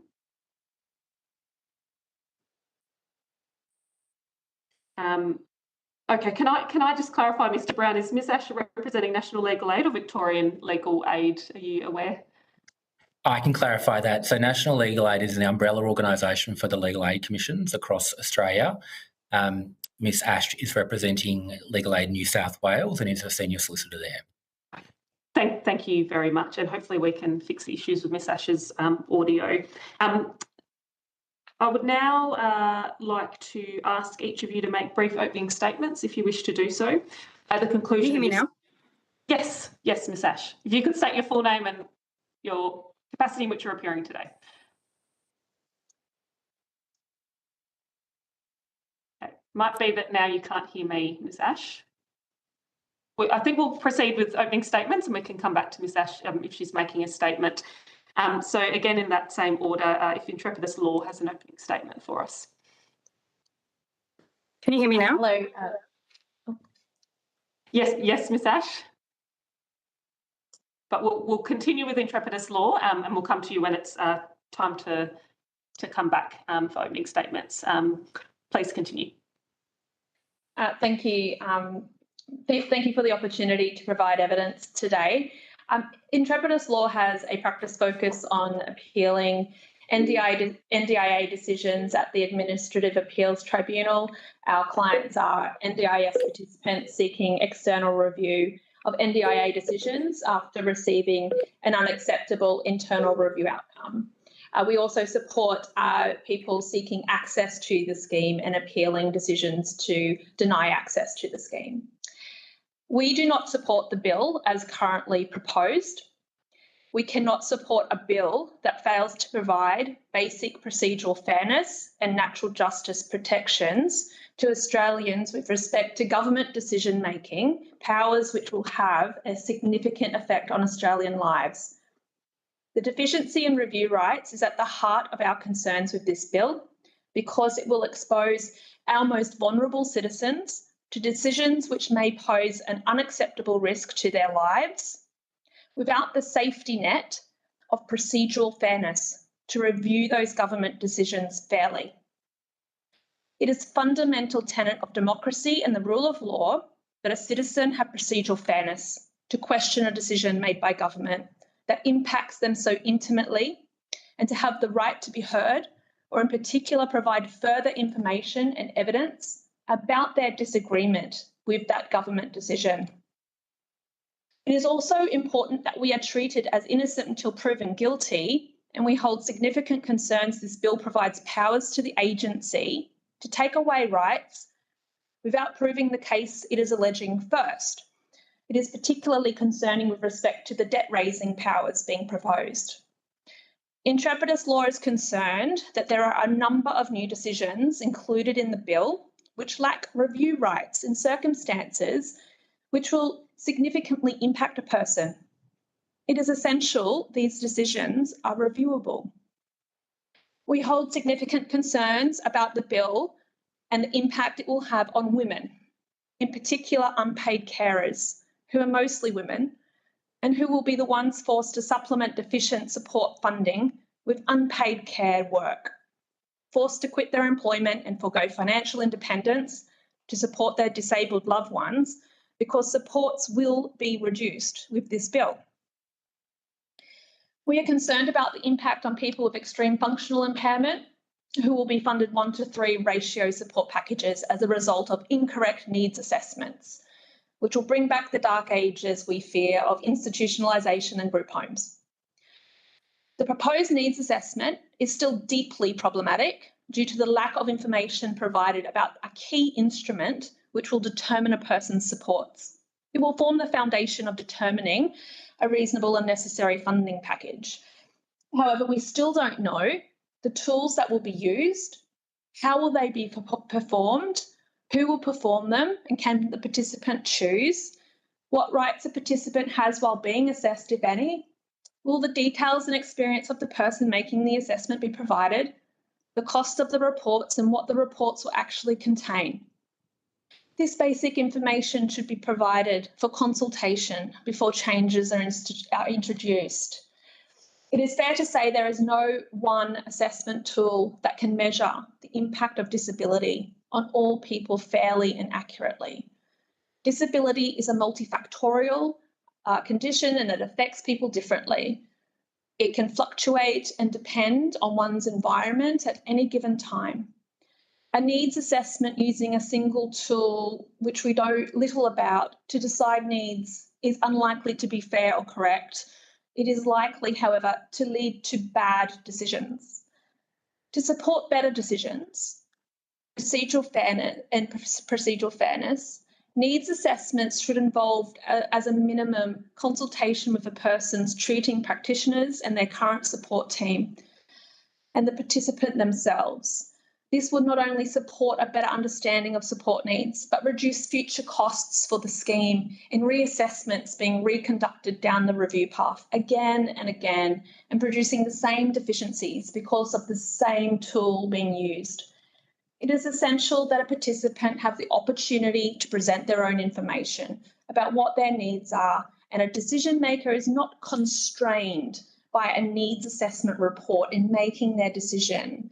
They must have the benefit of other information like statements of lived experience, allied health reports, medical evidence that a person with disability can provide. We are very concerned with this departure from the current review path. Currently, when someone seeks review of their funded supports, updated evidence and new information can be provided, statements and reports can better inform decision making. that procedural fairness appears to be eroded by decision makers and reviewers being constrained by this narrow lens of a needs assessment and any replacement of that needs assessment without the benefit of other information, or indeed being able to request different types of assessments which may better suit different types of disability. We consider the deficiencies with the needs assessment and lack of review rights for decisions will be the root cause of unacceptable risk of harm to participants if this bill is to pass.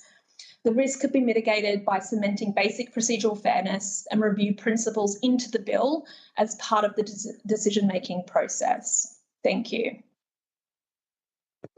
Thank you very much. I'll come to you, Mr. Brown and Ms. Ash, if you have an opening statement.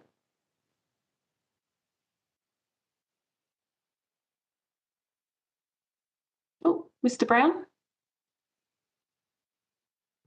Ms. Ash will be giving the opening statement. Thank you. Thank you. Ms. Ash, let's try again. I think you're on mute at this point, Ms. Ash. Can you hear me? Yes, if you could also state your full name, the capacity in which you're appearing, and then go into your statement, that would be appreciated. Thank you, Ms. Ash. Thank you, and apologies to everyone for the technical problems. My name is Lindsay Ash. I'm appearing on behalf of National Legal Aid today. Good afternoon, Chair and Senators. I'm here as the representative of National Legal Aid, along with my colleague Miles. National Legal Aid itself represents the 8 state and territory legal aid commissions around Australia. I'm joining from Gadigal land and my colleague from Wurundjeri land, and we pay our respects to elders past and present. Legal aid commissions are funded to provide advice, legal representation and advocacy to people seeking review of decisions of the NDIA and the Tribunal, and we're the largest providers of specialist legal services to NDIS participants in the country.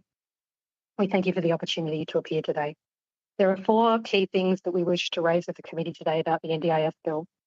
First, the rules instruments intended to give detail to this bill must be made available as soon as possible for consultation in co-design, and the bill must legislate a requirement that NDIS supports are to be defined in partnership with people with disabilities.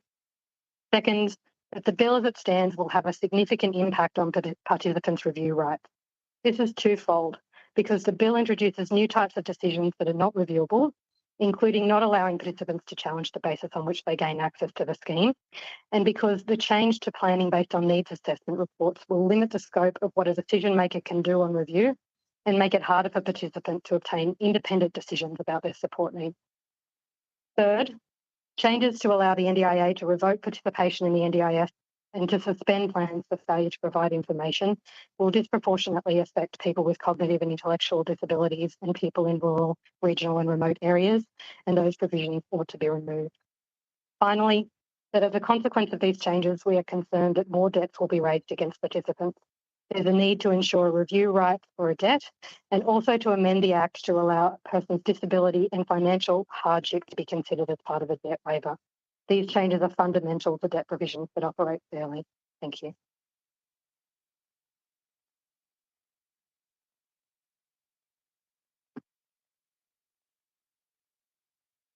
Apologies, it's my turn, first time for the day. Dr. O'Donovan, do you have an opening statement?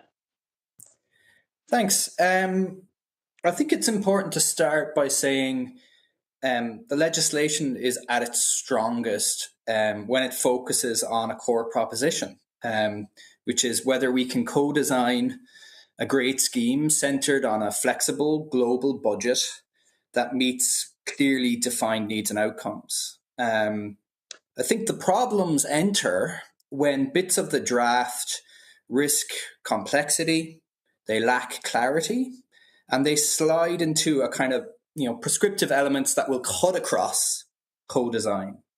The government has worked to remove some key flaws I pointed out and sort of defer the resolution of those. But I still think there are some priority areas that need work. And the first has already been mentioned, which is the shrunken statutory task given to the actual decision maker here. So a tribunal on review or an agency decision maker has a job of applying an assessment. And that sets up a cumbersome decision-making process, I think, where only a substitute assessment can gainsay the original assessment.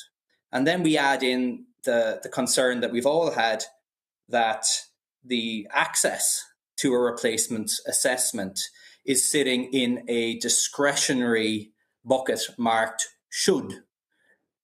So I definitely would call on action on freeing the tribunal and the agency decision maker to make common sense fixes, to use their skills to get the participant the easy fix of an error that's on the face of these assessment reports.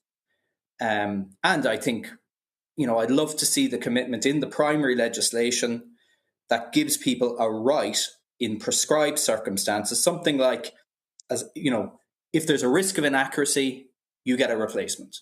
Just a direct statement of circumstance where you're getting a replacement assessment. The second comment I'd make on the amendments is, because they have the structure of removing things and deferring them to later rules, you have to advise the disability community that the co-design process and the disallowance process are absolutely everything here. The rules, the legislative instruments are going to restock the fundamental concepts of the NDIS onto the new shelves created by this legislation. The question, I think everyone might be expecting me to sort of lecture on a duty of consultation, but I think the question we have to track all the way through this journey is going to be, like, what real power and practical protections do the disability community enjoy during the co-design process? Will they be able to design parts of the validation process for these tools? Will they have access to the key pieces of advice when those validation tools are being, or those tools are being validated? Will the agency do what it never did with its existing typical support plans and guided planning processes and show its workings? The question that the duty of consultation raises is all about power and people with disabilities' ability to access the information they need and to drive their outcomes and their priorities. Then the last point I'd make does go again towards power and responsibility. Definitely want to talk about the need to protect participants who have been victims of duress or abuse or have been misled by third parties from debt raising. And as National Legal Aid have commented, the current debt provisions have never been tested, and in some key respects, my fear will be they will fall down. And people who no one intends getting captured by a compliance process will be penalised for their silence, for the fact that they don't have the supports around them. So there's a bundle of things we can do with the bill to bring in a sort of, whatever about the emphasis on compliance, there needs to be a duty of care, responsibility that ensures safety and support for people who need it. And that's me done. Dr. O'Donovan. Dr. Van Toon.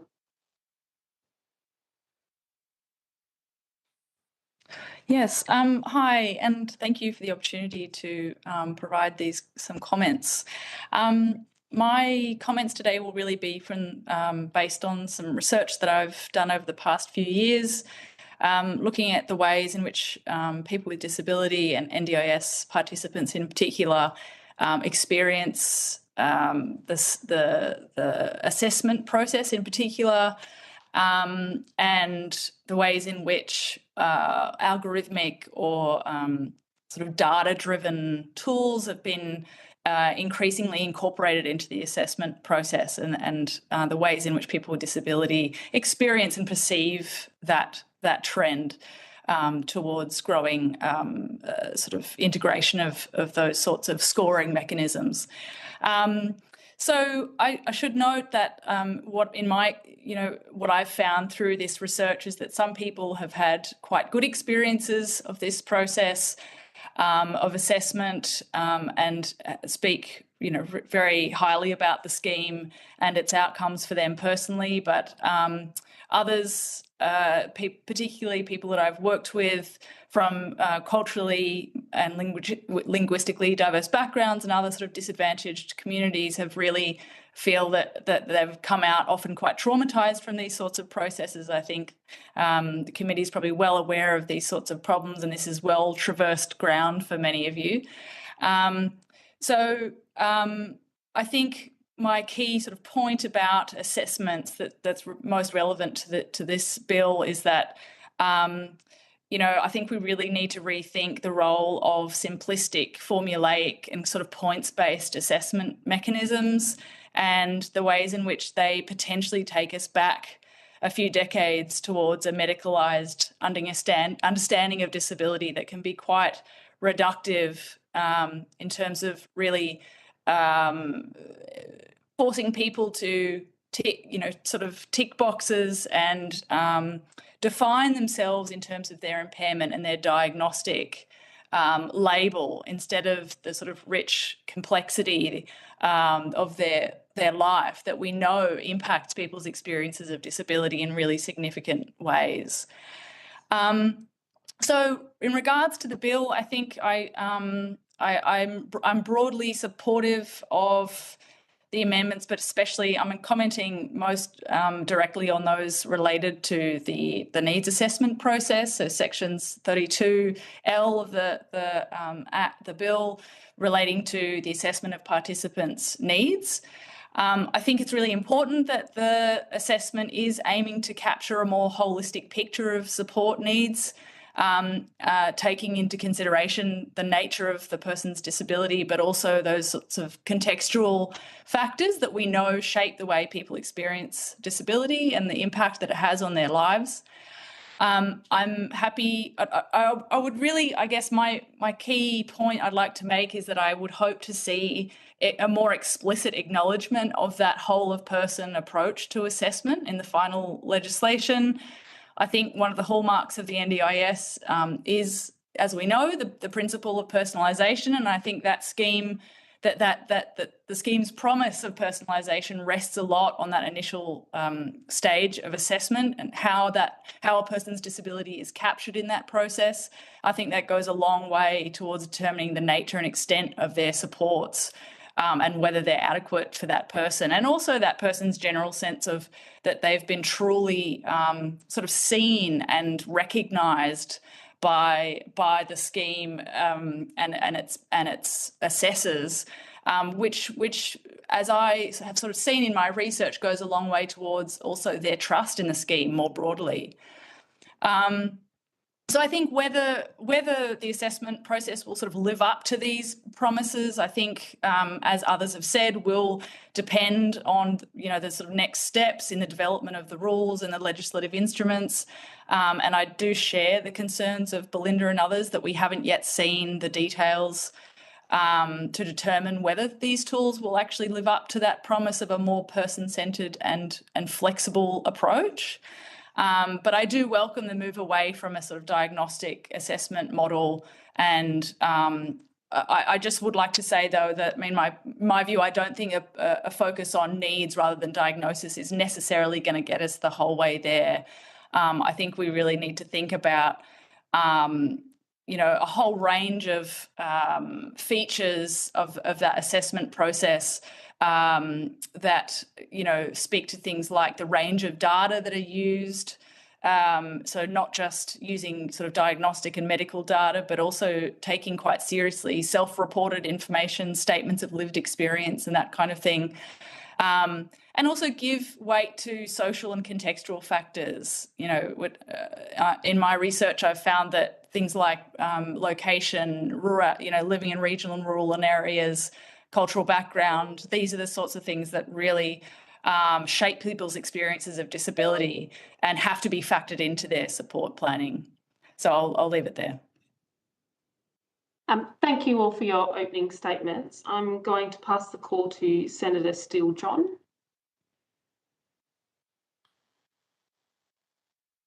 Thanks very much, Chair, and thank you very much, everyone, for your opening statements. Can I first start off with Intrepidus law? You've shared with us in your opening statements that there are areas of this bill which in your view, risk reversing the onus of proof, and if I got the details of what you said correctly, grant the government and the agency powers to take away rights before they have proven their case. Could you expand on those concerns for us? Yeah, I'm concerned about in terms of debt raising and changing people's management style of their plan. And in fact, we see this happening today. We have cases that go through the tribunal where allegations have been made against a participant regarding their spending in a plan, and arbitrarily their management style gets stripped away from them to agency managed without the allegations actually being proven. And when it gets to the tribunal and we argue the case and actually the allegations can't be substantiated, and our client obtains a concession or admission from the agency saying, yes, sorry, we were mistaken. Yet for the past 12 months, that participant has been living on an agency managed plan and hasn't been able to access their supports because their providers aren't registered providers and they live in a rural area and have accrued thousands and thousands of dollars of out-of-pocket expenses, and the agency doesn't reimburse that. So this is where I'm coming back to these sort of basic principles of let's get back to basics, that you're innocent until you're proven guilty, and let's make sure we have protections in place. It's all well and good for a government to question taxpayer money spent. That's fine. We can do that, but let's go through a process of review of that's fair and that gives a participant rights to defend themselves and to ask for further information and to clarify their position. And also that allows for a deep understanding that living with disability presents challenges to people that can impair understanding, rights and obligations, and that the agency at first instance provides as many opportunities as possible to capacity build people to understand things like, okay, well, this person might be struggling, let's maybe give some training around, what we can spend our plans on, et cetera, et cetera. But I'm talking about situations where allegations have been made and people are actually quite within their rights for the supports they've purchased and yet suffer this loss and damage for bad decisions. And there's no safety net or protection in place. And I feel like this bill takes it even further, very dangerously for people. And I'm concerned about this sort of flavour and smell that's similar to like robo-debt, where we can just make these arbitrary decisions about people and strip them of supports and entitlements. And these are very vulnerable people who don't have often the means to fight against government decisions that are very arbitrary like that. So I hold significant concerns around some of those debt-raising provisions in particular, and also being able to change management styles of the plan, et cetera. So, yeah, it's very concerning. Okay, thank you. And just going to Dr. O'Donovan, a number of the recommendations that you've included in your submission address the issue of debt being raised against participants, including any debts must be raised in your view in a way that is reviewable, and that no debt should be payable where there are extenuating circumstances of abuse or of coercion. Could you outline for us the current issues within the bill as you see them related to debt raising? So I think it's important to say that what we're seeing is the old 2013 provisions are going to have a renewed importance because for the first time, the agency has visibility on payments through PACE. They're finally free of what the Department of Human Services called the minimum viable product, which was their original computer system. And we see already that there's a big emphasis on the low-hanging fruit of visible data. But data can collate exclusion. The same silence that a perpetrator avails of can be the silence of the suffering of a victim. So what we need is to take the life cycle of a debt and build in a positive duty shared between the agency and the commission to do due diligence as to whether is there duress here. Did we as an agency generate a legitimate expectation that the person could spend the support in this way? Did a third party, through their actions, unconscionable pressure, duress, shape what the person did? And the bill could be clearer on when the debt will go against the third party and when the debt will go against the people who everyone wants to help. At the moment, when you look at the relevant section, I think it's 46, 1A and 1B, it's like two roads that are available to the agency when they're raising a debt. You can attribute the NDIS amount, the debt, to the participant or to the third party, but there's no guidance in the bill. There's no road cop in the bill that will protect people, participants, whose the debt isn't theirs. They never had the money to begin with. Debt raising itself needs to be reviewable. It surprises people in the 2013 Act. You can only review the refusal to waive a debt. But a debt in this bill is a compliance event that can change your plan management. So we need to have a review of the original birth of the debt. And I'd love to see, when a debt is created, I'd love a commission that is resourced to charge in and get to the bottom of it to ensure that we don't have elements of abuse in driving that debt. I'd love to have an agency that comes in with the first idea of supported decision making. Did we contribute this to you? Because if you turn everyone to plan managed, you're concentrating things in Canberra, when the key thing in social policy is unlocking the silences in our communities. People growing into their agency. Sorry, I'm going on, but I mean, that's literally just debt raising. Doctor, that's all right. I just want to clarify though. So you're saying to the committee, and I've seen some nods from other witnesses as well, that the debt right, not only does debt raising have broader implications under the legislation because of its treatment as a compliance event, and the decision to raise a debt is not reviewable, only the decision to deny it and appeal. But what I think would be regarded by most people as basic safeguards, ensuring that debts aren't raised against a participant due to the actions of the agency or provider, for example, are not in fact included clearly in this legislation.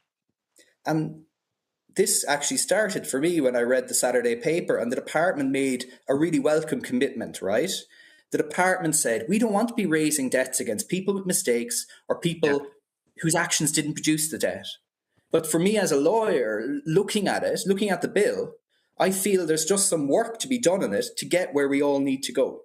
Starts with debt raising, and National Legal Aid have handled the special circumstances really well. I do think as well, people with a social security background will be very familiar with the requirement that to waive a debt for error, that error, error by the agency, that has to be solely attributable to the agency.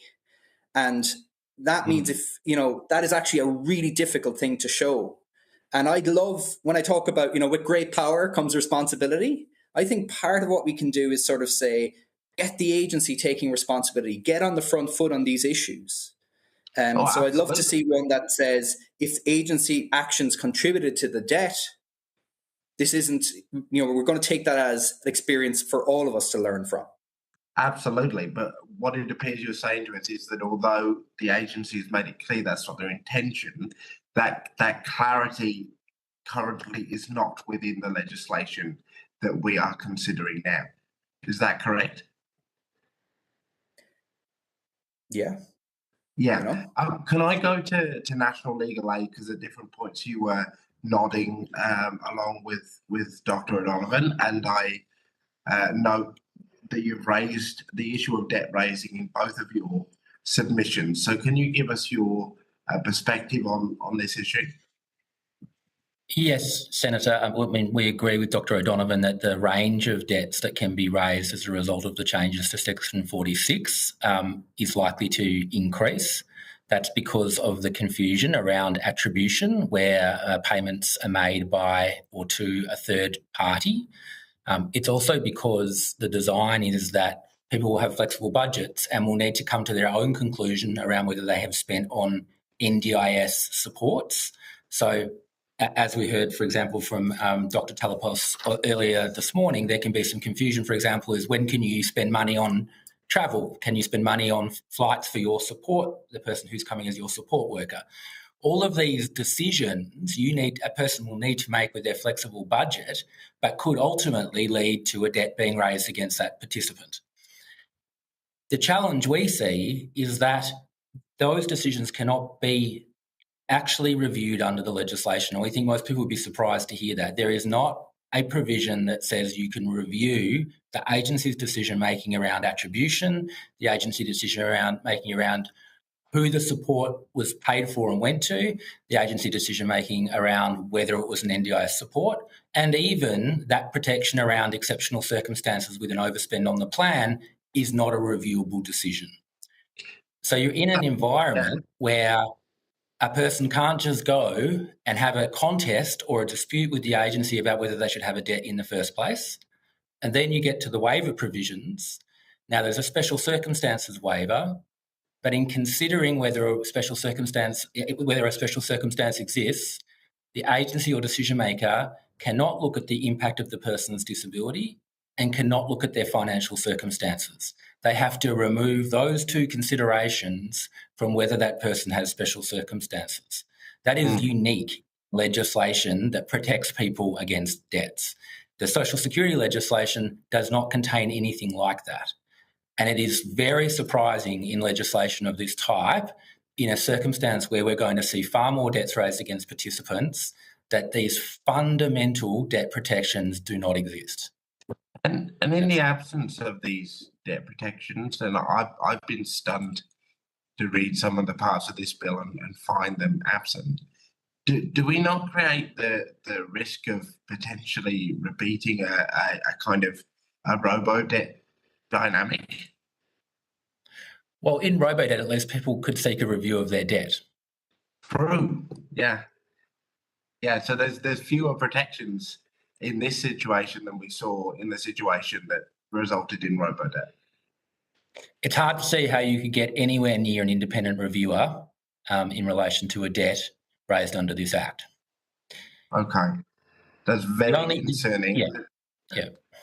Yeah. I mean, you've also made in your submission a broader observation around the number of decisions that are introduced in the bill that are not subject to review. So in addition to the debt raising issues that we've talked about, there's a number of others that you have identified. In your opinion, what could be the possible harms caused to disabled people if your recommendations to make a number of these decisions reviewable are not implemented? And I'd love your view on it, and I'd also like then to bring in Professor Van Toorn, who I know has got views on the role of algorithmic methods and the importance of review.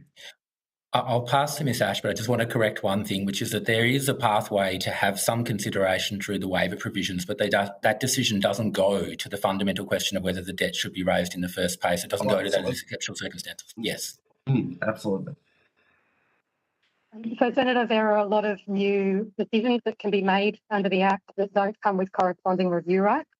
One is, for example, that the agency will decide whether the person meets the access requirements in relation to one impairment or either the disability or early intervention requirements, but doesn't allow a participant to challenge a decision on that basis, which will then become the fundamental basis on which they access supports under the scheme. Some of the decisions around whether a person has acquitted their funding correctly or used their funding for something that is not an NDIS support, as my colleague mentioned, are not reviewable but are central to the changes that are being made under the bill. What's very important as well is to look at how different the review process will be in relation to planning decisions that are based on needs assessment reports. So this is very important. The funding in a plan will be based on a needs assessment report. And the needs assessment report, although we don't know everything about it, we know that it'll involve factual findings about a person's disability, circumstances, geography, and their support needs. And what a needs assessor is doing in that situation is they are making factual findings, they're gathering information, and they're exercising judgment. It's not just a matter of a drop-down box, they're exercising judgment about what they see. And then those factual findings will determine how much funding a person gets. But if something key is not included in that needs assessment, if something's wrong, if something's disputed, then when a person goes to review, all the tribunal can do, or all a reviewer can do, is to say that another needs assessment should take place. They can't even decide that certain aspects of it are wrong, or even if it's obvious that something needs to happen with it, all they can do is revert that same decision-making back to the agency. And tribunal members are very used to this, taking in this kind of information and interpreting it and coming to their own conclusions. And we think this is really key, that they should still be able to do this if a needs assessment regime comes in, that decision makers in external reviews, how it works, they need to be able to effectively resolve disputes between people and make decisions that result in them getting the supports that they need. And that extends to the method by which budgets are calculated based on the needs assessment process. So that method itself is not reviewable, is it? That's right. So that would mean, and this is where Professor Dr. Van Toor's work comes in, if it is an algorithm that is landed on as that translation method, the validity of that algorithm is not able to be reviewed. Is that correct?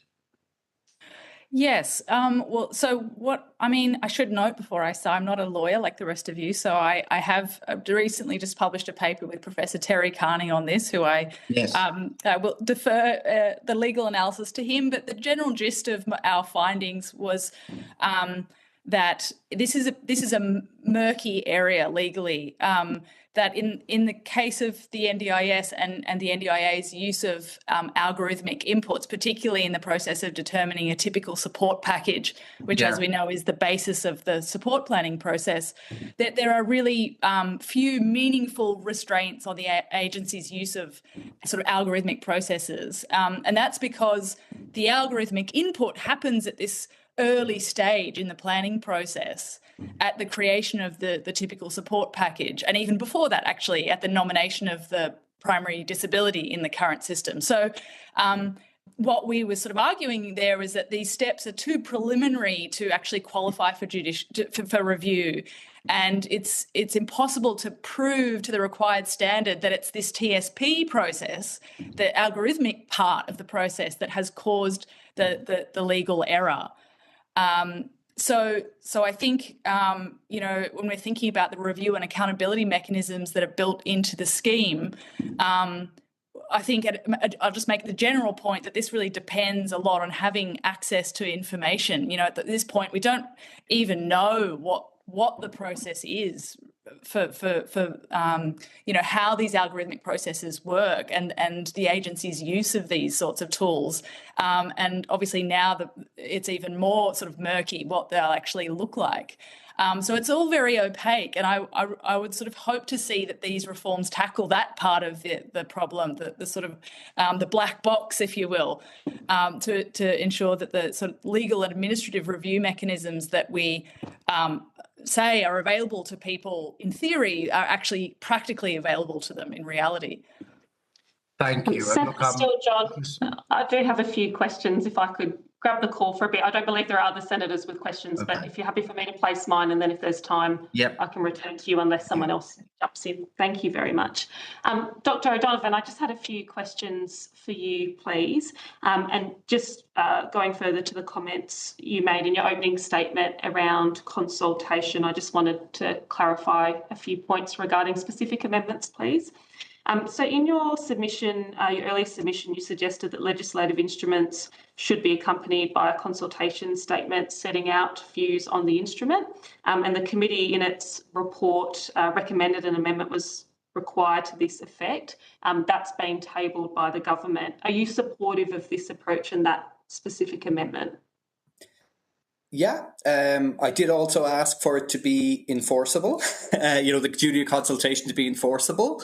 I know I've annoyed, it's hard to get that would raise whole of government issues with, but I did think that it would be a great way, a great commitment to make to define what we mean by consultation. And can I just say that if I can persuade senators, your colleagues on the scrutiny of bills did a great job and wrote a fantastic report that really are the reasons I'm not going to go too deeply into consultation today. And they talked about how, you can require it more forcibly. So the statement is great. It doesn't necessarily define what meaningful consultation is. And I really strongly support the National Coordination Function's suggestion that we do, the disallowance period is given to people. So that's a really simple amendment we could put forward to say nothing comes into force ahead of the disallowance period elapsing. And I do support the National Coordination Function's suggestion that we firm the consultation into an enforceable requirement. But again, one of the things I wanted to do, Senator Smith, was to make sure that we bank the best, we make sure that the changes that government tried to make really work.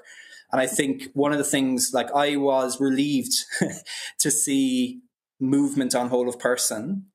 It means there are concrete people, in my belief, that will be helped by that change, that shift from resulting from to arising from. But that help will only come if we're all on the same page about what arising from means. And I like that amendment, but I just have a technical query for the department, which is arising from needs to mean proximate cause. I know this is technical, and I would love to see them say needs which arise from NDIS impairments to any extent. Because what we have at the moment with arising from is I fear we're heading for a court case on that one in the future, because it's kind of a test which will be about, okay, is the need sufficiently related to an NDIS impairment? And it's a question of degree, and they could do a little bit more in the draft to spell out when, for them, there's a sufficient relationship between the need and the impairment. At the moment, everything is condensed into 2 words. So I'd encourage government, clearly you're trying to achieve some good. Just run the rule, the technical rule, over the wording to see that it gets you where you need to go. Sorry for rabbiting on. No, that's why I asked you a question. Thank you, Dr. O'Donovan. In terms of definitions, do you think it's preferable to define consultation in the legislation over a term such as co-design? Well, I think the problem with defining co-design is it needs to be a bespoke event-specific co-design process, So I didn't want to be arrogant as a lawyer and talk over people with disability about what co-design is. So from my point of view, consultation, it exists in the common law. Meaningful consultation exists and is used in the United Kingdom and Canada. Public servants are accountable for delivering it. For me, it will get us quite far, but I need to really check my privilege or position and say it is not my role as a legal academic to define for disability representative organisations what co-design is. I think a drafter could sit down with disability representative organisations and ask respectfully, what are the core elements of co-design we can capture in language? It's just, for me, I don't want to be arrogant and charge in. Thank you very much. In your submission, you also suggested removing applied principles and tables of support from the legislation and substantial redrafting of the previous section 10. There are a number of amendments tabled to this effect. Are you more comfortable with the revised approach to defining an NDIS support as it's made through those amendments? So the immediate risk that things would be determined without people with disability being heard on them has passed, I need to tell, or, I feel that when we look at those provisions that have been inserted, so I like all the removing the government has done, but in terms of what the government has put in, they put in clauses like, when making the rules, the minister will consider what environmental factors will affect funding. When making the rules, the minister will have regard to co-design. When making the rules, the minister must be satisfied that it is appropriate to fund this under intergovernmental agreements. I think our job as lawyers is to say directly, those provisions aren't things you can bring to a court. So when the minister brings forward these legislative instruments, he is free to bring in Aptos language, and people need to go to the Senate if they have an issue with that. So the flaw could arise again, not alleging that's the plan or anything, but future governments could, when you criticise something, you hope it's gone away for good. And I can't give that guarantee because of the way the fix has been implemented. Basically, the technical term for the department who might be watching is it's basically subjective jurisdictional fact for an evaluative discretion in a polycentric context where the Senate oversees it. And no court in Australia is going to come in and say, Minister, you missed a factor. Minister, we don't think you were very, you've correctly, you followed the process before making the rules. It's just, for me as an administrative lawyer, that's why I put in my opening statement, the government has taken some flaws out. The legislative instruments will make sure, hopefully, that we don't have flawed language, and you have to watch them. Okay. Thank you very much, Dr. O'Donovan, for those points. I don't believe other senators had questions, but Senator Steele-John, we have a couple of minutes left if you wanted to place another question or another. Yeah, thanks, Chair. I will in the few minutes that we've got left. So can I just ask, just going back to Intrepidus law where we began, if you look at the legislation as currently drafted that we are about to be asked to pass, what are the risks that you see, particularly for disabled women and women playing in informal carer roles? And if you can give a brief answer, I'll open it to anybody else that wants to answer, and then that'll be my last question. I'm happy to answer this together with Jasmine. I'll start first. The risks that I see are because of the uncertainty around this needs assessment tool. What I predict will happen is, and we know that this is being driven by massive cost savings to the scheme, which naturally means that what is going to happen is people's supports will be cut, right? People's supports will be cut. And practically what that means for women who have a connection to disability in this country is that they will be picking up all that unpaid support work principally. I predict there'll be a lot of mothers having to quit their employment to pick up the supports that were maybe previously funded and now is not being funded, which creates further vulnerability if you're in a domestic violence situation because you lose your financial independence, you're not earning superannuation. For women with disability, there's such a, we've gone through a Disability Royal Commission where we've had story upon story upon story of the abuse, the sexual abuse and physical abuse that women with disability have endured in Australia through group settings and institutionalisation.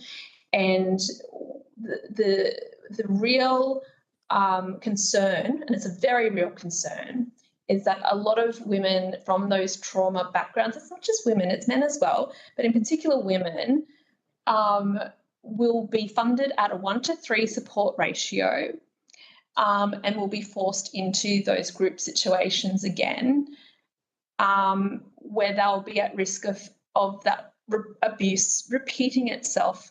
It defies just all sense of comprehension for me how we could go through a Disability Royal Commission and hear all of those stories and set those people up for that same prospect again. It's quite devastating and the risks are real. And I'm very concerned about women. I would say that most of my clients are women. It's always the mum who has taken on the administrative load of supporting the disabled loved one in the family typically, and they're the ones that go in and fight with the government about funding and getting things right and managing plans, and maybe even they're at risk of those nasty debts being raised against them because they've thought they're doing the right thing, and government says no, you've spent that wrong, and there's so many points of exposure for women and so many risks for women in general. But in particular, another thing that hasn't really been spoken about as a risk for women is the lack of foundational supports that we have any information on or don't seem to have been set up. And that is going to really impact women who have children who are on the scheme at the moment. And there's a sense that certain children will become a different class of participant even, and might even, be asked to leave the scheme, and there's nothing there available. And that then puts, again, the mothers and the women that are supporting these children in very risky situations of weighing up, well, do I keep my job or do I reduce my work hours or do I have to quit my job so I can provide the support that my child needs now that they've been kicked off the scheme, and I don't seem to know how to review that decision, or this nasty needs assessment is not very helpful at all. What do I do about it? It just seems like a recipe for disaster. Jasmine, I'll let you have a chat about that. Yeah, so thank you, and thank you for the opportunity to provide evidence. Look, I think on the overall, where there is a shortfall in people's plans, and we see this quite commonly as this scheme stands currently, is that it's usually up to the family to make up that shortfall, whether it be mothers, grandmothers, aunties, sisters and daughters. It's them who step in to make up that difference between what is provided in the plan and what the participant actually needs. And so in addition to providing the additional support or care or the administrative burden of that, the physical burden of that, there is then the administrative burden of being potentially the plan nominee, going through and supporting the participants to engage in the AAT process, or going through that process, gathering the documentation, all of those kinds of things. And if you take into consideration, the number of people with disability, there's potentially an equal number of women supporting those people with disability, and that is a lot of people who are at reduced employment or who are giving up their careers or taking smaller careers to be able to support their loved ones in the long term. And that has long-term effects in terms of their superannuation, their financial stability and things like that. And in a society at the moment where there is a significant amount of violence against women, and financial independence is so important, and the reduced amount of superannuation and stuff that is building up because they're not working is concerning, and that puts them at significant risk. Thank you very much for your evidence today, for all of you, for participating in our inquiry and our processes, including those who are doing so for the second time. At this point, we do need to conclude today's hearing, though, and I thank witnesses across the day who've appeared, and also Hansard Broadcasting and our Secretariat for their assistance today. The committee will report to the Senate on Monday the 5th of August and request that answers to questions taken on notice are provided to the committee Secretariat by close of business on Wednesday the 31st of July 2024. Thank you again. The committee now stands adjourned.